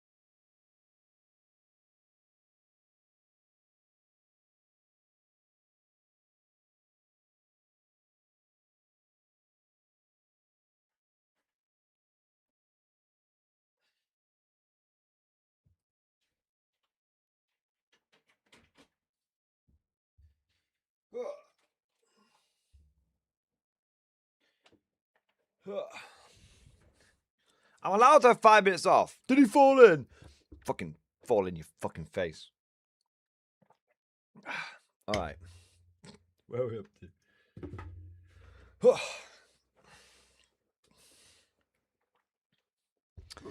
Where are we up to?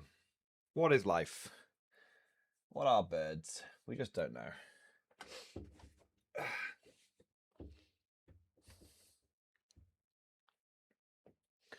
Badger Bound, where are the weekly battle puts? As well as the weekly battle puts. I've not been able to do any battle puts just in a little while because I've been away. And then the people that I normally battle put with have also been away. So it's kind of like the battle puts. I've been on hiatus for a little bit, but they're coming back. Don't worry, they're coming back. Yeah.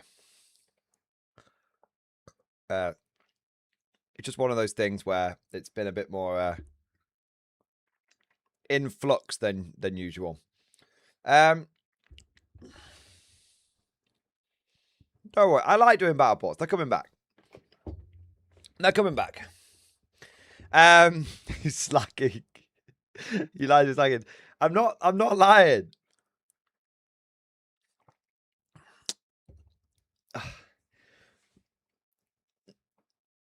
Are you mates with Mr. North? I mean, I'd say we're YouTube acquaintances, but that's not to be. That's not because I want to distance myself from Mr. North. I just wouldn't want to be presumptive. Like, we've collabed a couple of times, and we get on very well. So I would consider him like, you know, a friendly acquaintance, but you know, he's not like a best mate or anything like that. But no, we're on friendly terms, and that's a good way of putting it. I think if we spent more time together, we would be firm friends. All right, so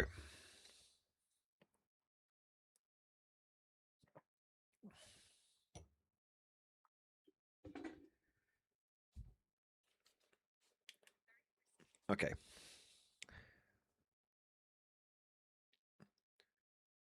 Gentlemen, another hand touches the rift. I was sent a video by Mr. Bones 40k. I think he's going to have to change that name now to Mr. Bones K47. Because he has done a Konflikt 47 lore video, which is pretty cool. It's pretty cool. The fire rises, brother. The revolution spreads. So those of you who don't know, Mr. Bones 40k, he is a YouTuber. He's got 179,000 subscribers. I'm surprised I'm not subscribed to him. I swear I was, but I've had people tell me YouTube's been like unsubscribing people. Classic YouTube. It's been they're always messing with the system. But he does some pretty good lore videos and stuff. And so if we take a look at his channel, you can see like it's pretty respectable. He's got 179,000 subscribers.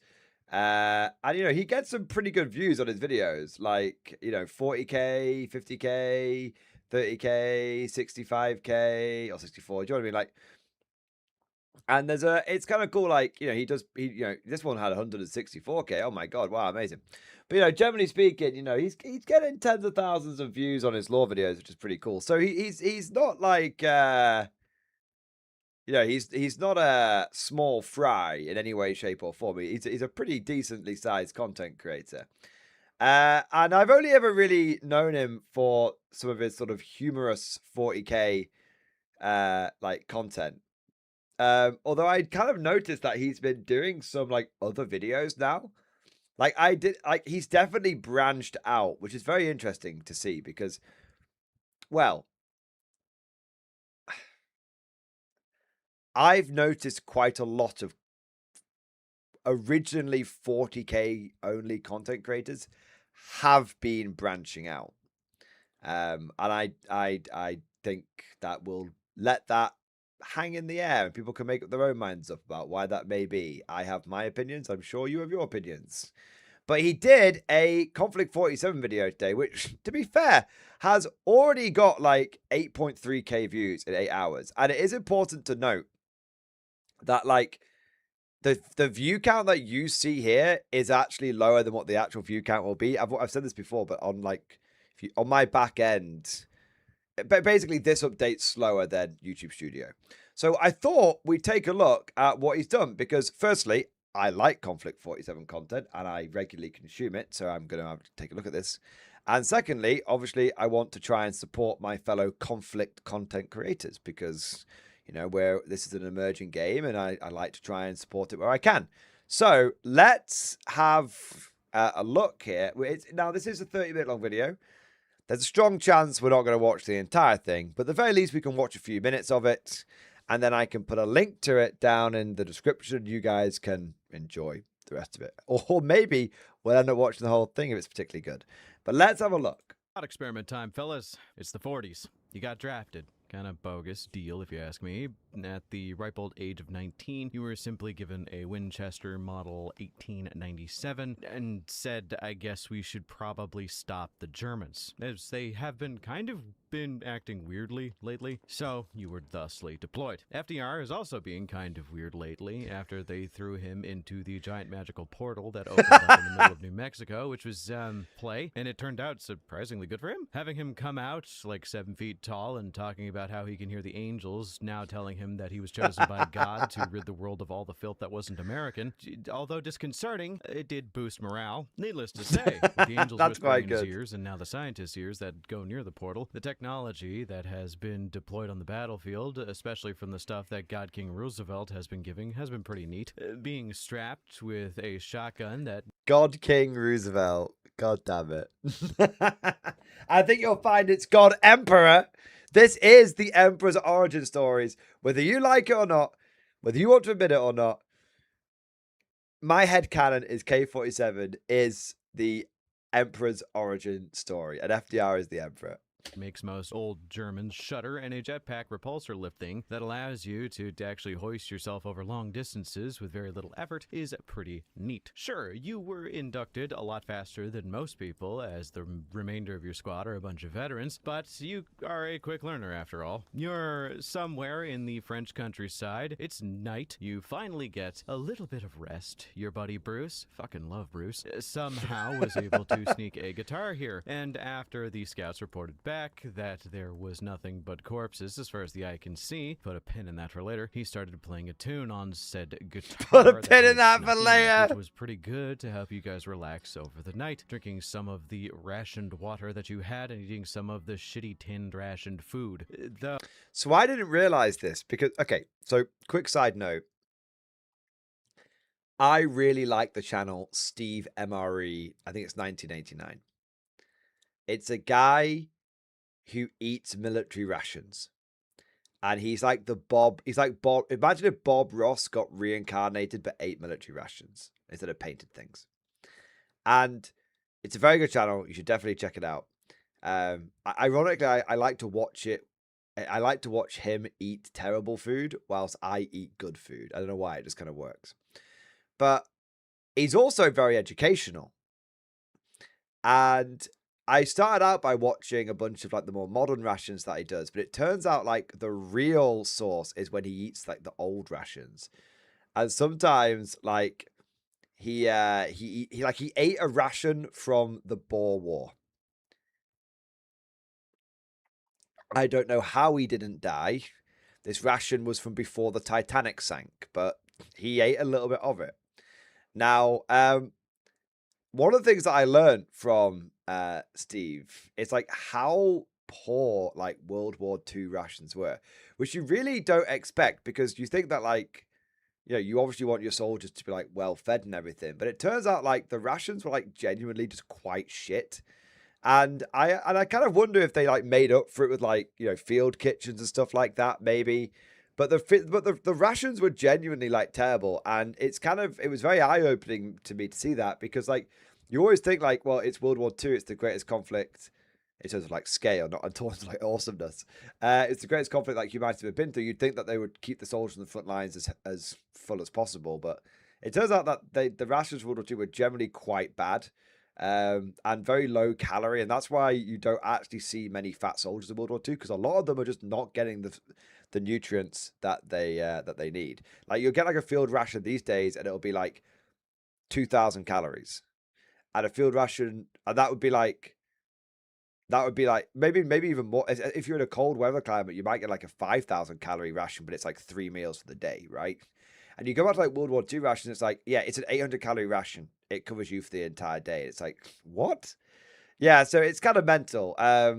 But yeah, I just thought it was interesting. Anyway, carrying on. I will state what wasn't good for morale was when no one expected those corpses to rise up and start shambling for your group. But before we could get a shot off with our weird lightning gun Tesla Thompsons, Bruce got his brain eaten by Bruce, and we realized swiftly that the hordes of corpses are actually hordes of zombies, as the Axis would call them the Totencore. Needless to say, the night was not as peaceful as we would have wanted, but trust me, it got significantly worse when the German-engineered super werewolves showed up. But that is simply put, a common day in the insane world of Konflikt 47.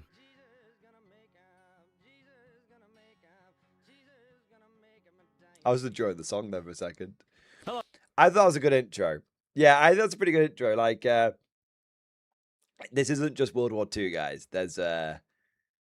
There's some other shit going on, and I think it's funny. The more you get into the world of K-47, the more like batshit it becomes. It's great. The more you dig, the crazier it gets. Oh, we need to make these Soviet troops not freeze to death in the winter anymore. What should we do? Well, how about we replace all their blood with antifreeze? Won't that kill them? I mean, yeah, like it'll kill most of them, but then if some of them survive, then, you know, maybe we can figure out how to make it better, and then we can like perfect the formula. Hello everyone, I'm Arthur, and on this channel, we talk about whatever I feel like. I got a simple question for you. Do you like Wolfenstein? Do you like COD zombies? And I mean like early COD zombies, where yes. If I show that funny black and red symbol that is associated with the game World at War, my channel will be struck like a housewife from the 40s who mouthed off a bit too much because her husband was complaining about the werewolves and the bat people. That was a hell of a run-on sentence. But if the answer was yes to either of those, then yeah, congrats. You're probably going to love Konflikt 47, as it's distinctly going to fall into the category of... I have never seen a high-res version of this artwork. I have looked for it. It does not exist. This is actual magic. Weird fiction. Thanks to the great people at Warlord Games for kind of keeping me in the loop here, as I've been kind of talking to them about, making a video, and they've been giving me some lore a little bit early. But Ooh, Warlord Games, getting out there with the content creators. Very good to see. Very, very good to see. That's awesome, man. I am super excited to cover this game. As real talk, I have genuinely been playing a lot of Bolt Action and K-47 for the last 3 to 4 months with a single friend. Shout out to that one guy who has been throwing his Canadian Army at me, and I have lost almost every single game. Also, side note, the Humber can suck my nuts from the back. But hey, Warlord cheated on you. Hey, me and Warlord, we got an open relationship, baby. It's all good. I don't care. I want as many content creators to get into Konflikt 47 as possible. I want this game to be super big and popular. And there's one very simple, selfish reason for that. Because then I'll have more people to play it against. It's that simple. Okay? It's that simple. I just want as many people that I can have an opportunity to play this game against so I can have as much fun as possible. There you are. But yeah, it goes to show, hey, this guy was guys, I told you. I've been seeing a lot of content creators who are 40K exclusive, who have been diverging. There you are. And I know a lot of people who have been checking out that Bolt Action, checking out that K-47. There are more of us. It's like an underground cult movement. There's loads of us. I'm going to cover a brief overview of the lore, the history, and a lot of the key ideas around K-47, as well as some of the stuff from the newest supplements, Festung Europa. So if you ever wanted to get the basics before playing, well, I'm kind of an idiot and can only speak and run on sentences that are best described as a little bit pedantic and most of the time funny, which is a positive KD ratio, so I'll take it. But before we get into K-47, let's secure the bag, because I got bills to pay, and let's talk about gamer subs. You know what can be yours for... So to understand cool. K-47, you gotta...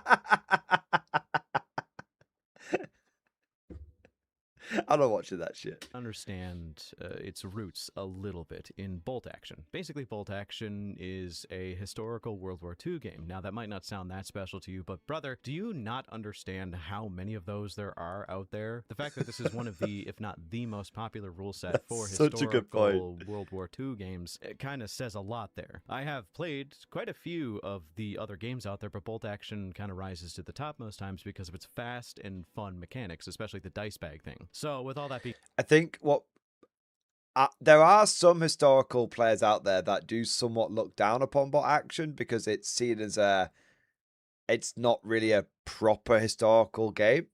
Ironically, I think that's one of its the things that is most in its favor, because I think that it's just more fun. And I do think there are, but I think each historical game has its sort of scratch its own itch. Sometimes you want to be in there working out how much water your guys have got and what the ammo count is and all that kind of stuff.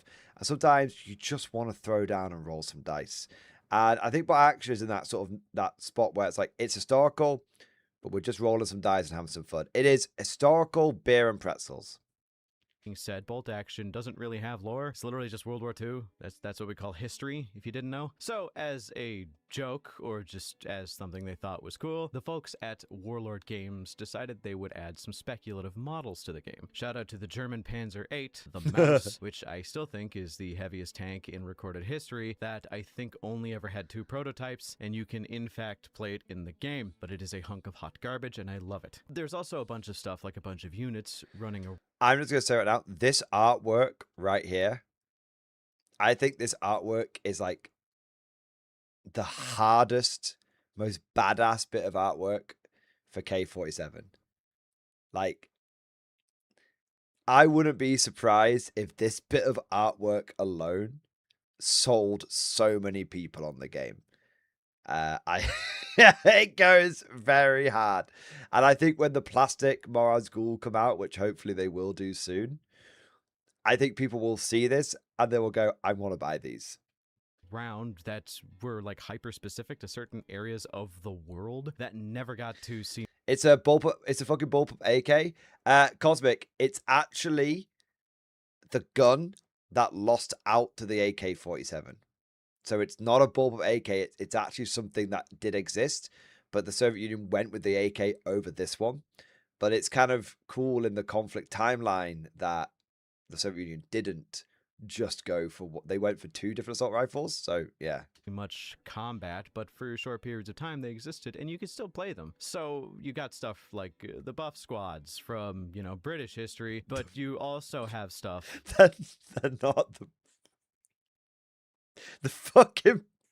You can't call them the buff squads. Fuck's sake. like the Gurkhas, which, if you're a history buff, me saying the Gurkhas made you perk up a little bit. They were all there and usually had rules that allowed you to kind of engage in your favorite little game and reenact a lot of the famous battles of World War II. So they decided to make new rules for a new game that was if there was an alternate history take on World War II. I am a fan of alt history. It's basically ending up somewhere on the Wolfenstein spectrum where they started to add just supernatural elements to the setting, albeit Wolfenstein, depending on the game, leaned more into ghosts and fantasy and the occult. Konflikt 47 leans pretty hard into the category of sci-fi, with everything being pretty out there, and very little of it is kind of magical. But I love that picture of the Star Trooper looking up with the glowing white eyes. Yeah, Wolfenstein. It's interesting. You go to different Wolfenstein games. Like I remember I played New Order, I think it was, and that wasn't very occulty at all. That was mostly just like messed up science. But yeah, it's definitely more sci-fi than occulty. But they have mentioned some occult stuff in K-47, like some of the people from the Nazi Party who didn't get flushed down the toilet by the Green Vault coming up. Some of the ones they kept around, the ones that do all the occult shit. So I wonder if they're leaving the door open there for something. But there's a lot of focus on things like weird science and these little rifts that open up. And don't worry, we're going to cover the rifts and their repercussions. It is an alternate history, and it did kind of start a bit small, but it's kind of ending up big. They are selling out pretty consistently, and I can't help but feel it was one of those plays they did on a whim. But it has snowballed into something massive as it is. Like, for context, the only time I've ever been starstruck in my entire life was actually at the Warlord Games booth when I went to go pick up Metal Totencore because I just like metal miniatures because I have brain damage, I guess. This is... Metal minis aren't as bad as people think they are. Firstly, they're not... they're often quite high quality. They don't have as many miscasts as they used to. And secondly... they tend to be single piece, so you just take them out and stick them straight on the base. So yeah, they do chip and stuff, but they genuinely tend to be easier to build. Such an aside, but this was at Adepticon. I went up because I wanted to buy as many of the Metal Totencore that was there, and you know who fucking showed up? Angry goddamn Joe, who apparently just really likes this game and covers it on his channel. Like, the man with the leg end. I grew up watching that guy with the glasses content, and man, seeing him was a trip. I wanted to go see him who's like doing interviews and recording himself, and I didn't want to be that guy who just went up to talk to him while he was filming, because I know that I hate when people do that to me, because whatever. Me fanboying aside, this is to show that this game does have roots across the entirety of the wargaming spectrum. The game is big, the game is fun, and it's filled with various different factions. I'll get into the basic lore of the setting and the factions in just a second. I just wanted to give this whole backdrop segment as to give you a highlight as to why it's so appealing. The alt history World War II nuts out there, of which I am one of, have been around for a while. Damn near have been around ever since the inception of World War II, and honestly, I think it's such a good call. It's a callback to something like the old pulp comics from the Golden Age, the weird adventures where there were no superheroes, it's just a bunch of American GIs showing up in the trenches to find horrors untold. It's one of those things that, like, if you go into the Golden Age of comics and you predate the superhero crazes, it actually is pretty ubiquitous with the genre. But stating that, it's not like there isn't still... I will say this. I do think that it sounds crazy. I don't even really see Konflikt as pure alt history. because often alt history is kind of like, well, what would have happened if like the Germans had won the Battle of Stalingrad? It's still very much taking place within like our universe. It's just like, what if we change this battle? What would the repercussions have been potentially? Whereas Conflict 47, it's like, it's partially alt history, and it definitely appeals to the alt history fans, but we're definitely not in Kansas anymore. You know, we're in it's a very different place by the time we get to it. Yeah. Modern representations of this, even throwing out the idea of Wolfenstein and removing that from the equation, as recent as like a film that was released like, oh god, it was 8 years ago. I thought this was way more recent than, oh man, I feel old now. But yeah, Overlord from 2018, that basically is in a very similar vein and genre, especially with the new release of the new campaign lore books that they're releasing, especially with Volume 1, Festung Europa. Overlord talks about a lot of the same stuff, you know, Axis zombies. And no, I can't say that funny word. YouTube doesn't like it. So the niche has been there, and it's still there to this day. So let's break it down.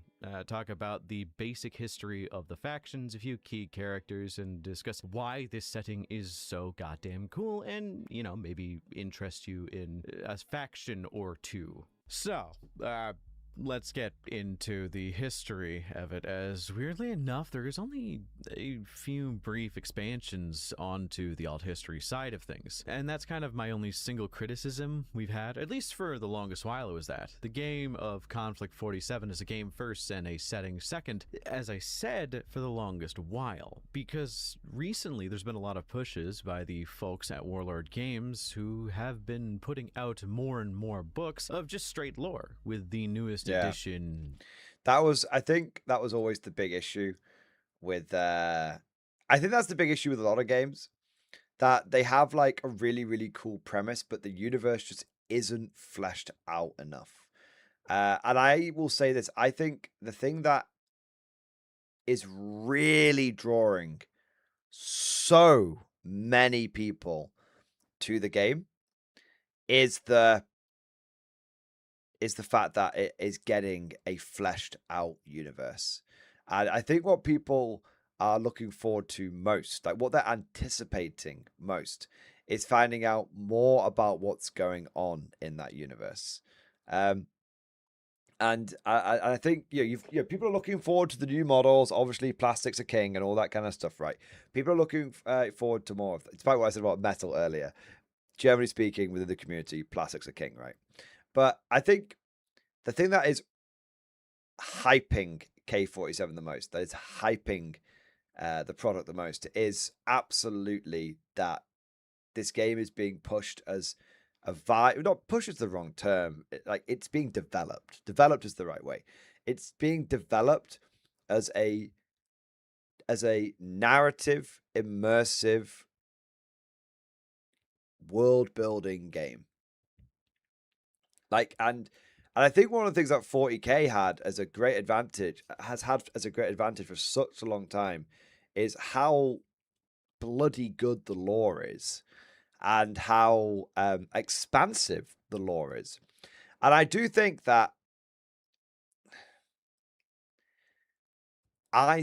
Games Workshop does not appreciate how much heavy lifting their lore has been doing for them over the years. People fucking love the universe of 40K.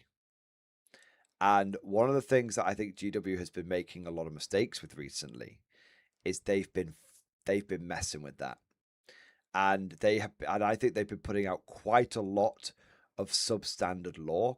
And they've been putting out the equivalent of too much direct to DVD. Let's launch a new model or a new game. Here's a tie-in book, and everybody knows those tie-in books aren't as good. Here's an example, and I always use it, but I might be wrong on this, but I don't think Eisenhorn was a tie-in book. Although maybe it was a tie-in book for the Inquisitor game, but I don't think it was. But Gaunt's Ghost wasn't a tie-in book. Like, they made Gaunt's Ghost, and then later on they brought they featured them in the 4th edition codex, right? Like, some of the best series of books that GW has ever made are like not tie-in, like the Horus Heresy, goddammit, like are not tie-in novels. They're like proper books which really add to the world building and really flesh it out. And I think a big thing that they lost is when they stopped doing the siege, the Imperial Armor books. I think those were phenomenal for world building, really, really phenomenal for it. And I think what Games Workshop's done is they've shut down a lot of lore avenues. There's no more Imperial Armor books. They don't have as many like epic ongoing series anymore. A lot of books tend to feel like one-shots, little one-shot books and stuff. And you find that a lot of the books they put out now are literally just tie-in, like the equivalent of doing a direct-to-DVD movie. And I think that's a big mistake. I think GW should be putting out a lot more like extensive world building. And I know some people might say, "Oh, but Mordian, what about that Maelstrom book?" The issue with the issue with some of the campaigns they've done, like the Maelstrom, like 500 Worlds, is that those books, especially the 500 Worlds one, were really people would basically the lore was like present in them, but really people wanted them because they wanted the new detachments. And same with the Maelstrom, like, oh yeah, here's the Maelstrom. Oh, but really we're here for the Red Corsairs and the Eldar Corsairs, right? And if you read the lore, and with the Maelstrom book specifically, if you read, because I don't know much about the 500 Worlds one, because it's Ultimate, I don't care. But with the Maelstrom one, the greater part of the lore was just a summary of what happened in the Badab War, and then basically there was like just I would say quite a not particularly high quality like battle between Huron and Uriel, and Uriel's plan was very stupid. Basically got a bunch of Eldar killed for absolutely nothing. You know, not a great plan. So there's not the main bulk of that wasn't actually like expanding the world building. It was just reiterating this thing that already existed. And so yeah, I do think that Games Workshop, I think that the neglect of, and I do think it's neglect. I think the neglect of the lore, the watering down of the lore, is from a business point of view, I think is a very foolish decision. Because I can tell you right now, so many players read about something in a book and then they want to make it a reality on the tabletop. I mean, the Black Templars community basically only exists as only ever got above like a dozen people, and I'm exaggerating slightly, because of Hell's Reach. Any new, I am a part of the Black Templar community. I have a Black Templar book, right?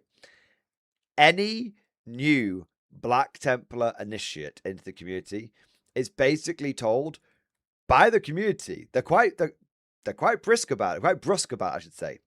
They're like, go and read Hell's Reach. Oh, I want to go and read Hell's Reach. What do you guys think? We're not listening to you until you've read Hell's Reach. When you've read Hell's Reach, you can come back. Until then, go and read Hell's Reach. And it's quite like, I literally like, I was part of Bolton and Chainsword, you know, the Black Templar community on there, and it's literally just go and read Hell's Reach and then come back. And you think they're being dicks, but they're not. It's just like, go and read Hell's Reach. This is our book. This is our exactly what is our sacred text. Like, fuck reading it, go watch it. Is that still on YouTube's actually? I don't know. But honestly, reading it is better than watching it. And I know that's a controversial thing, but like the Hell's Reach series was very good, but there's nothing like a proper audiobook. Or well, that's listening to it. Listen to it, actually. Reading it is amazing. I think the audiobook version is even better. Yeah. The guy who reads it is the same guy that reads Gotrek and Felix. That's why it's so good. Yeah. And yeah, exactly. The Night Lords Omnibus as well. Like, how many Night Lord players exist simply because of the Night Lords Omnibus? Now, how many less players do you think would exist if Hell's Reach was a phoned in tie-in novel for like a Black Templars Codex. And it wasn't as good as it was. Like, it was bad. And it was half the quality that it was. What about with like the Night Lords? Do you see what I mean? Like, you need the lore. The lore sells. The lore sells a lot of fucking stuff. Yeah. As of writing this, being Festung Europa, Fortress Europe, and with the sequel to this expansion being Invasion America not out yet. So we will talk about... I got some really good information about Festung Europa's lore, and I can't share it with you because I'm not allowed to. But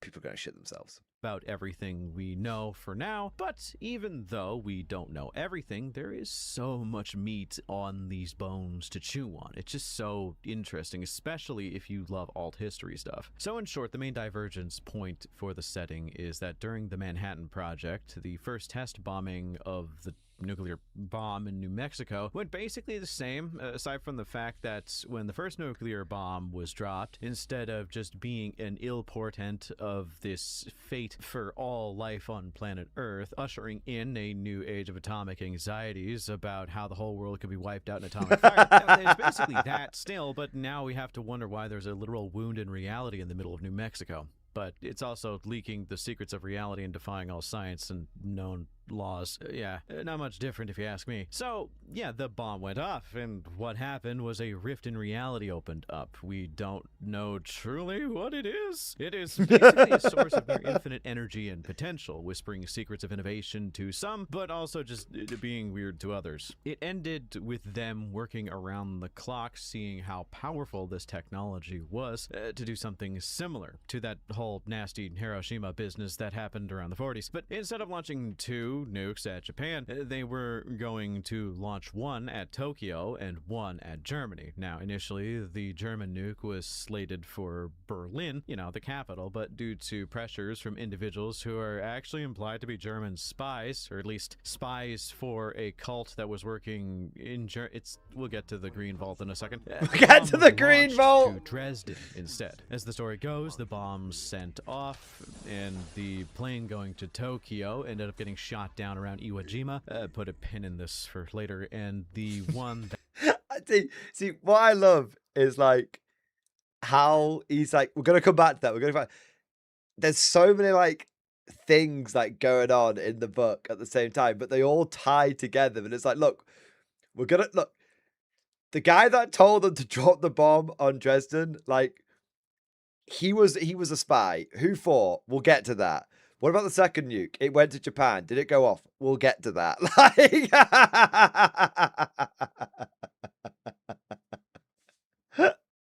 I love it. That was going to Dresden ended up making it with very little issue, which is suspicious until we get to the next section. See, the bomb that went off in Dresden was all part of the plan of this very secretive and very private order, a cult known simply as the Green Vault, who had existed for hundreds of years, and think of them as kind of like the European Illuminati, who had kind of always known about the potential of rift energy, or at least... See, I kind of want to know, I think a lot of people poo-poo the name Green Vault. I kind of want to know where it comes from. I think we will find. I think at some point we will find out about the origin stories of these guys, and we will find out why they're called the Green Vault. And I'm kind of curious to see where that comes from. It's the supernatural implications of a rent in reality, and they had wanted America to bomb Dresden in order for another rift to open up, which, congratulations, it did. They ended up taking control of the entirety of Germany relatively quickly, executing the members of the National Socialist Party that had been remaining and taking control. Due to them kind of wanting to rebrand after all that whole World War II business, they tried to rename the entirety of their group, as essentially they did have different motives, still not good ones, dare I say kind of evil, whatever. The Axis was the main name for them now, but they were also known as the New Republic, which makes it so much easier on me because I don't have to worry about the fucking windmill of friendship and tolerance showing up in 5 minutes because I have to talk about World War II. I mean, the new symbol that the Axis chose for their flag, it was basically the Iron Eagle, but more evil, and it's not much better, but It's not much could be worse. better. Anywho, also, yeah, they're significantly more evil now. Now with the single-minded goal of taking over Europe and then just the entirety of the world, the Green Vault was very quick to harness the powers of the rift that had opened up over Dresden, thanks to the bombing that the Americans had rushed. Also, Dresden is like almost impossible to penetrate now. As fun fact, rift energies defy nature and all her splendor. So what do I mean by this? Well, say you have a corpse. There is no innervation between the cells, meaning there's no activation, no energy, nothing to kind of revitalize any corpse that is nearby. Once you die, the transmission of energy stops. But for some reason, rift energy causes that to start up again, and you become an unthinking, shambling corpse. And this isn't like science zombies. This is more closely related to like magic zombies from like a fantasy setting where you can cut off their head, they'll still keep moving. It's just you gotta really, really damage them so that the energy is spread out too much to keep them alive and they just stop. We'll talk about this, but this is basically the birthplace of the Totenkorps, which is a very important aspect to the Axis and their plans of taking over Europe. We will touch upon an individual by the name of Albrecht von Jogling, which I am saying wrong, but I just want to use a shitty German accent because it's fun. It keeps going, it keeps going. The Axis, realizing the... It keeps going. It's like, no. Dresden getting nuked wasn't the end. The rift getting the nuked, the rift opening wasn't the end. The zombies aren't the, no, it keeps going. Importance and ability of rift energy to allow experimentation unethically started to create their own super soldiers by crossing things like humans, crocodiles, bats, and whatever else they decide to put into like a single guy to make the Nachtjägers, but then they also tried to cross humans with wolves to make the Schreckwolfen, and the list goes on. The Nachtelbahn are pretty cool. They've also got some other weirder stuff, but we'll get there. Infinite energy means power armor. I'm kind of curious. See all the mutants that we have so far for the Axis have been like basically the ones that we had from version 1, and some of the Totenkorps have been like, and the Nachtelbahn have been redone. But I'm kind of curious to see in a few years' time what new mutants get cooked up. And I would love to see something like the what was it, the Flesh Pound from, or the Flesh Mound from Helldivers 2. That would be kind of cool. Baby, and the Germans kind of thusly created their own series, starting with the Schwertruppen and then now recently the Stahltruppen, which are kind of the only major Mark II power armor. It's very potent and very Gene Rowe inspired. I really like the very heavy uses of dark grays and blacks on it. It's very intimidating. I like it. But enough about them. What about America? After all this was going down and they were seeing the fruits of their labor turning rotten, as the Germans decided to just harness all that power a lot quicker than the Americans did, and then, you know, push back way more than you'd expect. They decided to try and learn. It's because the Americans, when they had their rift, the reason why the Germans got ahead is because, well, the Axis really, because they're not just from Germany. The Axis got ahead is because they already, like I said, they've been around a long time, and they knew about the rifts for a long time.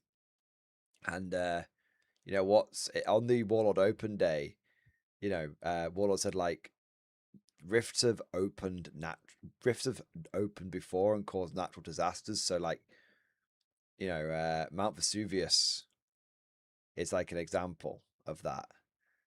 Potentially, they didn't commit to anything too much. They were like potentially. So the Green Vault have been like studying,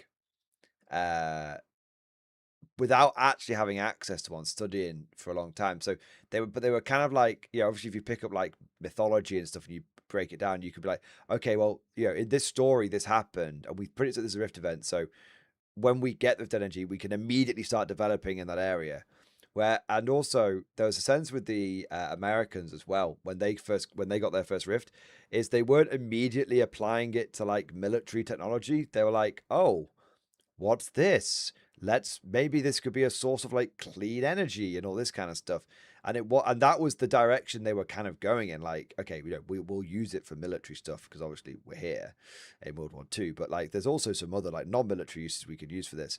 And then when they found out that the Axis had their own rift, they were like, okay, no civilian uses now, all in on the military stuff. But at that point, they were already like, playing catch up.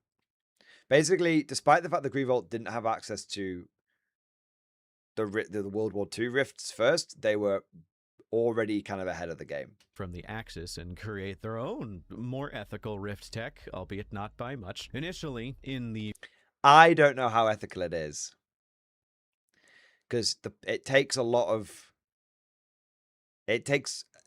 like for every 10 people that go into the Paragon program, they get 1 Paragon. I wonder what happens to the other 9. I think there are American Totem Core, but and I have no idea. But I've not. Warlord's not told me anything. I'm not hinting at anything from Invasion America. This actually came up when we were going through the lore on stream a little while back. I think there is potentially like American Totem Core, but they just can't like let that information get out because then no one's going to sign up to the Paragon project, and also they don't know really what to like do with them. If not like exactly Totem Core, I think there could be some like fucked up mutants. Form of repulsor lifted jump packs that they would equip on their new Firefly Corps. These are basically jump pack troops that were given these Tesla Thompsons. See, the Allied forces tend to use Tesla weapons just because lightning is cool, I guess. And the Fireflies were a bunch of individuals who would jump pack in with these Tesla rifles and just blast people to pieces. And, you know, if you're feeling spicy, which is a pun that I didn't intend to come up with, you'd have one with a flamethrower. That's kind of fun. But on top of that, things started to get weird. See, so very quickly, the M1X1s aren't actually firing Tesla rounds. As far for my understanding, they're not actually firing like lightning bolts. Like you can see they're shooting like bullets out the end of them. And you know, I think with the it's not that the technology isn't like fully explained, but the fact they have like a firing mode so they can fire like an E-slug and this kind of stuff. I think what it is it's I think it's like almost like it's magnetically or it's accelerating the shot out further. That's what I think. So I don't think they're actually like it's not actual Tesla. I think they're basically using like Tesla energy to like somehow accelerate the shot because that's why it's around the barrel, but they're still magazine fed. Where if you look at the actual like a coil gun, where if you look at like the actual if you look at the like the actual Tesla rifles that the British developed, they actually don't have like any ammunition. They're just, you know, they've got like battery packs and stuff. So I think it's more of a coil gun rather than an actual Tesla weapon, but everyone just nicknames them Tesla Thompsons because they look, I mean, I nicknamed them that because they just look like Tesla guns because they're blue and shiny. FDR, you know, the president at the time, dying of polio, asked to see the rift in person for some unknown reason. For an even further unknown and, dare I say, incredibly disconcerting reason, he was asked to be tossed into it, which, I mean, all things considered, definitely dying of polio is kind of not nearly as cool as being like, hey, I'm going to get torn apart by the endless energies of the cosmos and then potentially have something weird happen. So I guess I could see what he was doing. I mean, I'd do the same thing if there was just suddenly a weird portal that opened up and I was dying of like stage 5 mega cancer. I'd be like, I volunteer, just throw me in, see what happens. Fortunately for America, and unfortunately for the rest of the damn world, FDR kind of came back after being thrown into the portal supercharged and saying he spoke with God, and God was apparently American. Thusly, he proclaimed a new crusade against the Axis, the Japanese, and the communists of Russia. I mean, where else would he be from?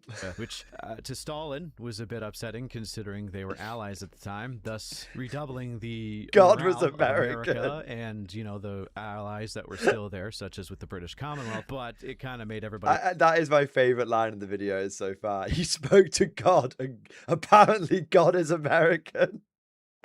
Also a little bit uncomfortable thinking that once the entirety of this World War II business was done, there was going to be some changes that were going around in the pecking order of the world. So they grouped Under up new to management. take down the Axis, the British Commonwealth, and America, sharing secrets of the Rift Tech as the Brits were involved in the Manhattan Project, and thus were owed a little bit of it. They weren't given the super soldier stuff because, yeah, the Americans were working on the Paragon program in order to make the coolest and bestest guys So ever. cool. Think something like a discount Captain America, if you will. But No. I'm sorry, I won't accept that. Marvel is no longer as cool as it was. Okay? Like, if every movie had come out as been as good as Winter Soldier, I would accept that. But now, I don't think that Slammer Samuels is a discount Captain America.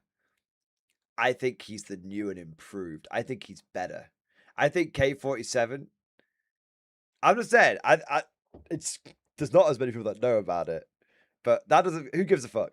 Right now, I think more people regard K-47 better proportionally in the community than Marvel.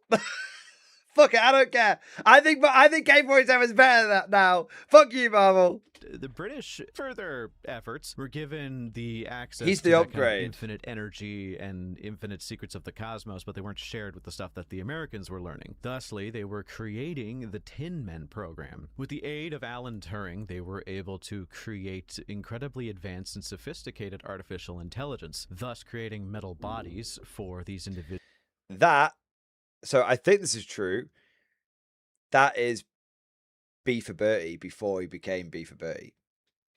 Known as the Tin Men, or just automata. Now, currently in Mark I, the Twink version, and Mark II, the Twunk version, these individual robots were able to man heavier equipment, go without tiring, and were basically mobile gun lines that you didn't really have to feed or waste much resources in. You just had that initial cost and maybe some maintenance when they got back. There's so many interesting stories about them coming through and then potentially showing signs of sapience. Like a good example. No,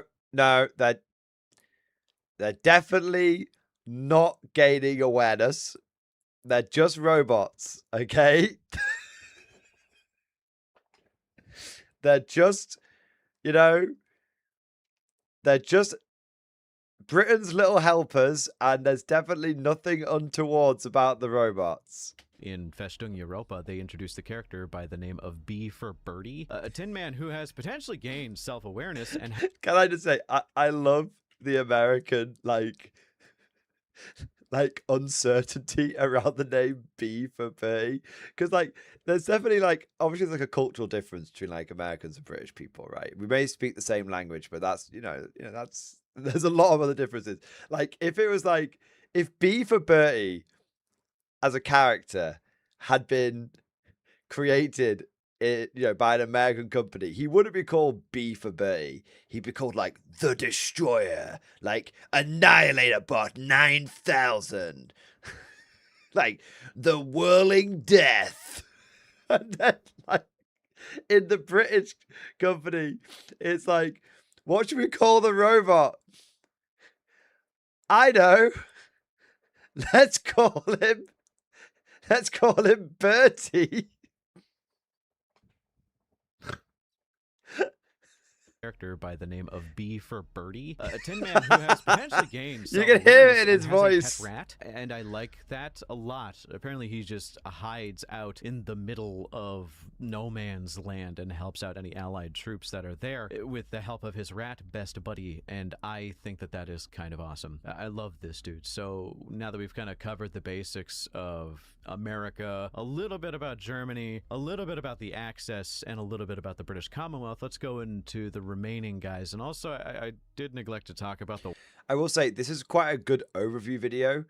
And obviously, it's only designed as an overview video, but I really hope that... I want to say to the people that are watching, if you've not seen any K-47 lore before, there's a lot more to it than this. That's why I've been trying to, like, fill in places as well.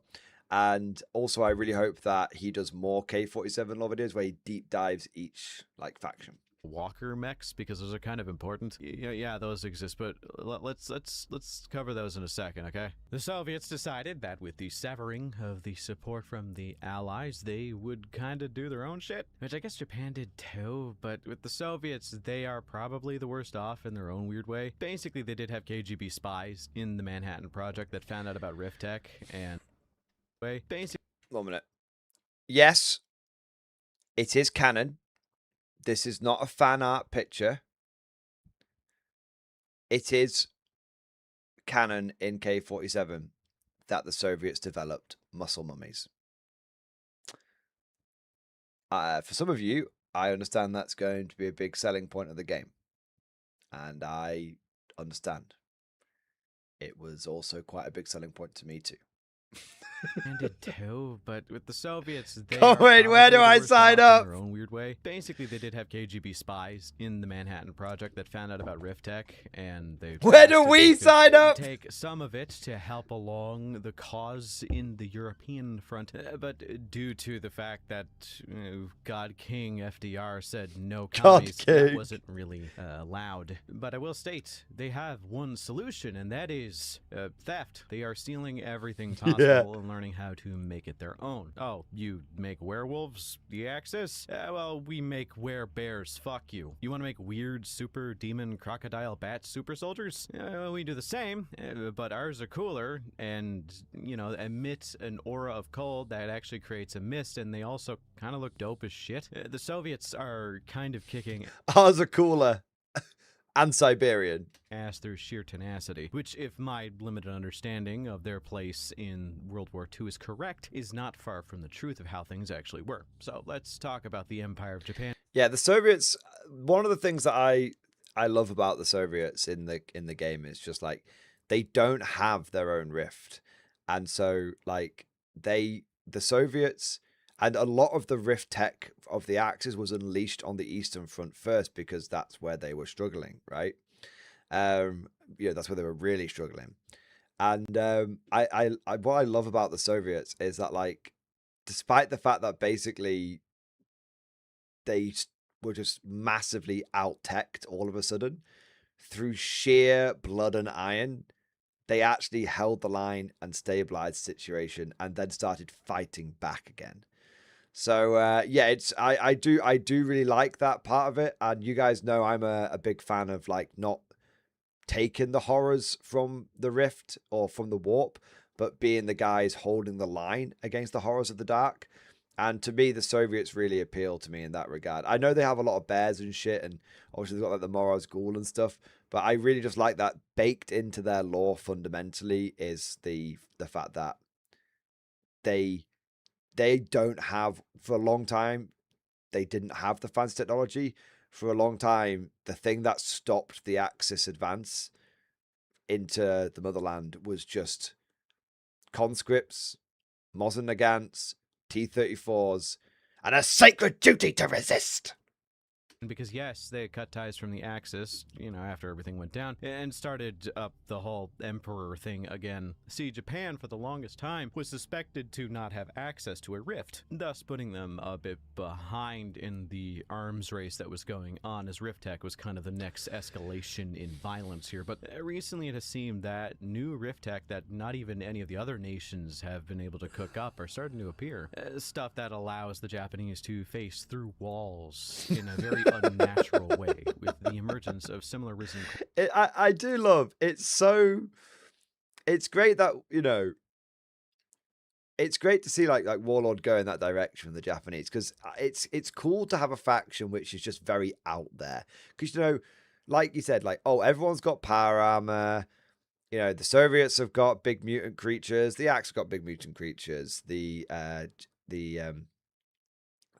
Americans developed the repulsor tech, the Axis developed the repulsor tech, and you just got the Japanese who are just like off in the Pacific in their own little corner of the world, just being like, we are just developing in a completely different direction to everybody else. And if you know anything about like Japanese like technology of the time, like that actually makes like a lot of sense. Like If you know anything about like how Nambu, who like designed a lot of the weapons, basically they just had like one guy that just designed all of their weapons, and no one could really tell him no. And so he went into like some really interesting directions, like let's give our infantry's bolt action rifle a monopod and some anti-aircraft sights. And you know, all the Japanese like people around him were like, brilliant, banzai. Yeah, and that's from like real World War II. So it's kind of interesting. I kind of like the fact that Warlord has kind of like embraced that vibe. And also, obviously, there's an element of like, you know, the Japanese in real life, they do tend to be very good at like engineering and technological development and everything. I mean, they're very cutting edge in a lot of ways. So it's just really cool to see like that being reflected in the game. Corpses as well to those of Dresden in the Shibito that were on Iwo Jima. It's all but confirmed that the plane that went down in Iwo Jima on its way to deliver a nuclear payload to Tokyo might have been partially successful, as it seems a lot of new inventions have been coming out of Iwo Jima, such as power armor, the ghost frame armor, and like a bunch of actual cool shit. Like, you are going to find out most of this in Invasion America, focusing on the conflict between the United States and Japan. Japan releasing a whole mess of new tech and new units, such as literal ninja ghost warrior man, who was back in the day one of the best walker pilot mechs that they had, testing a new ghost mech that they were going to try and put through walls, but it exploded and sent him to the quote-unquote shinobi space. Basically, he got Dr. Manhattaned. He now is I never thought about that. He got Dr. Manhattan, maintained as sort of a ghost that has control over a shitload of rift energy by this cool-ass tech. Oh, guys, I discovered what his rules are. Well, Warlord told me when I was at UKGE, and he okay, he's going to work very differently to the way that you like expect, especially with those like ghosts around him and stuff. You know, they're not just like simple bodyguards or anything like that, right? And when it was first described to me, I was like, that is it's super out there. Like the way he's going to work tabletop is like genuinely super out there, but I actually really like it. They are not just going with, oh, he's like a ghost guide, he's got like some ghost bodyguards. No. Like he's gonna be a bit brain melting, but I actually like it because they've gone in a very creative, very distinct, very different way to the rest of all of the other characters that we've seen so far. Like all of the other characters. So he is properly mental, and he's not just like a combat character. He does combat, don't get me wrong. He's not just like a combat character with a few like bodyguards. He's like doing other shit as well. So no, he's very, very, very, very cool. And I think you guys are going to really like him. I think some people are going to go, huh, I wasn't expecting that. But it's not going to be that shit. It's going to be, huh, I did not expect that. Okay. So yeah, he's definitely a bit kooky. His rules are a bit kooky, but I think people will like it. It's different. Hey, it's different. It's interesting. It's cool. I think you'll like it. Technological super samurai armor that was made to look like samurai armor specifically to boost morale of the troops around him. He can now shoot lightning out of his palms and create shadow clones out of the rift energy that he's basically made out of. It's kind of dope. Yeah, but it's kind of, yeah, it is. Yeah, I've mentioned it a bit, but fun fact, there are walker mechs in the setting, and they are one of the coolest parts. Are you a fan of the American or Western style of mecha, where it's basically just a giant tank with legs? Do you like robot jocks? I do. It was a kick-ass movie.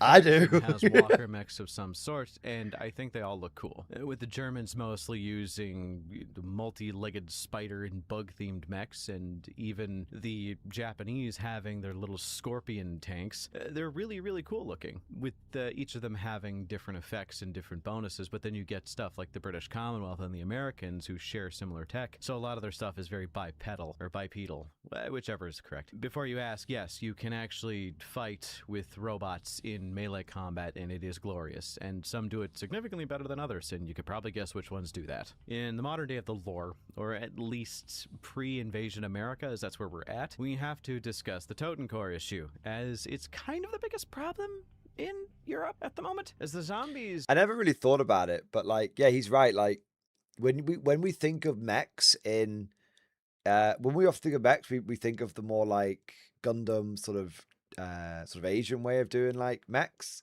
But actually, K-47 is, yeah, obviously you've got the Japanese who are starting to, we're seeing that with like their Scorpion mechs in there with, especially with the new one that's coming on. That's looking very like Gundam and stuff like that. But I'm not using the right term, but you know what I mean. It's looking right for the place it's coming from. But yeah, a lot of the other ones, you know, I do think they're much more like Western designed, and I like that. Like they're much more like, I like that each mech feels like the place it's coming from. So like the Japanese ones tend to be a little bit more out there in their design, a little bit kooky, right? And then you've got like the Axis ones, which tend to be a lot more sinister, like they're multi-legged, and they just generally just come across like very creepy. The Vogelspinner looks like a spider with a gun. The Naxxera looks like a shrimp that's going around like harvesting bodies. It's really cool. And then you've got like the British ones and the American ones, which just look, you know, they look fairly similar. You know, they look fairly similar. And then you've got the Soviet ones, which are just like, da comrade, we have mech. It's like, what does it do? Kill. The Soviet mullet. Like, I love how, like, you look at the Soviet mullet and instantly you're like, yep, that was definitely designed in the Soviet Union. There is nowhere else that could have come from. And the main dude who experiments on them, Albrecht von Zogling, a man who is like if Mengele had less oversight and more of an interest in corpses than the living, was able to actually find a way to create zombies outside of just their proximity to the rift. He created this super evil serum that if he injects it into you, it takes only a couple minutes for you to rise up and serve. The effectiveness of the Totencore as morale-destroying troops for the Axis. Quick, the Totencore went through again, he's just summarizing here, but the Totencore went through a lot of different stages of development. At one point, they were like strapping battery packs to them to try and like battery power them, but that didn't work quite as well. And the serum, we don't quite know how the serum works. We don't really need to know how it works. Sometimes you don't. The more you explain the pseudoscience, like the less it works. But I do like the fact that they took the time to like actually explain that they went through a series of developments to get to where they are with the Totencore now, which is cool. It didn't just like pop up. It just like there was actually like trial and error and development. Has made them important in the world building is what I'm saying. World building. Totenrot platoons being a specialized group of individuals using advanced body armor and special technology in order to control the hordes of zombies, being deployed with specialized walker mechs known as the Naxxera that are able to basically just create more zombies as they go. They're corpse harvesters. So these hordes of dead zombies march through Europe and just sweep through no man's land, and you kind of just leave them there because a bite from them can turn you into a zombie, and the cycle completes itself. This has led to things being... I don't know if that's true, actually. I don't know if you get killed by a Totencore that you become a Totencore. I think what happens is you get killed by a Totencore, and then one of the Naxxeras comes along, and then it injects you with the serum, and then you become a Totencore. I'm pretty sure, but I could be wrong with that. But I'm not. I don't know if maybe they do. Maybe they spread it by like the saliva, but I don't think they do. I think you just die, and then they turn you into one. Being a bit desperate across the board, as everything. Also, the coolest bit about Totencore is they don't just unleash them as like hordes of them. They actually leave them like landmines lying around, which is really cool. So like when the Axis, because they're not just Germans, when the Axis are retreating, they'll just leave, like, because when the Totencore aren't like, when there's no like stimuli, they kind of just like stand there, or they just lie there, just like waiting. And then when they hear something, they're like, they like get up.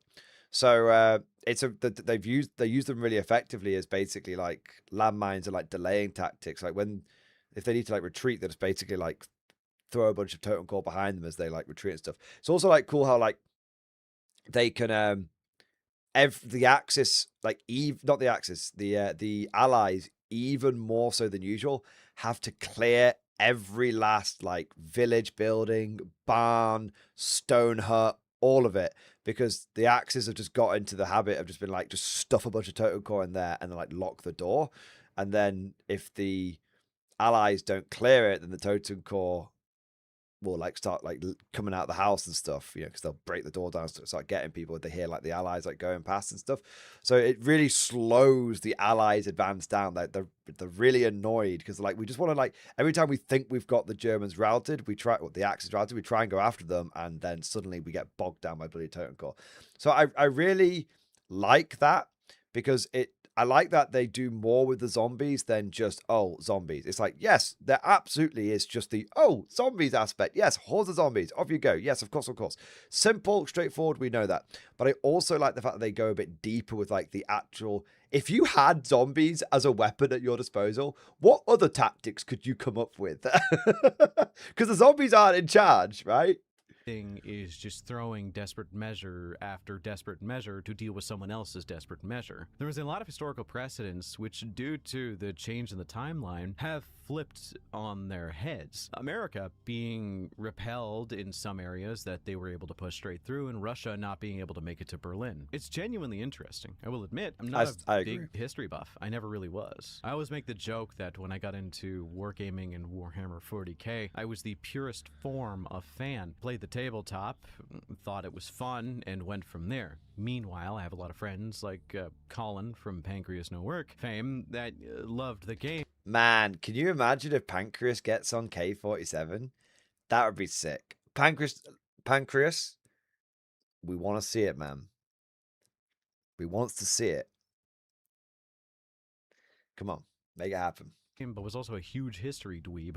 I'm not that, but even then, the setting, the stories, and the weirdness of the setting of Konflikt 47 is amazing. I genuinely like it so much, but even from the perspective of a game, dude, this game is so fun. It has a lot of... One thing I would say on that, I didn't used to be that much into history. I used to be like, why would I read history? I would just read Warhammer lore. Warhammer lore is more interesting. That's a very ignorant position, and let me tell you, I now find Warhammer lore quite difficult because I'm like, it turns out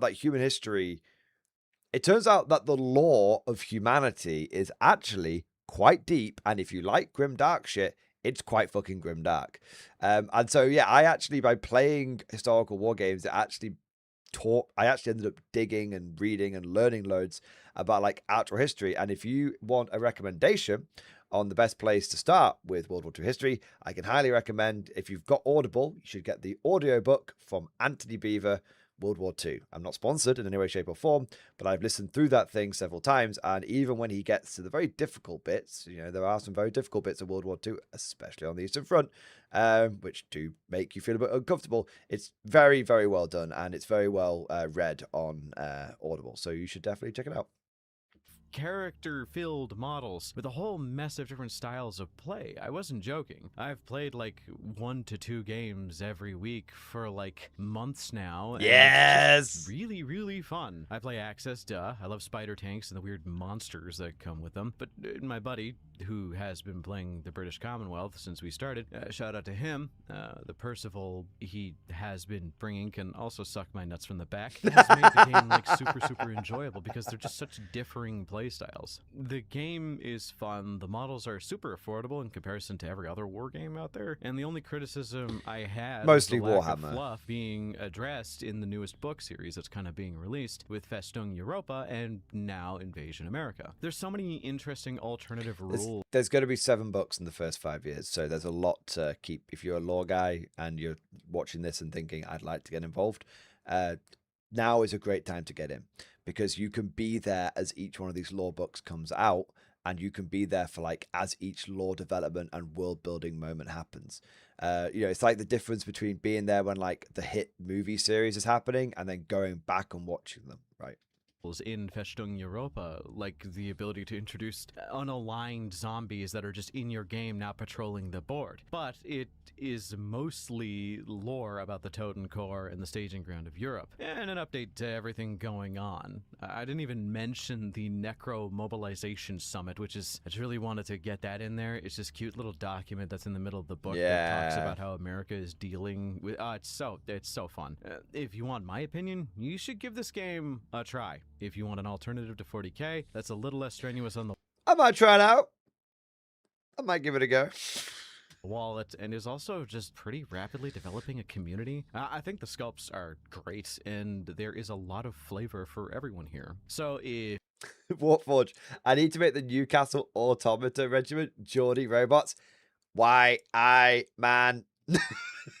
you play the game or think it's cool, feel free to check the link in the description or the pin. That's the one, I'm Wolf. not That's the one. sponsored by them, or anything. Though they did send me a few PDFs for free and a few minis here and there. I just want you guys to check them out because I genuinely love their game. But also make sure to let me know in the comments what you think of them and who your favorite faction is. Special thanks to my channel.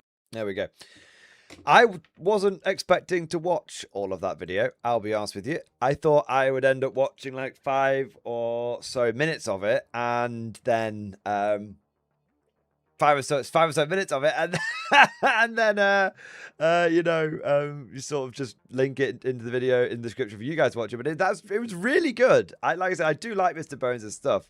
I have watched quite a bit of his content over the years. And I thought that was actually like genuinely really, really, really good. I thought it was very well done, very humorously laid out. There's two kinds of lore content I like to watch. There's the Lutean style and there's the Pancreas style. And I do find that like Mr. Bones falls sort of into a similar sort of, obviously he's got his own unique presentation style, don't get me wrong, but he falls into that sort of like humorous yet informative style of lore presentation, and I thought that was really good. And I had to say I was really impressed with the visuals. It might not seem like much, but he has some, there's a lot of conflict. There's a bit of conflict artwork out there. It's obviously still building up, right?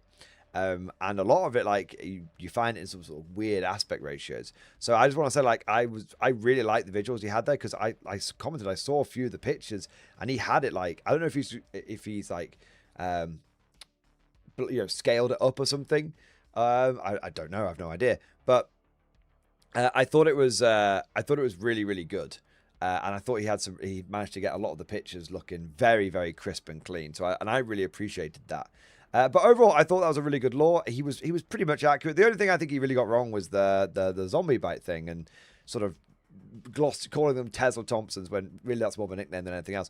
But I'm not going to hold that against him in any way, shape, or form. I'm not entirely certain how the Tesla Thompsons work, and I'm not entirely certain if he's wrong on the totem gore biting thing. He might be right, but yeah. But yeah, overall, I thought that was really good. And I have to say, the main thing is that, holy shit, like, we are getting people we're getting more and more channels covering Konflikt 47. Guys, I know I am seen as the #1 Warlord shill. It's a title which I actually wear as a badge of honor. But you can see now other people are picking up on this thing. And it is genuinely really good. It is genuinely really worth your time. And it is a very fun game to play. And it's a really cool universe to enjoy. And I just highly recommend it. I highly, highly recommend it. And I think the game... If I was to say one thing about it, the game is easy to like. There's not a huge amount of frustrations or baggage attached to it, which I know for some people that they'll know what I'm getting at, and I think for some people that'll be a big selling point. But I love this. I love seeing more and more content creators picking it up, and I want more and more of them to pick it up. I want more people to get into the game. Like I said, I just want this game to be as popular as possible, so that I've got as many people to play it with as possible. That's all. That's what it is.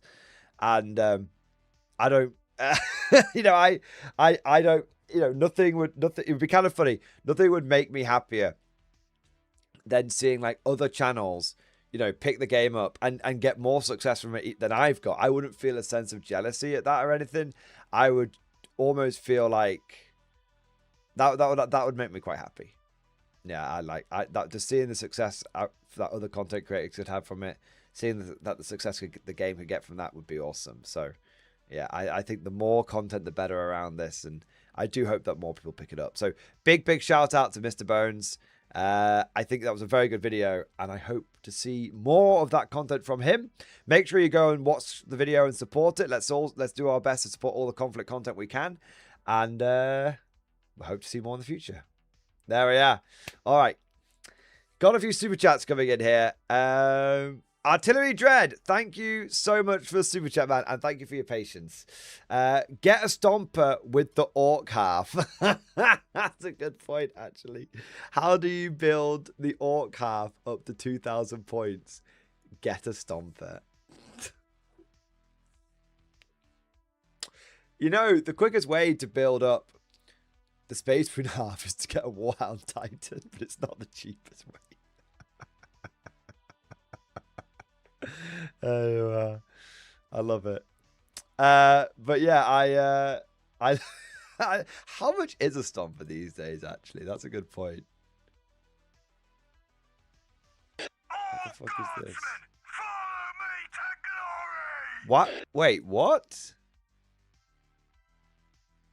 Guys, is there a pre-order going on?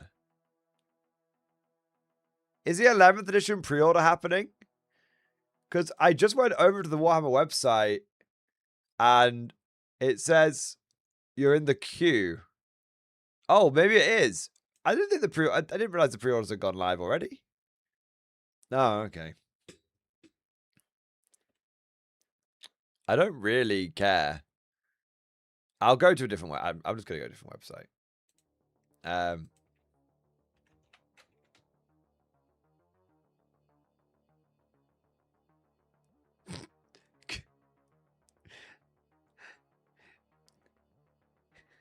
It is kind of funny how I didn't know the pre-order was on. I just didn't give a shit. Stompers are cheap, man. Holy fuck. Wayland Games is selling selling Stompers. They've got 6 in stock for £91 each. That's actually mental, man. That is ridiculous. What? But look at the picture. Do you think they've not, like, updated it or something? That can't be right. That's cheaper than a Baneblade, man. Like, look, Stomper, 91 quid.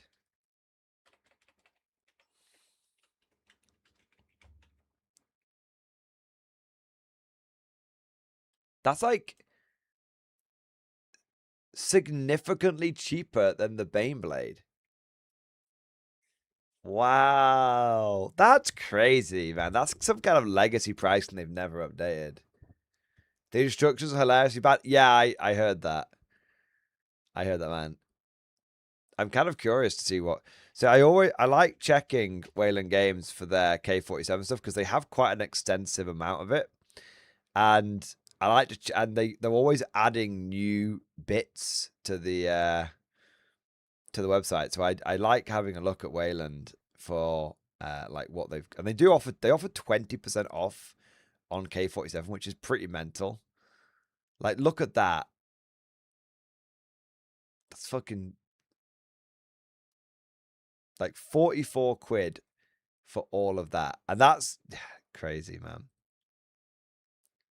What was the big bundle they did? Oh, that and the book. Do they do that one in the book? I'm gonna look now. I don't see it. Yeah, I think you could only get the... Yeah, I think you could only get the pre-order that comes with the art print from Warlord Games themselves, which makes sense. They want to have like a reason for people to come over to them. They've got a lot in though. You can see it now, man. Like, holy shit. Like, when I was first shopping at Wayland, they had like 3 pages. And then I basically bought everything on those 3 pages. And now they've started to like, they've got a lot more. I think we're getting to the end now, though. 8, yeah, they've more than doubled the amount of like stuff they have, which is pretty cool. Yeah, it is pretty cool. Have you looked at the D-Day sale? I haven't looked at it, to be fair. Trooper, my boy. I'll look at it in a moment. Trooper, thank you for super chat, man. 07, sir. How goes the stream? It goes well, man. It goes well. We might watch that Hetz video in a little moment, because I know I promised you it. So, yeah. But, dude, no, it's going well, man. How's your day going? Medic Mark, thank you for the super chat, man. Post my Lemus conversion in the stream chat. Thoughts? Anything to add? Let's have a look, mate.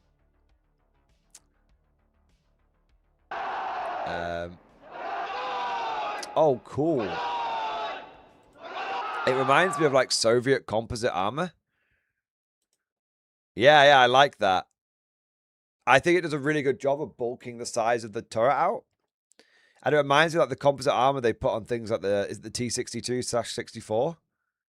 Yeah, that's pretty cool, man. Or did they put it on like the... I can't remember which Soviet tank they put it on, but they put it on some. They might put it on a lot of them, to be fair. Yeah. Yeah, man, I like that. It's a cool design. I like that. Very, very nice. What do we got? We've got Average White Shark, thank you for super chat, bro. The only good recent is Minka-lesque because it's ongoing. Most of the new guard books are really bad one-shots or rehash of old books like Death Wielders. Yeah, so the last good guard book that I heard came out was Longshot, and it was a one-shot. It was a one-shot long-shot. And even then I heard it was good, but like it wasn't like amazing, but it was good. I was really surprised when the Kazakin book they put out was terrible. I thought of all of the things to make sure you did a good Black Library novel on, it was the Kazakin book, right? Kazakin are very, very cool. Probably one of the best selling kits for the guard. And then yeah, but a lot of the guard GW basically just re-releases the same omnibuses over and over again for the guard now. I'm telling you guys, they've got so... I used to think it was so lazy. Now I think it's what like I said, I think what we see is what GW is capable of doing now. Yeah. I do. I definitely think that there's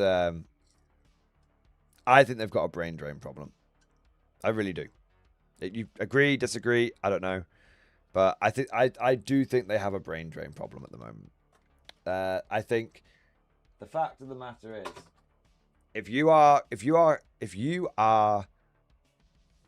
capable and competent, there's very little reason to work for Games Workshop and work in the miniature world, work in the wargaming space. I think there's a lot of people which have proved that. Like, look at Duncan Rhodes, and Duncan is like the pinnacle of it. He's done the best out of anyone. Duncan Rhodes had a decently sized stand at UKGE, which is awesome. You know, he went from just being a dude, painting Warhammer Games Workshop, to now having like an incredible paint brand. And I think he is one example of many of people who have done that. Now, I think many people have done that. And so, yeah, I think the problem is that, you know, that means that why would you, I think Games Workshop has an issue where, like, a lot of the people that probably want to work for them aren't the most competent people, and the competent ones they do have end up just going and doing it for themselves. Yeah, I do. Yeah, or get poached by other companies. And I think Games Workshop is a very... I can't say much because it's all speculation and bullshit and rumor and hearsay. All I'm going to say is I have heard a lot of issues with office politics. A lot of issues. Not just from reliable sources, Yeah. And not just Cardassian reliable sources, like actually reliable sources. Yeah, average watch. Minkaleski's pretty good though. I'll be honest though. I couldn't get through. What was it? The first one, Fall of Cadia. Didn't finish it. I've said this before on streams. So I won't get into it, but I was told. I had people tell me like, "Oh, it's as good as the old days. Like it's as good as like Gaunt's Ghosts and stuff." And I was like, "Oh, that's a pretty big recommendation." And then I just couldn't get through it. I got to like the last hour and the book was still going, and I was like Cadia's fallen. Why are we still going? Yeah. So yeah, I know a lot of people are a big fan of the series. Personally, I couldn't finish the first one. What do we got next? Ike there for.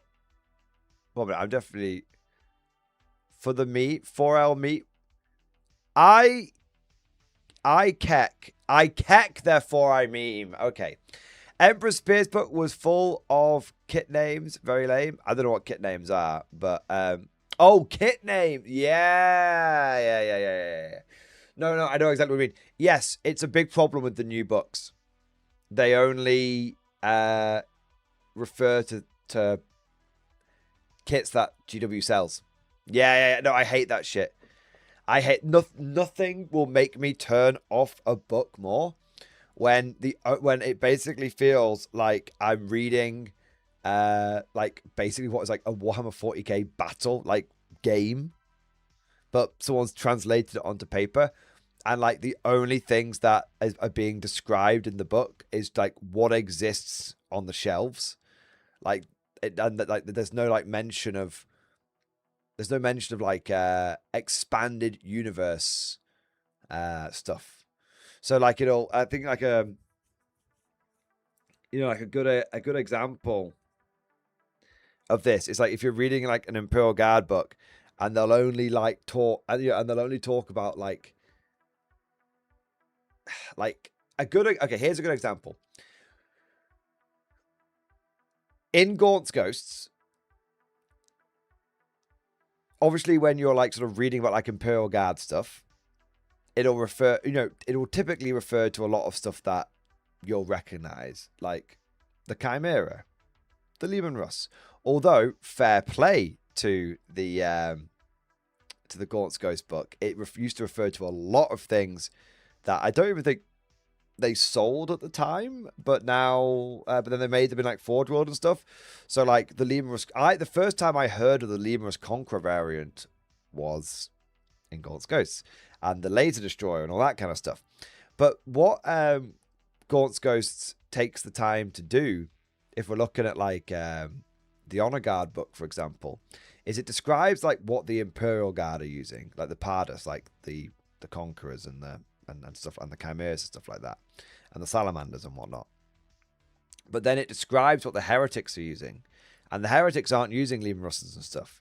The Heretics are using like Steg 4s, ATV 90 Reavers, and all this kind of stuff, right? And it's like those aren't models that exist. But the reason why the Heretics are using those is because these are like locally produced like variants, and it like and like what I like is the sort of a lot of the sort of references to like the Urdeshi pattern equipment, where like Urdesh is a Forge World in the Sabbath worlds that produces like it produces a lot of stuff. Don't get me wrong, but it produces like almost like second line, third line equipment, because it's basically like been isolated in the Sabbath worlds for a long time. And so it doesn't produce Lehman Russes. It produces like this local variant of the tank that just churns out loads of them. So rather than like, Chimeras, it produces like Steg 4s and stuff like that, like I said. And what I really appreciate is the, like that world building. And like, the fact that it describes the blood pact using things like the stalk tanks and stuff, and often there'll be references to like local patterns of like APCs. I think it's in Sabbat Martyr, and you've got the local PDF, and only the officers can use like flamethrowers and stuff. And it describes the local variants of like the APCs, which are basically just like M113s. They're just metal boxes with a heavy stubber on top. It's really cool. And I used to get a lot of that kind of stuff in the old writings, and now in the new writings, it's like they're just both sides are battling each other with product placement. Yeah. Yeah.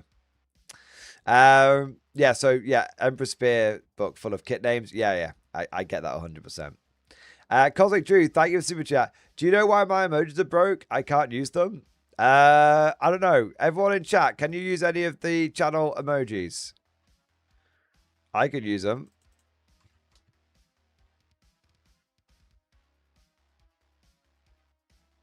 Today's copy of the Normandy invasion. That's cool. I never realized that, but it's cool to see like the inspiration there. Okay, yeah, no, Cosmic, it's just you.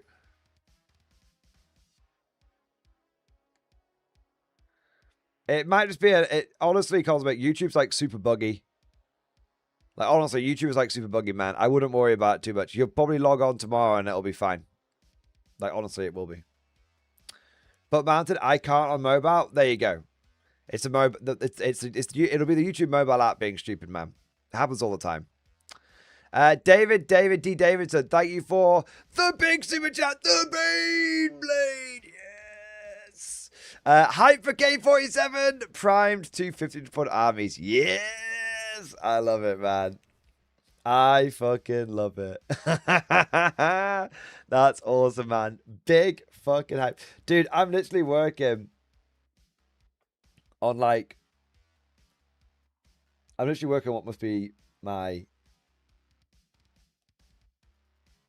third Axis army. So I mean, my first Axis army is very expensive. Okay, it's not my third Axis army, but it's like my. I'm getting to the point now where I probably have enough points that if I had to supply multiple people with 1,500 Axis forces, I could do so. I actually have no idea how many points I have of Axis, but it's probably over 6,000 at this point. I have a lot of conflict. I like conflict. Conflict makes me happy. Yeah. Conflict, it just makes me happy, man. Like,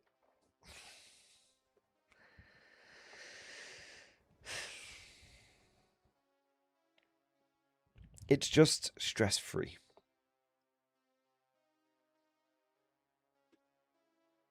I think that's the...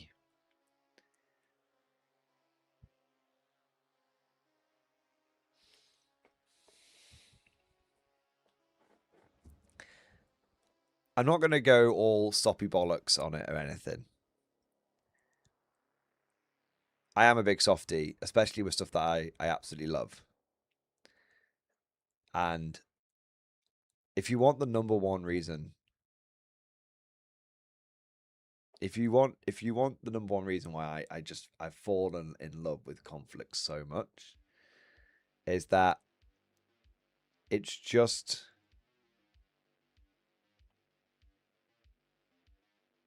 stress free.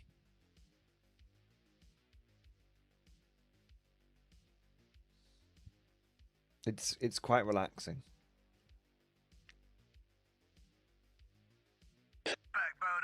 Konflikt makes me happy. It makes us free more Reddit ammo. What I love about collecting the Axis is it just makes me happy.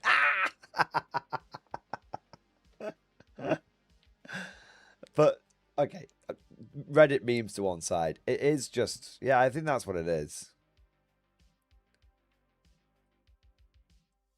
I think 40k has, and look, I love a good bit of beef. I love a good bit of beef. But I just think New Hammer, I don't know, man. It's just like you can't just... I don't know, man. It just feels like you can't just sit down and just enjoy it. I'm not saying the game's bad or anything. But you can't just, like, crack on with enjoying it. There's always some bollocks happening.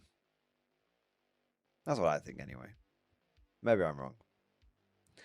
It definitely feels like it's... there's always some shite going on with the game.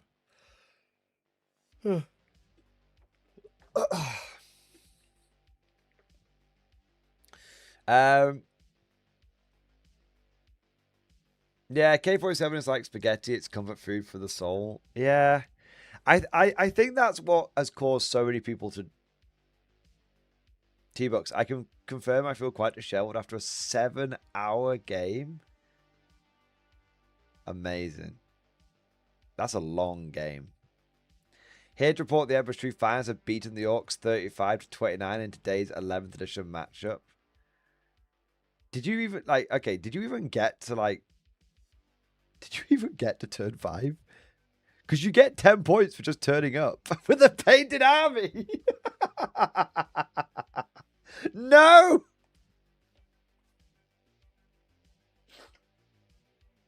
Oh, no.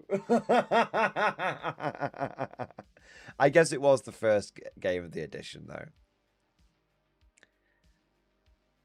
That's a brutally fast game. T-Bucks, we're just busting your balls, man. Not even turn 4. Okay, T-Bucks.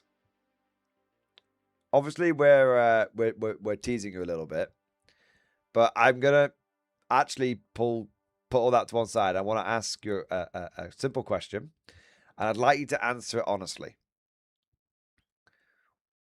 There's no right or wrong answer here. I'm curious about information from the front lines. I've obviously played my first game of 11th edition a little while ago, and it was pretty pretty accurate. We got a few things wrong, but it was pretty accurate. What did you think? Give us the good, the bad, and the ugly.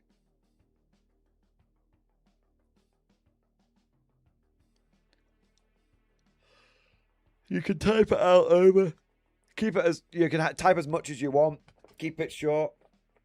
Keep it long. Keep it medium. Whatever you want. Stick it in regular chat. Stick it in stream discussion. If you're in the Discord, that is, mate. Just let us know your thoughts. And like I said, be honest. And when I say be honest, if you tell us what you liked about it, tell us what you didn't like about it, if anything. And tell us what your first impressions were. Yeah. I don't want a biased report. I want an honest report. Yeah. Because I've got my opinion on it. You won't be influencing me. I'm just curious to see if your take on the game lines up with my take on the game, or if it differs in any way. And it's more of a curiosity than anything else. A gaming student, I was told by someone at my club, if you aren't bringing an optimized list, then don't bother playing. Yeah. People do get a little shirty with you if you bring a bit of a meme list or something, because they kind of feel like you're wasting their time. Yeah.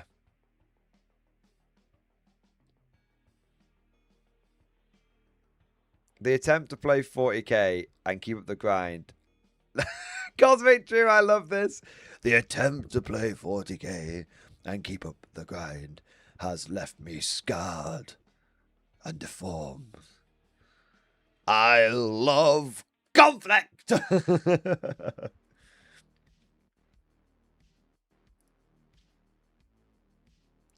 Artillery was cool, but really not super useful. I felt like my guard had pretty horrendous strength characteristic overall, wounding on 5s way too often. Yeah. Flamers are cool, but also not as good as people have made them out to be. I mean, no, because when you think about it, Flamers haven't changed at all. Because they didn't interact. The Flamers have not changed from one game to the next in the maths on their damage output or anything like that. Yeah.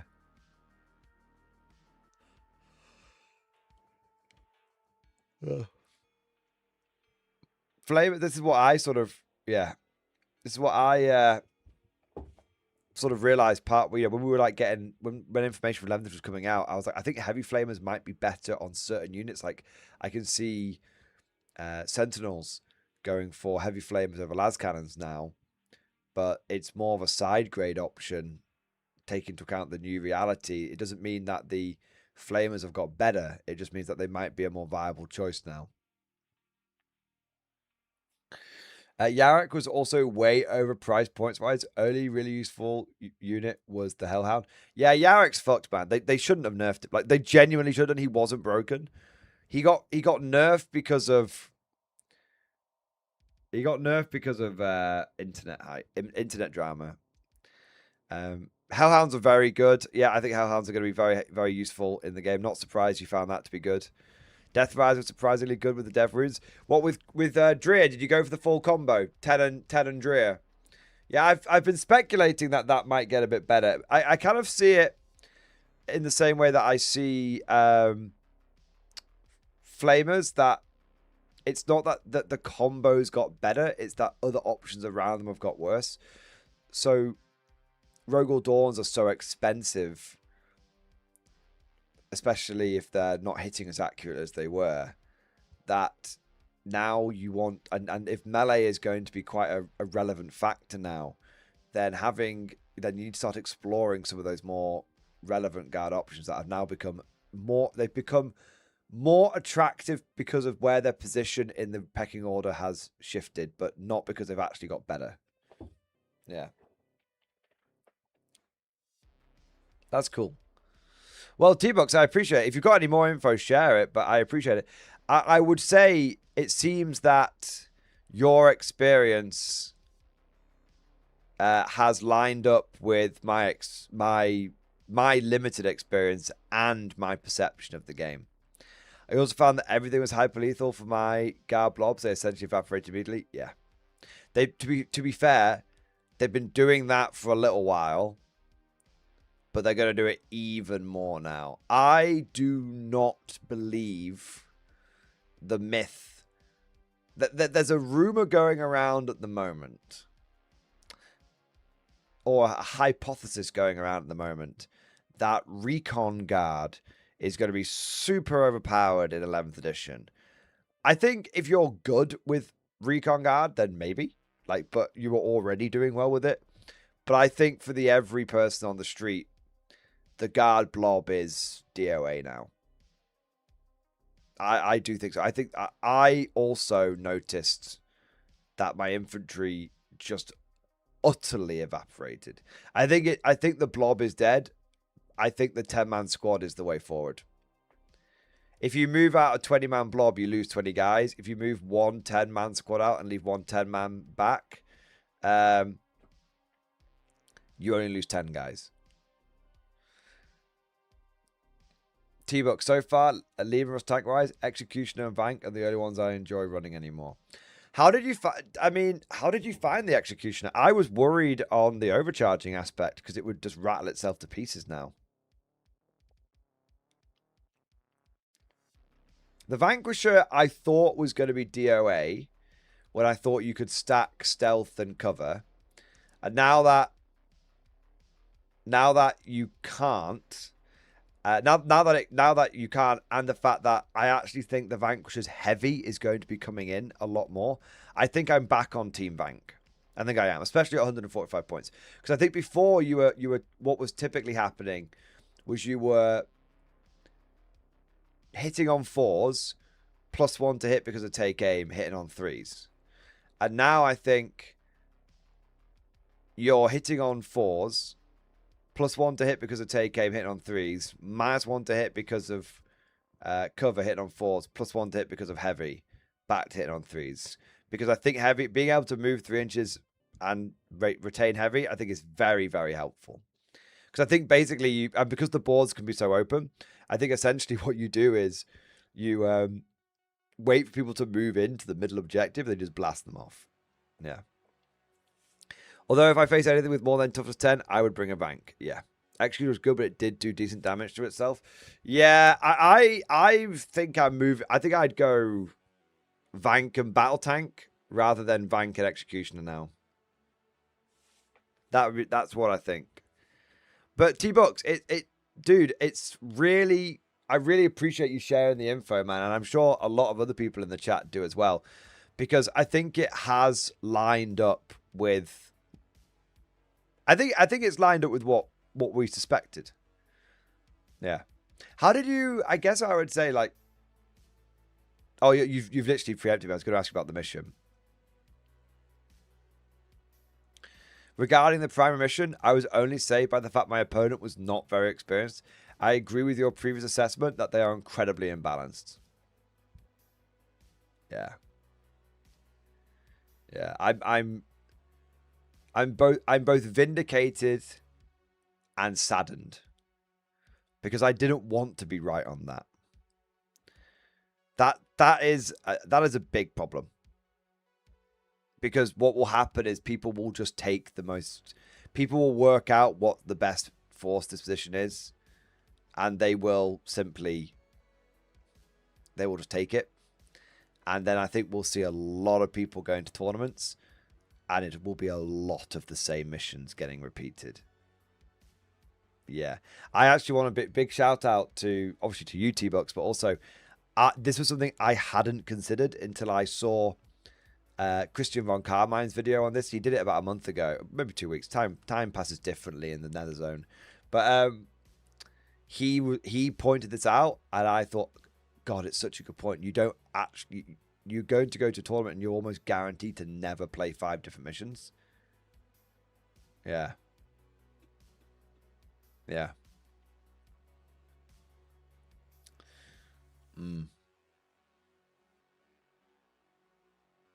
T-Bucks, that's very, very useful information.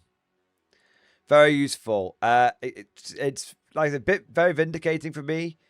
It's nice to know that my perception wasn't completely off. And in fact that, obviously I didn't get everything right, but it's nice to know that in the main, it seems like things have kind of lined up the way I expected. We've got 100 odd people in the chat right now. Can we get a big 07 to T-Bucks? I think we can all appreciate the, getting that level of frontline information can be very, very helpful. Yeah. Yeah.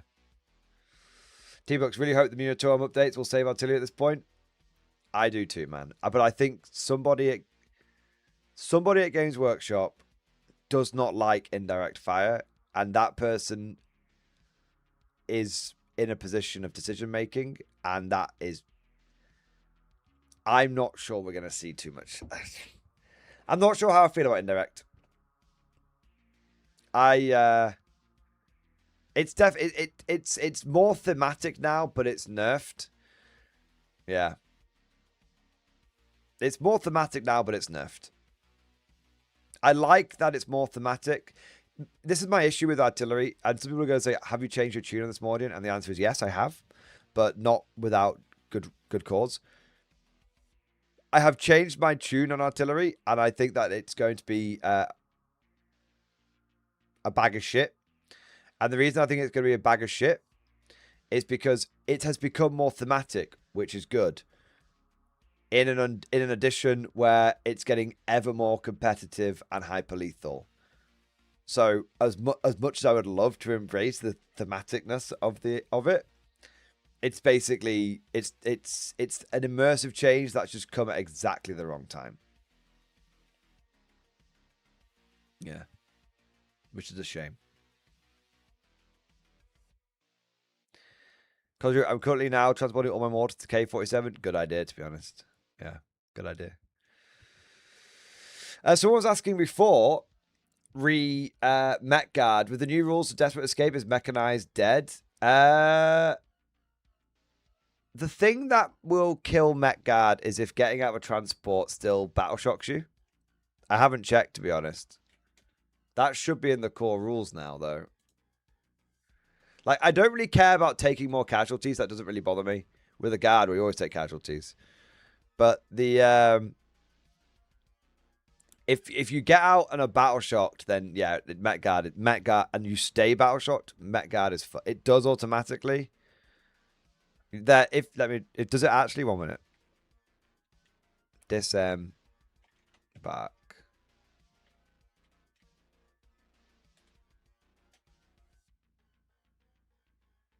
You know how other people say they like the numbered rules? Can I be a bit of a contrarian and say I don't like the numbered rules? I just want my rules to be laid out in a human way, not in a machine way. But maybe I'm just wrong in that one.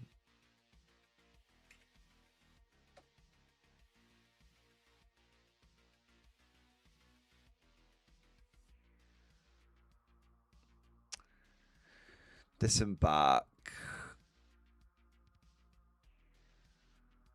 Combat disembark. Your unit is battle shocked and until the end of the turn is not eligible to declare a charge. Wait, that's for combat though. What about emergency disembark?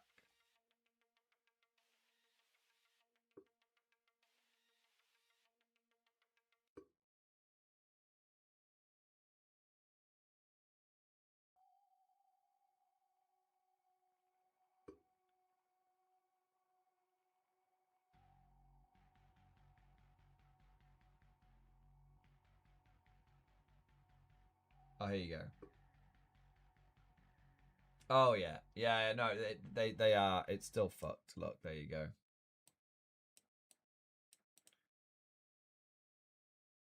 Emergency embark. Your unit is embarked with a transport model destroyed. Before moving, make a hazard roll for each one. While moving, set up each model and unit. Holding set up distance of that transport as close as possible. Transport each model can be set up destroyed. After moving, your unit's back shocked until the end of the turn. It's not eligible to declare a charge.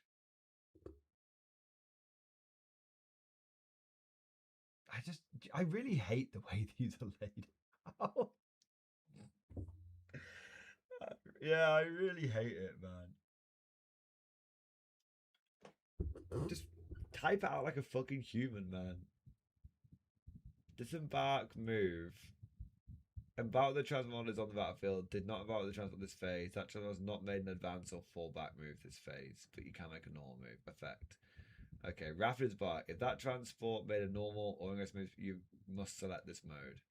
Tactics embark. Otherwise, if that transport remains stationary has not yet been selected this phase, you can set the unit as described below and must select this mode. Combat disembark, yeah. When a unit makes an ingress move, the one almost follow the same rules and restrictions that that transport did. For example, if that transport had 2 7 on it. Yeah, okay. Yeah, so yeah, I think Met Guard's dead. Sorry for the somewhat controversial statement. I think Met Guard. Yeah, I think Met Guard's dead. I think unless you take commissars, but then you're just getting expensive and giving up assassination, probably. One last thing, I found Battleshot to be quite problematic. I bet you did, T-Bucks. Yeah, I bet you fucking did. In conclusion, I think our vehicles are going to be our only real salvation. I think vehicles and ball-grins, bro. I think that's the addition for. I think that's the initial premise for Guard. Lots of vehicles, lots of ball-grins, and you know what? Just a handful of 10-man infantry squads running around as shit munchers and action monkeys. With dead demise happening after some as potential mortal wounds in the unit, yeah.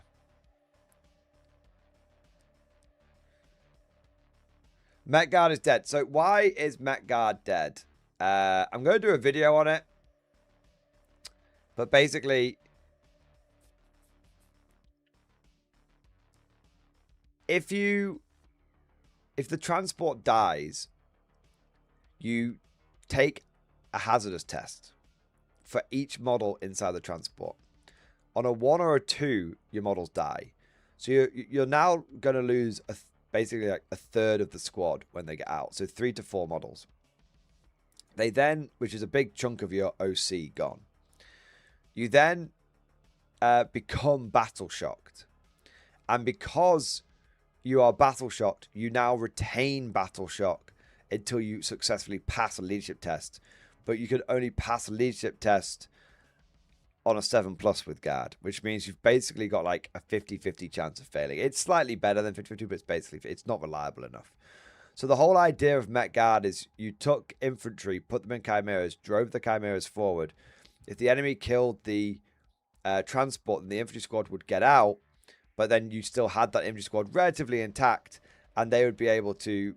They wouldn't be they were battle shocked the turn they came out, but weren't battle shocked in your turn, so that then they could move on to the objective and secure it. Now, basically, none of that is going to happen.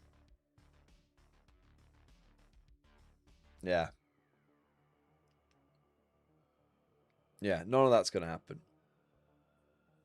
Also, with Overrun now, the enemy can kill the transport and then kill the guys that get out. So you might not even be around to get a chance to pass your battle shock. So yeah, although there is some talk about how that can potentially be a good trade if you can draw 2 enemy units out for it, but to draw 2 enemy units to lose 2 units might not be so bad. But you can then blow those 2 enemy units away now they've exposed themselves. So there is a bit of an argument there, but generally speaking, it's just a lot. Met Guard's just become a lot less reliable.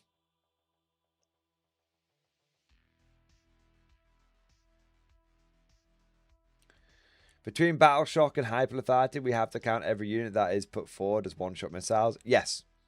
Yeah, so 11th edition is the edition of trading, guys.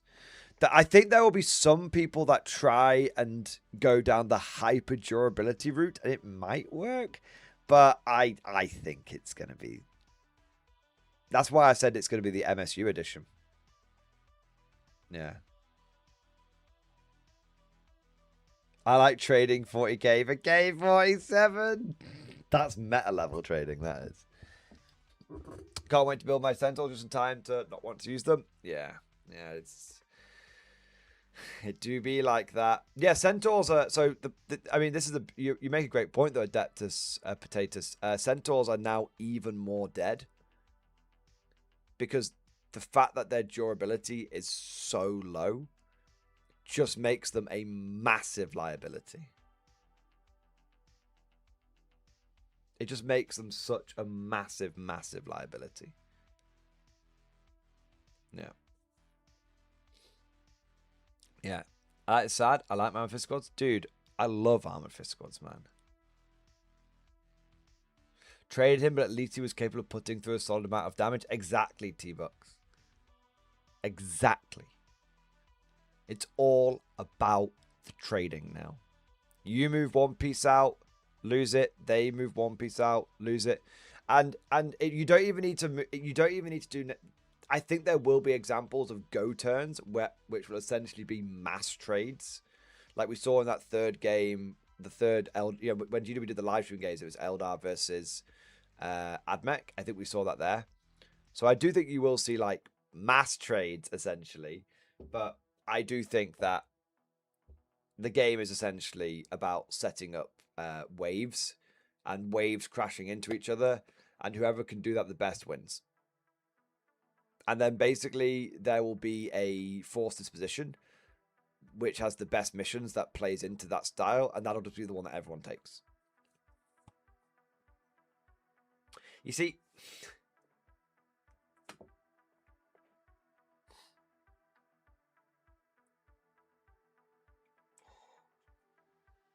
I feel like I'm being very down on the game.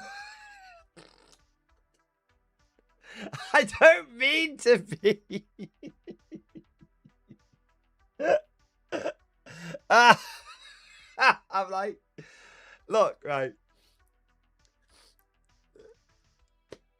I just think that the game's not even out yet. We've basically already solved it.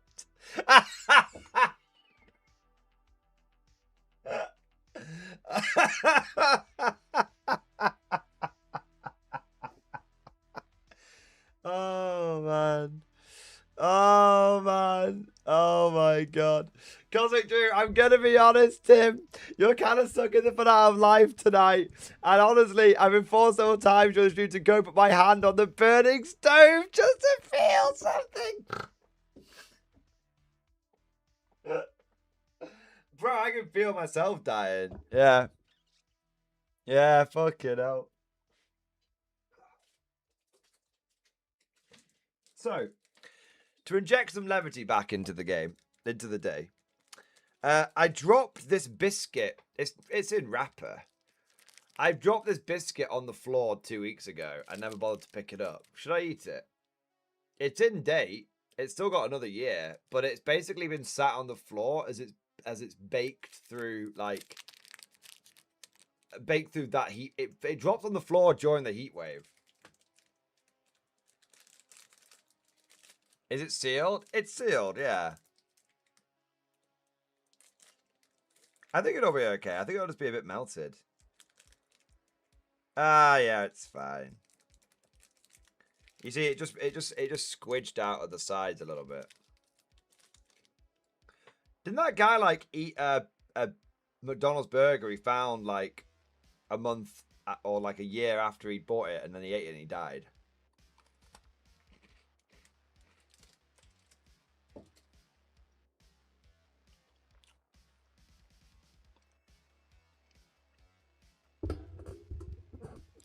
Tasty. I do watch Steve MRE. I'm embracing my inner Steve right now.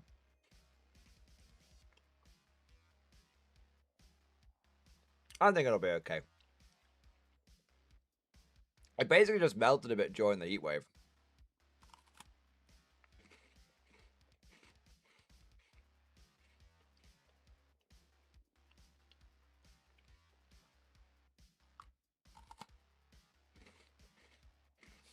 Five edition rule. I love that.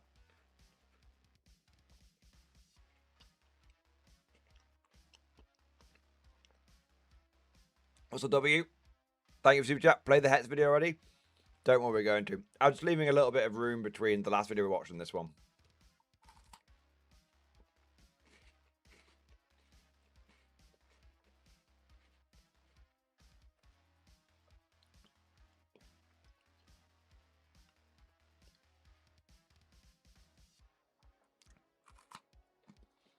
Nick Salamander, hope all are well. Any word on TTC? Next week or the week after. I just need to talk to the to Revenga and to check with the team captains if they're okay with doing it. If they're okay with doing it, we'll start it on Tuesday. Otherwise, we'll leave it a week and give them time to do it. So don't worry, it's all good, Nick. It's all happening.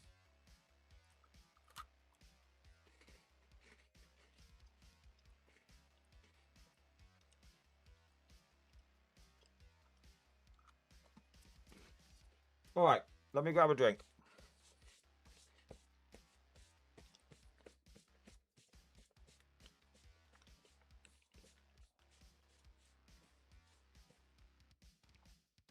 I do wonder.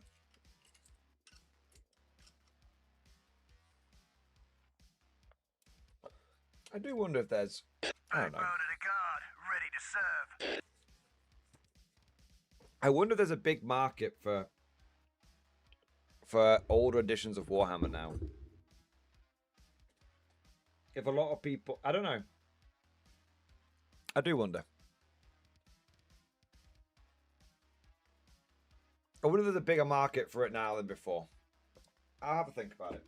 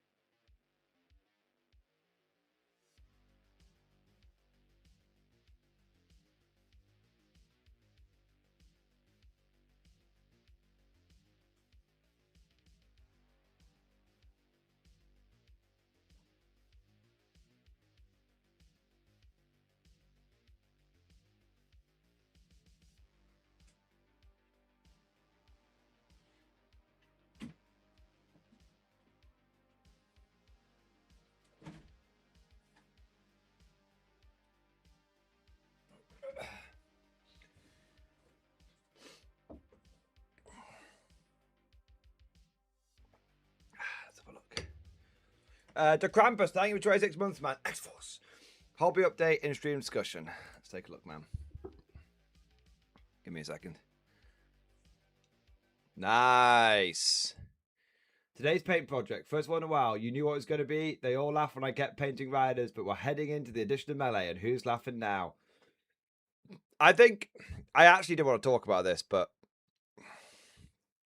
in fact, I will talk about it, and then I'm going to basically make Trooper 2102 wait even longer for the video he's been waiting all week for. But then afterwards, I'll watch it at the end. I'm going to go for a bit of an extra long stream tonight, because I could have a lie-in tomorrow. These look awesome, man. I want to talk about, is it the melee edition or is it not? I think you did a good job, bro. How many are you up to now? 15 or 20? Or even more, maybe? I know you've got a lot.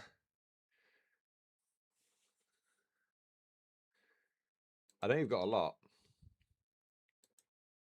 Yeah. That looks cool, man. They look great to Krampus. Yeah. Okay.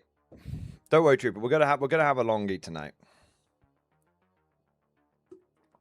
I don't think it'll take me too long, but I do want to talk about, was I right or was I wrong? Yeah, I do want to say I feel like I've been a little bit negative tonight. I do want to say I feel like I have been a bit negative tonight, and I haven't meant to be. I think I've just been a bit tired. That's all. I am only human, after all. But I do apologize if I have been a bit of a negative Nelly. It wasn't my intention. Let's have a look. All right.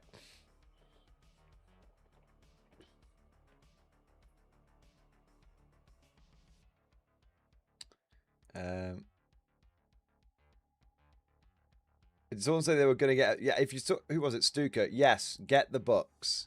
Definitely. Definitely. 100%.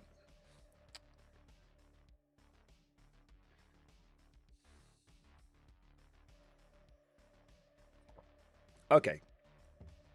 I want to talk about something more objective. I want to talk about, was I right or was I wrong?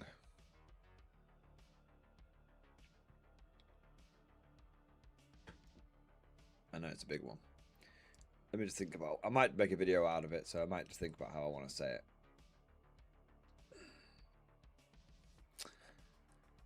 it. Gentlemen, I have put this off for too long. I have delayed this until the end of the stream, but there's no longer anywhere to hide. I was wrong. Kind of. So let me explain. Beef against Mordium. So let me explain. When the first rumors around 11th edition came out, I was fairly convinced that it was going to be a very melee heavy edition. And I believe I said such inflammatory remarks as shooting is dead, it's so over, GG, send me to the rift, all these kind of things. The truth is, I do not believe shooting is over anymore. How? I know. You know what? Wait. Go on. Get out of your systems. Pelt all of the tomatoes and rotten fruit at me. Put me in the public stocks. Humiliate me. Pull my trousers down and use my butt cheeks as a toast rack. You can have your moments. And I won't even defend myself just for a second. I'll give you that moment of just utter offensive capability. All right. Now you've got your system. I want to explain. I have refined my opinion on 11th edition and what I think is going to be good and what is going to be bad. And this is based somewhat on more information that's come out.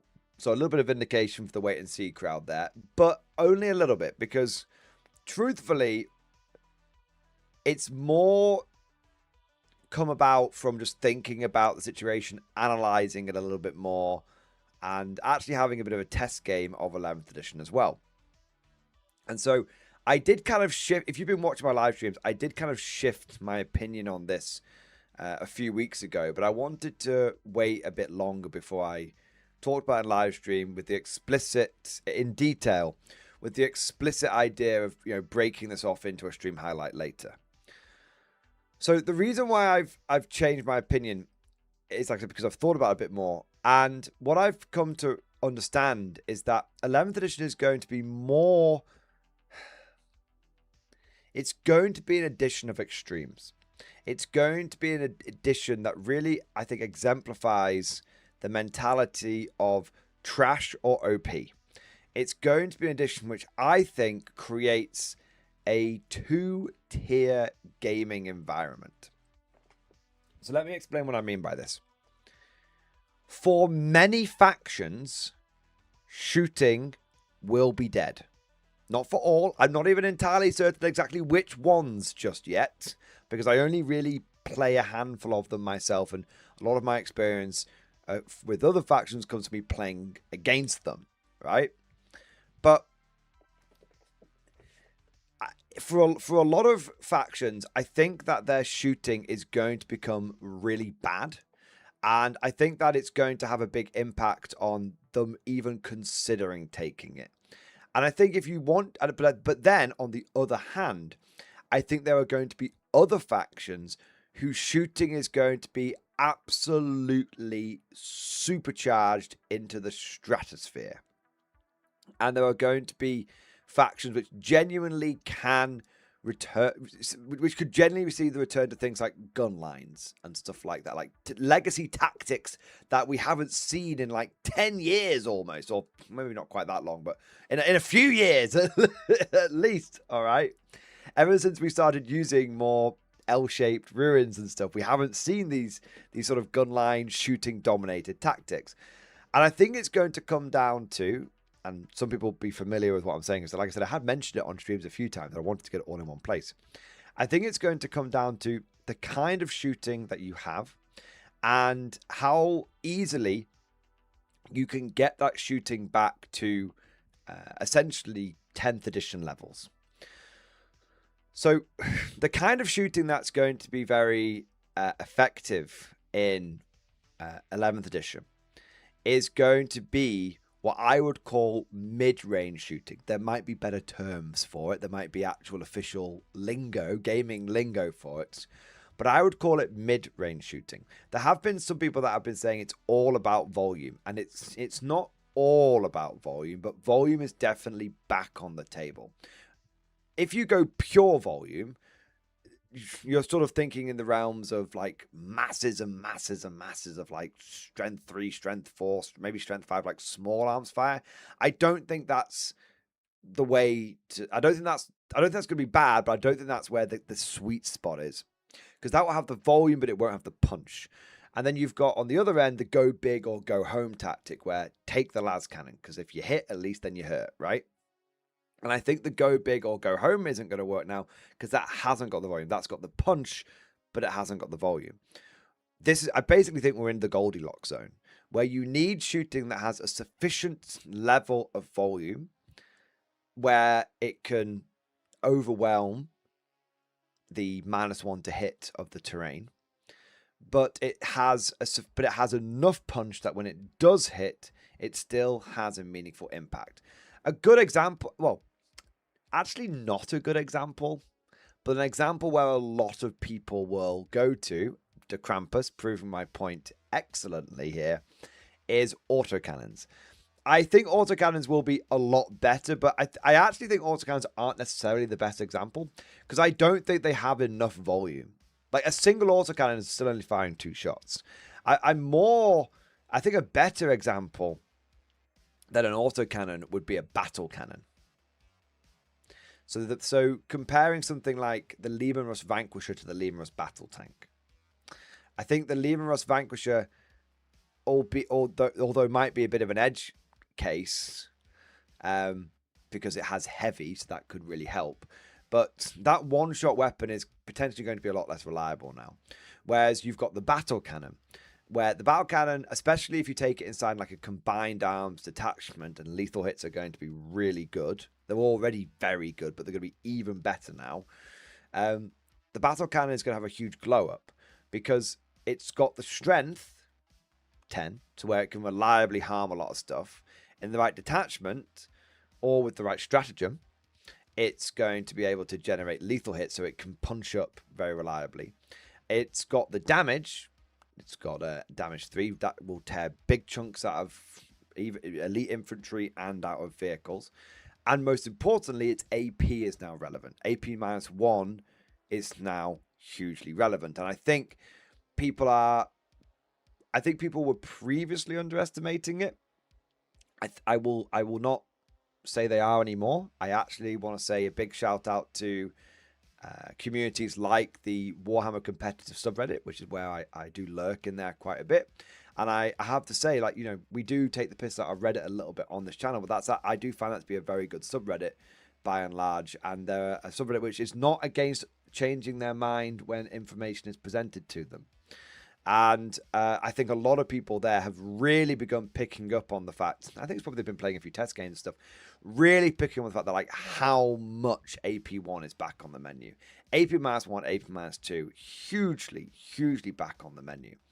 And so, and also the thing with the battle cannon is it's got a very reliable volume of output. You've got D6 plus 3 shots. Even if you roll badly, you're still getting 4 shots. And on average, you're looking at 7 to 8.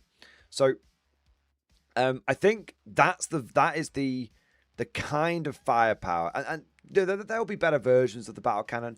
There'll be some version that's got extra AP. There'll be some version that might be having extra damage or something like that. But you get, I'm using it as a rough example. So something that's has got that nice, reliable output of shots. It's not fine D6 plus 1. It's fine D6 plus 3. Something that is reliably spitting out that a good volume of that mid-range firepower. This is why I said I don't think autocannons are really very good, because they only fire like 2 shots. The battle cannon's firing like a lot more. So I think if you're a faction that can, so there's multiple layers to this puzzle, right? Do you have access to the mid-range shooting? That's the first one. But that alone won't be enough. So you need access to the mid-range shooting. You also need access to force multipliers for that shooting. Can you supercharge it? With a couple of examples being lethal hits, sustained hits to a lesser degree, and the big one being full rerolls. Or some form, not full rerolls, some form of reroll. Reroll 1s or full rerolls. But and the really big one is ignores cover. Okay, can you basically get mid-range firepower that's got some kind of additional lethality boost plus some form of reroll attached to it that can basically ignore cover? If you have all 4 of those things, you are going to be a good shooting faction. But if you don't have all 4 of those things, even if you just lose, even if you're just missing out on one of them, then you are going to find your shooting, and especially if you're missing out on 2 of them, then you are going to find your shooting horrifically gimped in comparison to other factions.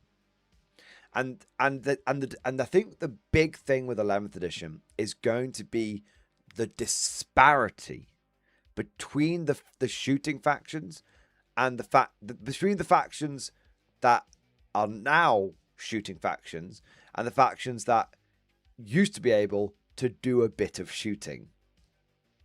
There's a big difference there, because there's a lot of factions out there which have got guns.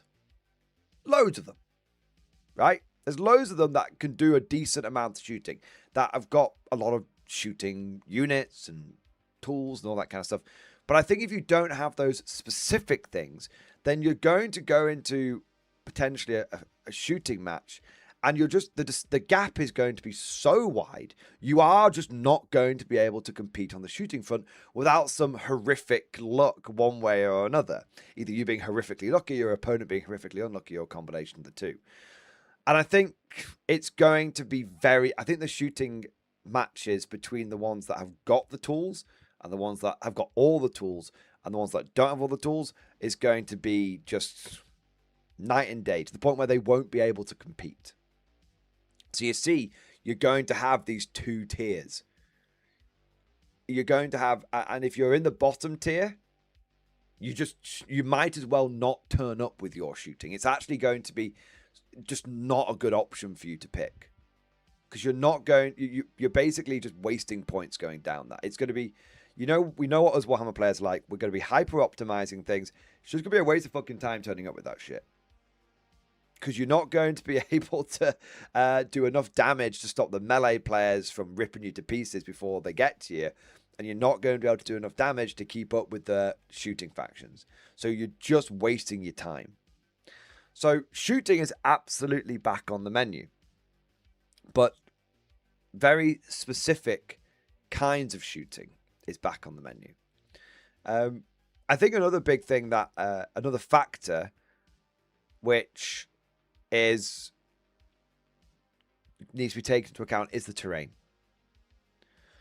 I think as much as we all lamented, derided, and crashed out about L-shaped ruins, I think there's going to be a very rude awakening at the beginning of 11th edition about why L-shaped ruins existed. And I've always been very open about this, so this is not me changing my tune. I've been saying this for a long time, hence why when I've been trying to, in my own small way, get my opinions, get my thoughts, like try and do what I can to try and get my point across over the last few months, maybe about a year, about the state of 40k, I've not really demonized L-shaped ruins, and I've actually been quite consistent on saying like L-shaped ruins are a symptom rather than the problem. L-shaped ruins exist because people can blow each other off the table with shooting in 10th edition. And I think with the way the terrain is, it's all very dense in the middle, but the opponent, you basically have to hold, to hold objectives, you have to expose yourself. And with now basically every pip of AP being relevant in the game, I think there are going to be a lot of factions which are going to just find it very difficult to just hold ground. And I think this is going to have a very big impact on which force dispositions are going to be good and are going to be bad. If you have force dispositions that require you to hold multiple objectives through your opponent's turn, unless you have some ridiculously good durability, and again, I think this is where we see the two-tier thing coming in, there's no point in taking that force disposition. If it's exposed, it's going to die. And I've said 11th edition is going to the addition of trading. It's going to be all about the trading pieces. And because you have to hold objectives, you have to be exposed. I think that's going to cause some issues. But again, I think that's sort of, we're moving away from the topic of shooting now, but this is a little side tangent I think is worth highlighting. Again, I don't think there's going to be almost any factions which are going to be able to just withstand the brutality, the lethality that's going to be coming out of this game. But hypothetically speaking, I think if you have, either you've got the durability to hold an objective or you don't. And if you don't, as a faction, you just don't have that. You don't have like your Bulgarian equivalent. You don't have like your big toughness 6, toughness 7, multi-wound, reduced damage, feel no pain, 4 vulnerable save, infantry. If you simply don't have that, there's no point in trying to hold an objective. You're not going to be able to do it. So again, you're going to have these disparities. It's the addition of extremes. It's the addition of trash or OP.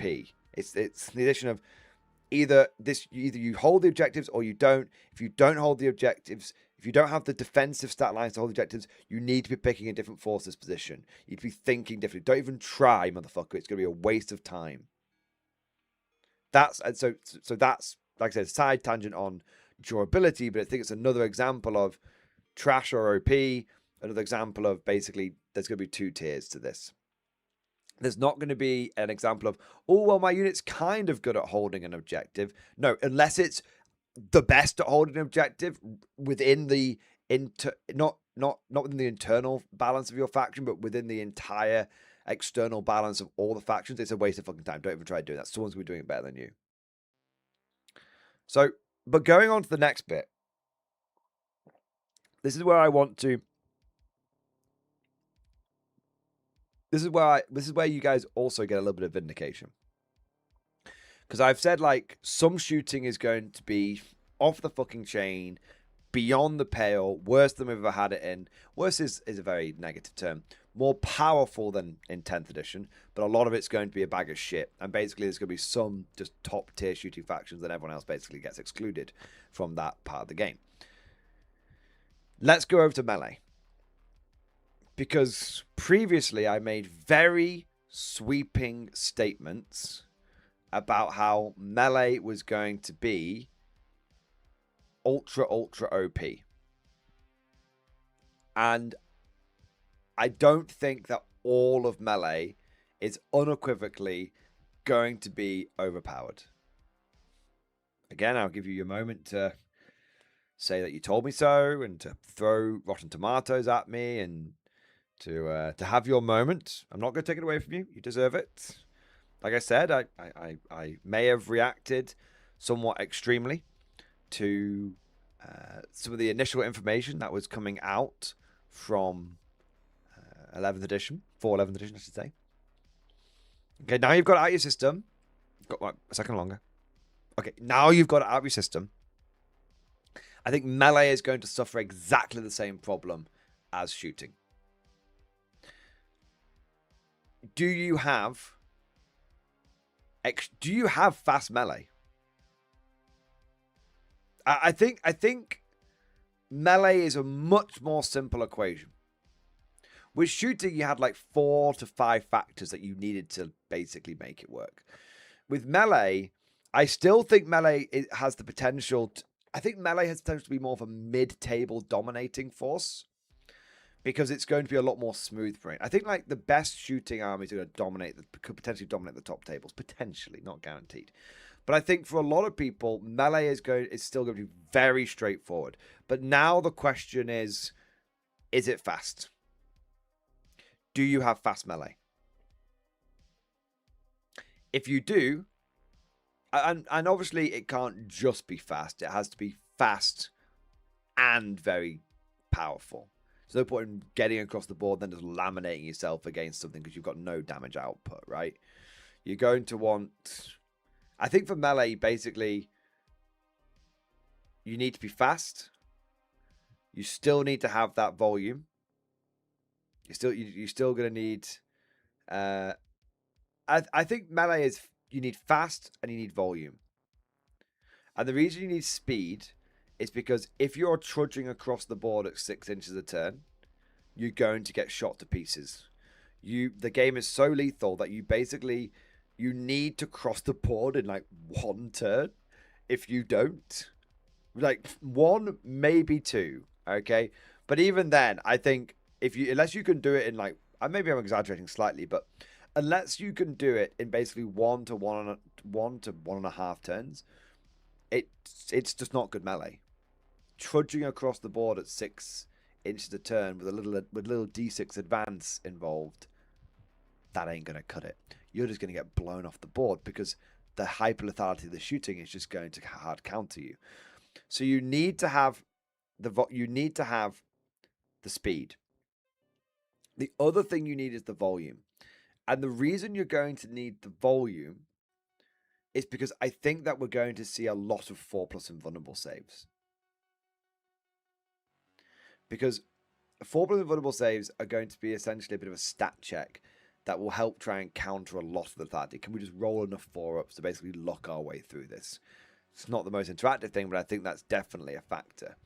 If you run across the board and you don't have a good volume on your melee attacks, you could find yourself just bouncing off a huge proclivity of 4+ invulnerable saves.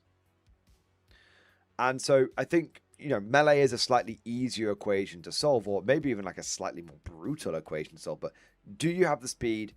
Do you have the volume? Because basically you need the volume to get across the board quickly. You need the speed to get across the board quickly so you don't get shot to death.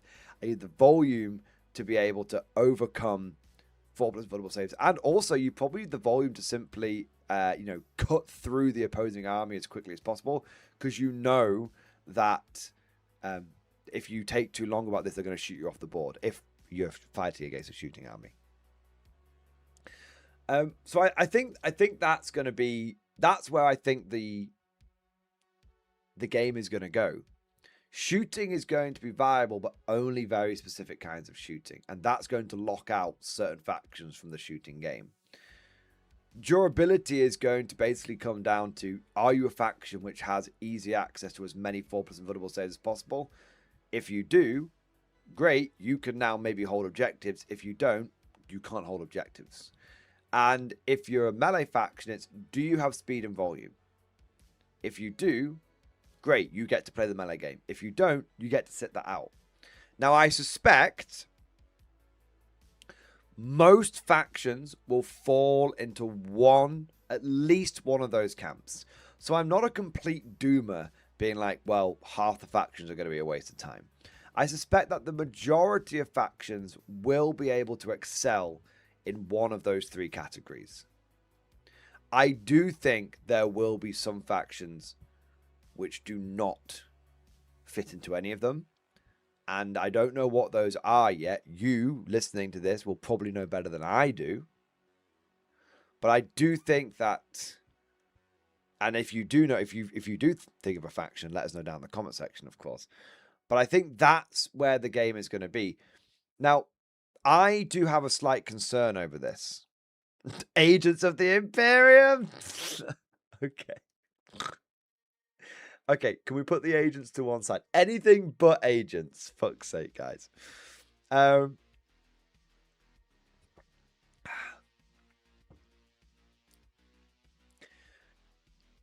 If I was to have one big concern, and I've tried, I hope you guys can see I've tried to not be negative during this video. I've actually been quite objective about it. And I think I've been, correct me if I'm wrong, I think I have been somewhat reasonable throughout the entire thing. I've accepted where I was wrong. I've pointed out where I've changed my opinion. And I've tried to explain why I've changed my opinion, how it's become more nuanced. And how it's not that all shooting is dead, it's that a lot of shooting is going to be dead. It's not that all melee is going to be king, it's that there's going to be certain melee which is going to be extremely powerful, and so on and so forth. But if I may,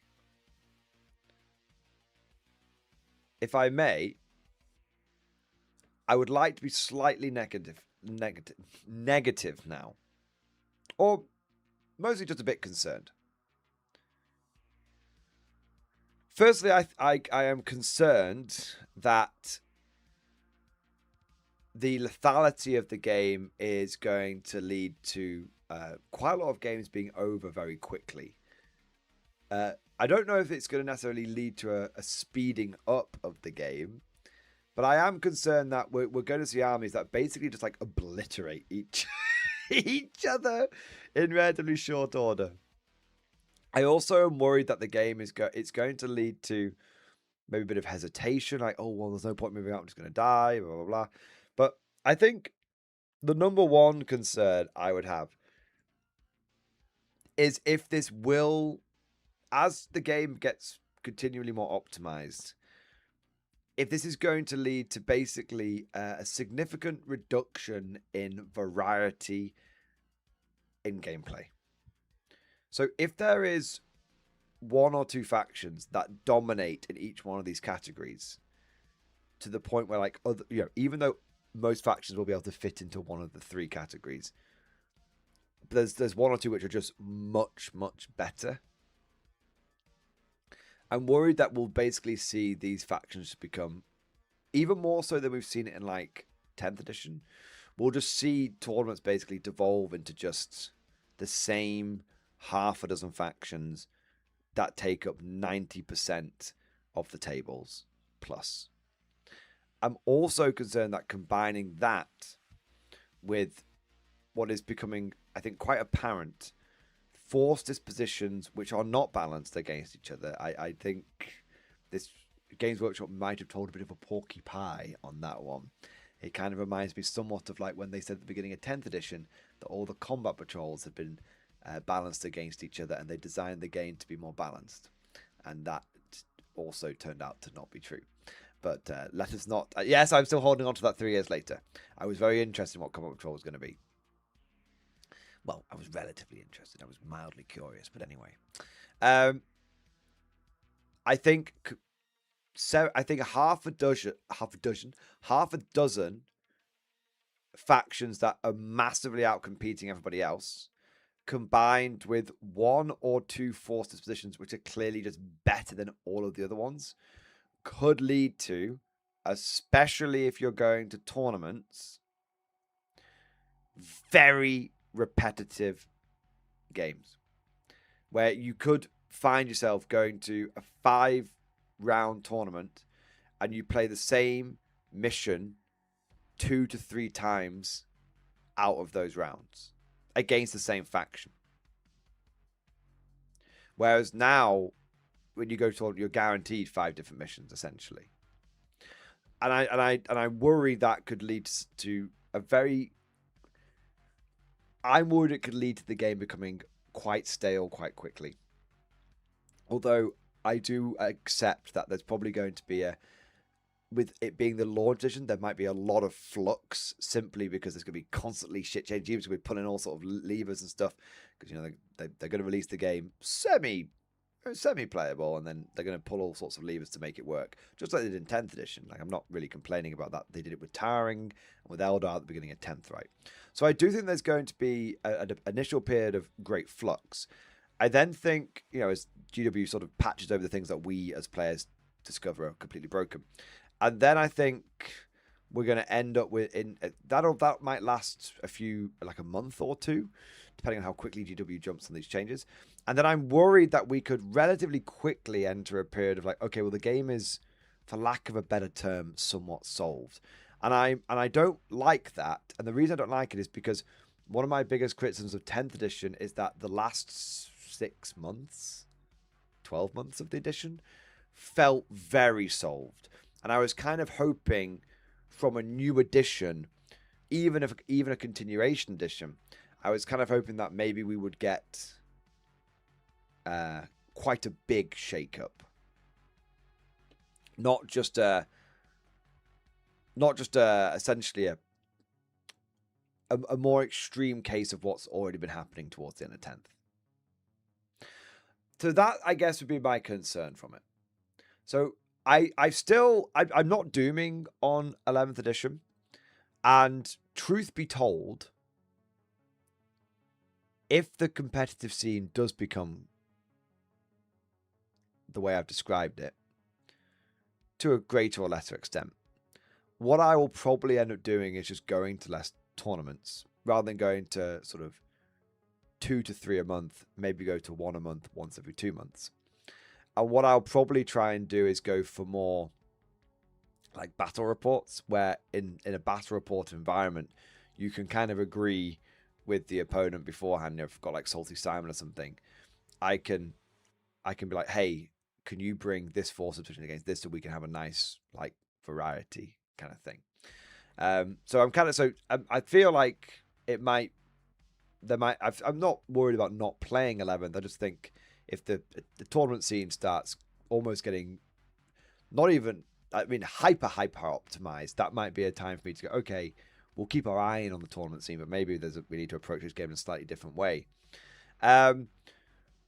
But I do think that kind of summarizes where I'm at with what I think the state / meta of 11th edition is going to be, re-shooting versus melee, and where I think that where this it leads into this sort of 2-tier idea, and where this sort of leads into the ramifications for the meta. So that's kind of my summary of the whole thing. But this is just like my opinion, man. It's just my opinion. So let me know what you guys think down in the comment section below. Do you agree with my assessment? Or do you think I'm still way off? What if you and what factions do you think are going to be able to best exploit this whole thing? And what do you think the best force disposition is going to be? That's the biggie. The million-dollar question right now, the first person to work this out is going to be Quids in. The million-dollar question right now is, what is the best force disposition? Because there will be one that's better than the rest. And the million-dollar question is, what's the best force disposition? And which faction can exploit it the best? Because that will be top dog out the gates. If you want to be running, if you want to hit the ground running with 11th, that's the question you need to answer. All right, but I think that's everything. All right. So we've got a couple of super chats coming in here. Average White Shark. I think they want Artie to be an FX unit, not damage. Do you mean like force multiplier? I think so as well, but I think so as well, but I think we'll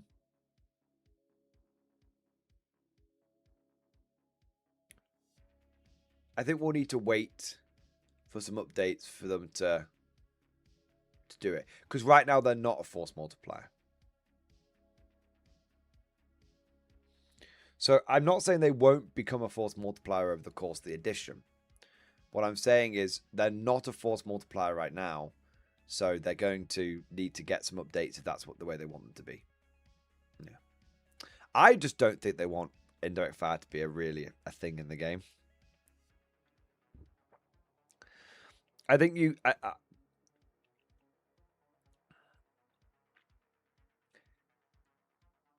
I think artillery will always remain utterly broken or utterly trash until you bring something like blast templates back.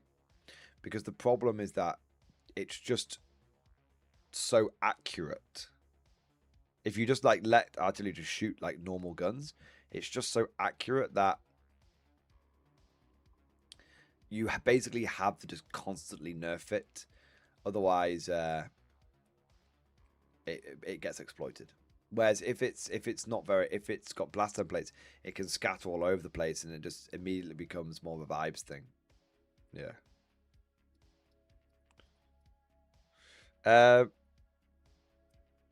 What do we got next? Grevs202, thank you for the big super chat, man. Dude, thank you for the 20, man.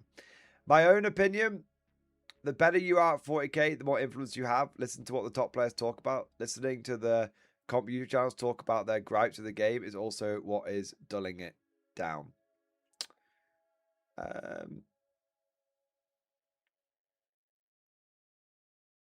I agree. I think the better you are at 40k, the more influence you have. I do think so. Yeah, I definitely think there's it's funny because it's funny. The biggest Warhammer channels do not do tactics. The biggest Warhammer channels, the biggest Warhammer influencers all cover lore. So it's one of those funny ones where it's like, in one regard, yes, in terms of like gameplay, I think you're right.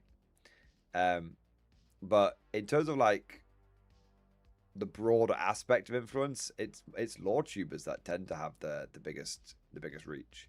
Lore tubers, lore tubers have the biggest reach. Yeah.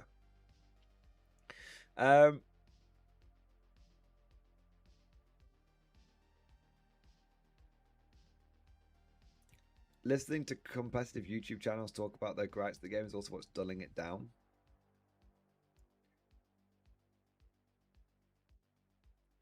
Yeah, I know what you mean. I think there's a certain hyper competitive YouTube channel which is having I think it's funny. I think the majority of competitive YouTube channels, it depends what you define by competitive, but there are some very good competitive YouTube channels out there which have a big influence on the units that people take. And it's funny because I've never listened to them because I've always liked to blaze. I've always liked to do my own thing. And I've always just enjoyed doing my own thing. I've always liked the way that there has been a big shift over the course of. There's been a big shift in the community, and I don't know exactly what the cause is, but back in the day, someone who took a net list would be looked down upon, and now I think that people wait to see what the best lists are that get pulled up by, but either that get used by certain players or that get talked about by certain YouTubers, and they basically go out and get that list. Yeah. So I think net listing is now the normal way to approach competitive play, whereas previously the way to do it was to do it your own way. Yeah.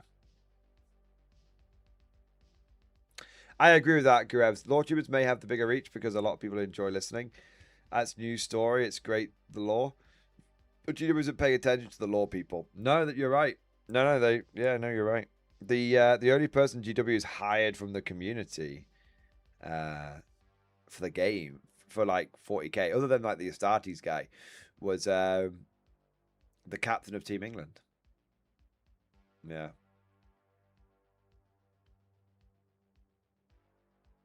Yeah. Devil's advocate, but at current pricing, nobody wants to buy some stuff. I think you're absolutely right, DeCrampus.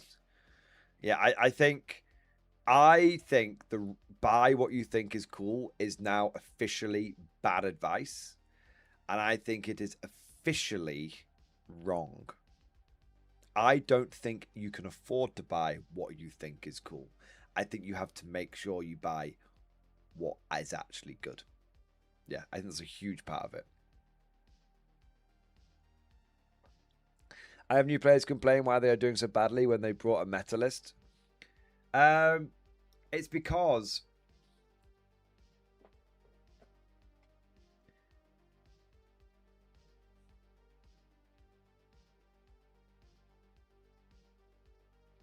the only thing that makes you good at 40k is playing the game. Now, okay, there's always going to be examples of people that no matter how much they play the game, they're never going to get any better. Like, there may be some of those people in this chat right now. That's fine. Sometimes you're just not good at something. Don't be ashamed about it. Doesn't mean you have to stop playing. You can kind of just accept. It doesn't matter how many reps you get. You kind of accept your lot in life, right? But I believe these people are exceptions, not the rule. And there's no shame in it, by the way. I think there's some people which are exceptions that are not the rule. I'm not gonna name anything specifically, but I recently saw a Warhammer 40k coaching service, which was, I thought it was, well, I'm not going to tell you what I thought. I think you guys will probably know what my thoughts on it are. I won't say it out loud. But there's a Warhammer coaching service that was advertised at £600, or maybe dollars. I can't quite remember. And I just thought,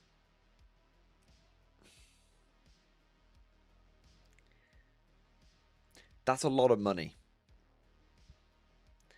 Obviously, you know, it's up to you whether you think that's worth it or not. I just thought that was a lot of money when the only thing that makes you better at Warhammer is just playing the game.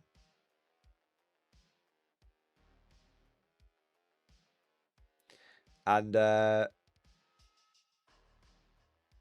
yeah. And I just thought 600, I'm in the wrong trade. Yeah, that was 600. It was basically it was $100 per hour-long phone call. Sounds more expensive than phoning the sex line. Do they even have sex lines anymore? That used to be a thing back in the day, wasn't it? But yeah, look, I'm not gonna. Look, some people will find that kind of service helpful. Some people won't. But I will tell you this right now: the best way of getting better at Warhammer is just practice. Unless you're one of those unfortunate people that just can't get it, the best way is just practice. Just play more games. Eventually, you will just get better, and you will just get better over time. Yeah. So that you will, and the reason I'm mentioning this is you will get more than any coaching service, more than any net list. The number one thing that will make you a better Warhammer player is just getting your reps in. It's that simple. The best players in the world did not get to where they were by taking a coaching course. The best players in the world did not get to where they were by copying a net list. The best players in the world got to where they are because they practiced the most. It's that simple. Yeah. Yeah, there you are. Okay, we've got a few super chats here. Denzel Wenzel, thank you for super chat, man. List, review, and stream discussion. Have a wonderful day, MG. Let's have a look. I'm getting a massive headache. I might have to go take some painkillers. I might need to go to bed, frankly. I know I said I'd do Troopers video. I might have to do it tomorrow or something. I know it's Friday, but yeah, I don't mean to be a dickhead. I've gone a bit headachy.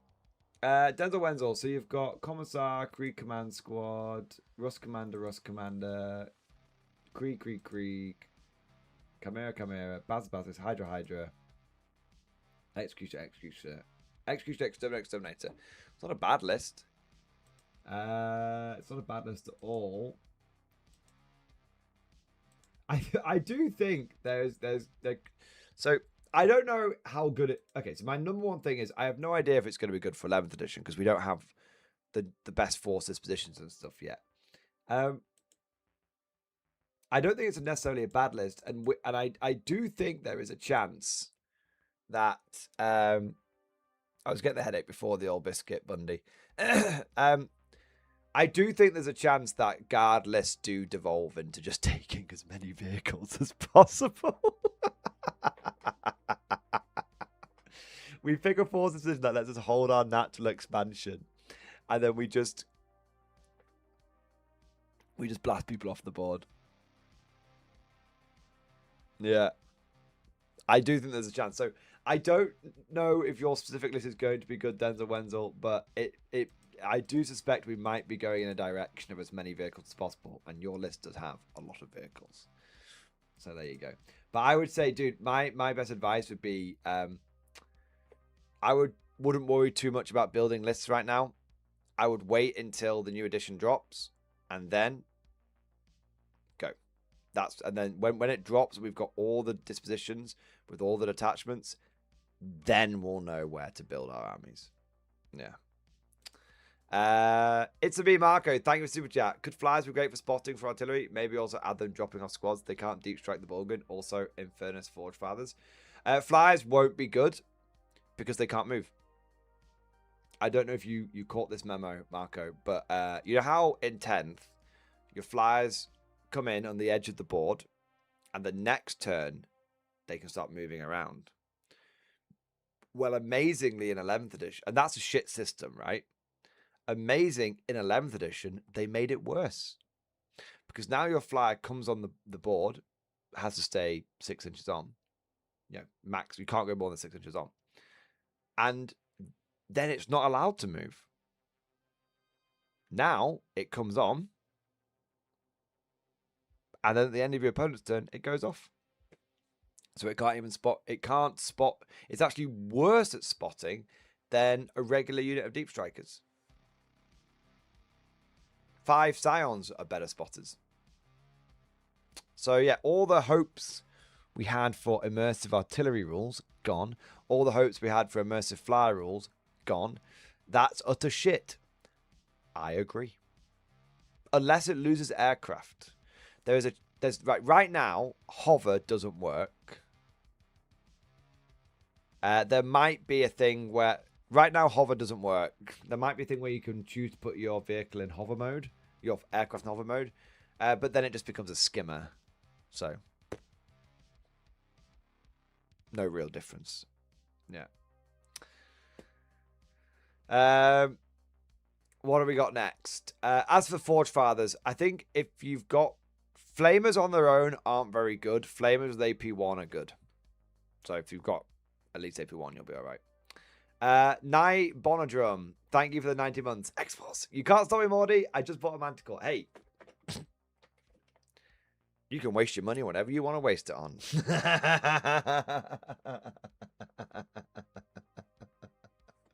You know what? You want to fucking buy a Manticore? You go for it. Fuck it, I'll sell you two of mine.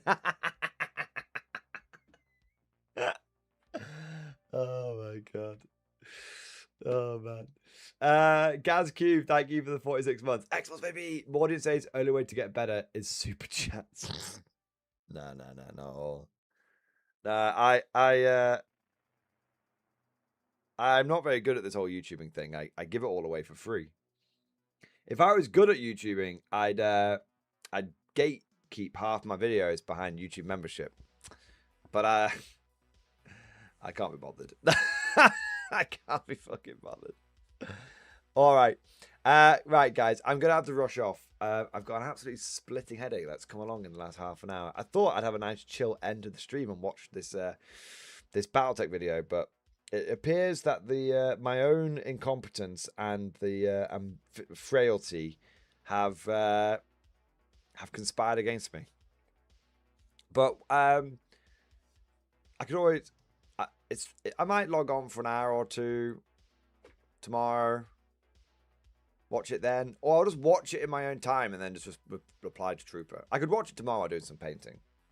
Yeah, there you go. Your headache is from too much sodium system? Maybe it could be a stress headache.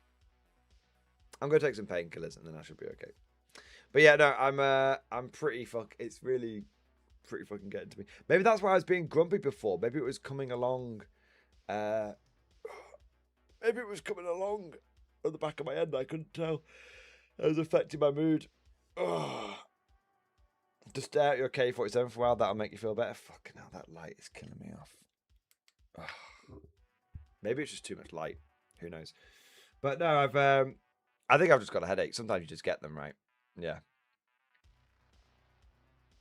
So, guys, I'm going to rush off. But I want to say a big thank you to all of you. I want to say a big thank you to everyone who joined today's stream, everyone who liked today's stream, everyone who subscribed to the channel, joined the stream, and a big thank you to everyone who super chatted, to everyone who went above and beyond the Call of Duty, and not just in this stream, but in all the streams this week. You guys have absolutely bloody smashed it. You've gone above and beyond the Call of Duty, and it's just been amazing. And we get to the end of another week of me doing this full time. It's not a tumor. Sorry, damn Legion. We get to the end of doing this another week for doing this full time, and I just think I'm very fortunate. I think I'm very fortunate, and I have to say, you know, I'd be a lot more worried about 40k potentially being in a bit of an interesting place, shall we say, if I didn't have such a fantastic community behind me. Definitely takes a lot of the stress out of it. You know, if I was a channel that only covered 40k, and I'd hitched my wagon to 40k being 11th edition being an unmitigated success, I would be feeling a little worried right now. But I don't. So it allows me to talk about the game a lot more honestly. Yeah. What I want to do is I want to get some fucking games in, man. I think I need to get a bit of 11th edition under my belt. I think I've got a 2-day GT that I'm signed up to. It's a Teams one. So I'm going to go to that. I'll try and play... I want to play, like, a dozen games. I want to play a dozen games and at least one tournament. I want to go to one RTT, one GT, and maybe, 3 or 4 normal games. And then I want to judge it. But yeah. It's me, Marco. Thank you for the 10 gifted memberships. Amazing, man. Thank you for the support. Thank you for doing your part. And thank you for keeping us freshly stocked with new channel members. Absolutely awesome, bro. And on that note, I'm going to rush off because my head is cracking open. It's been a long time since I had a bad headache like this. So let me get the outro song ready.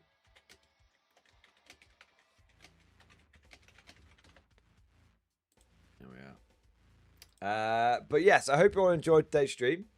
Have a great weekend. And of course, as always, stream highlight coming in past the blaster. And as always, I'll see you guys next time.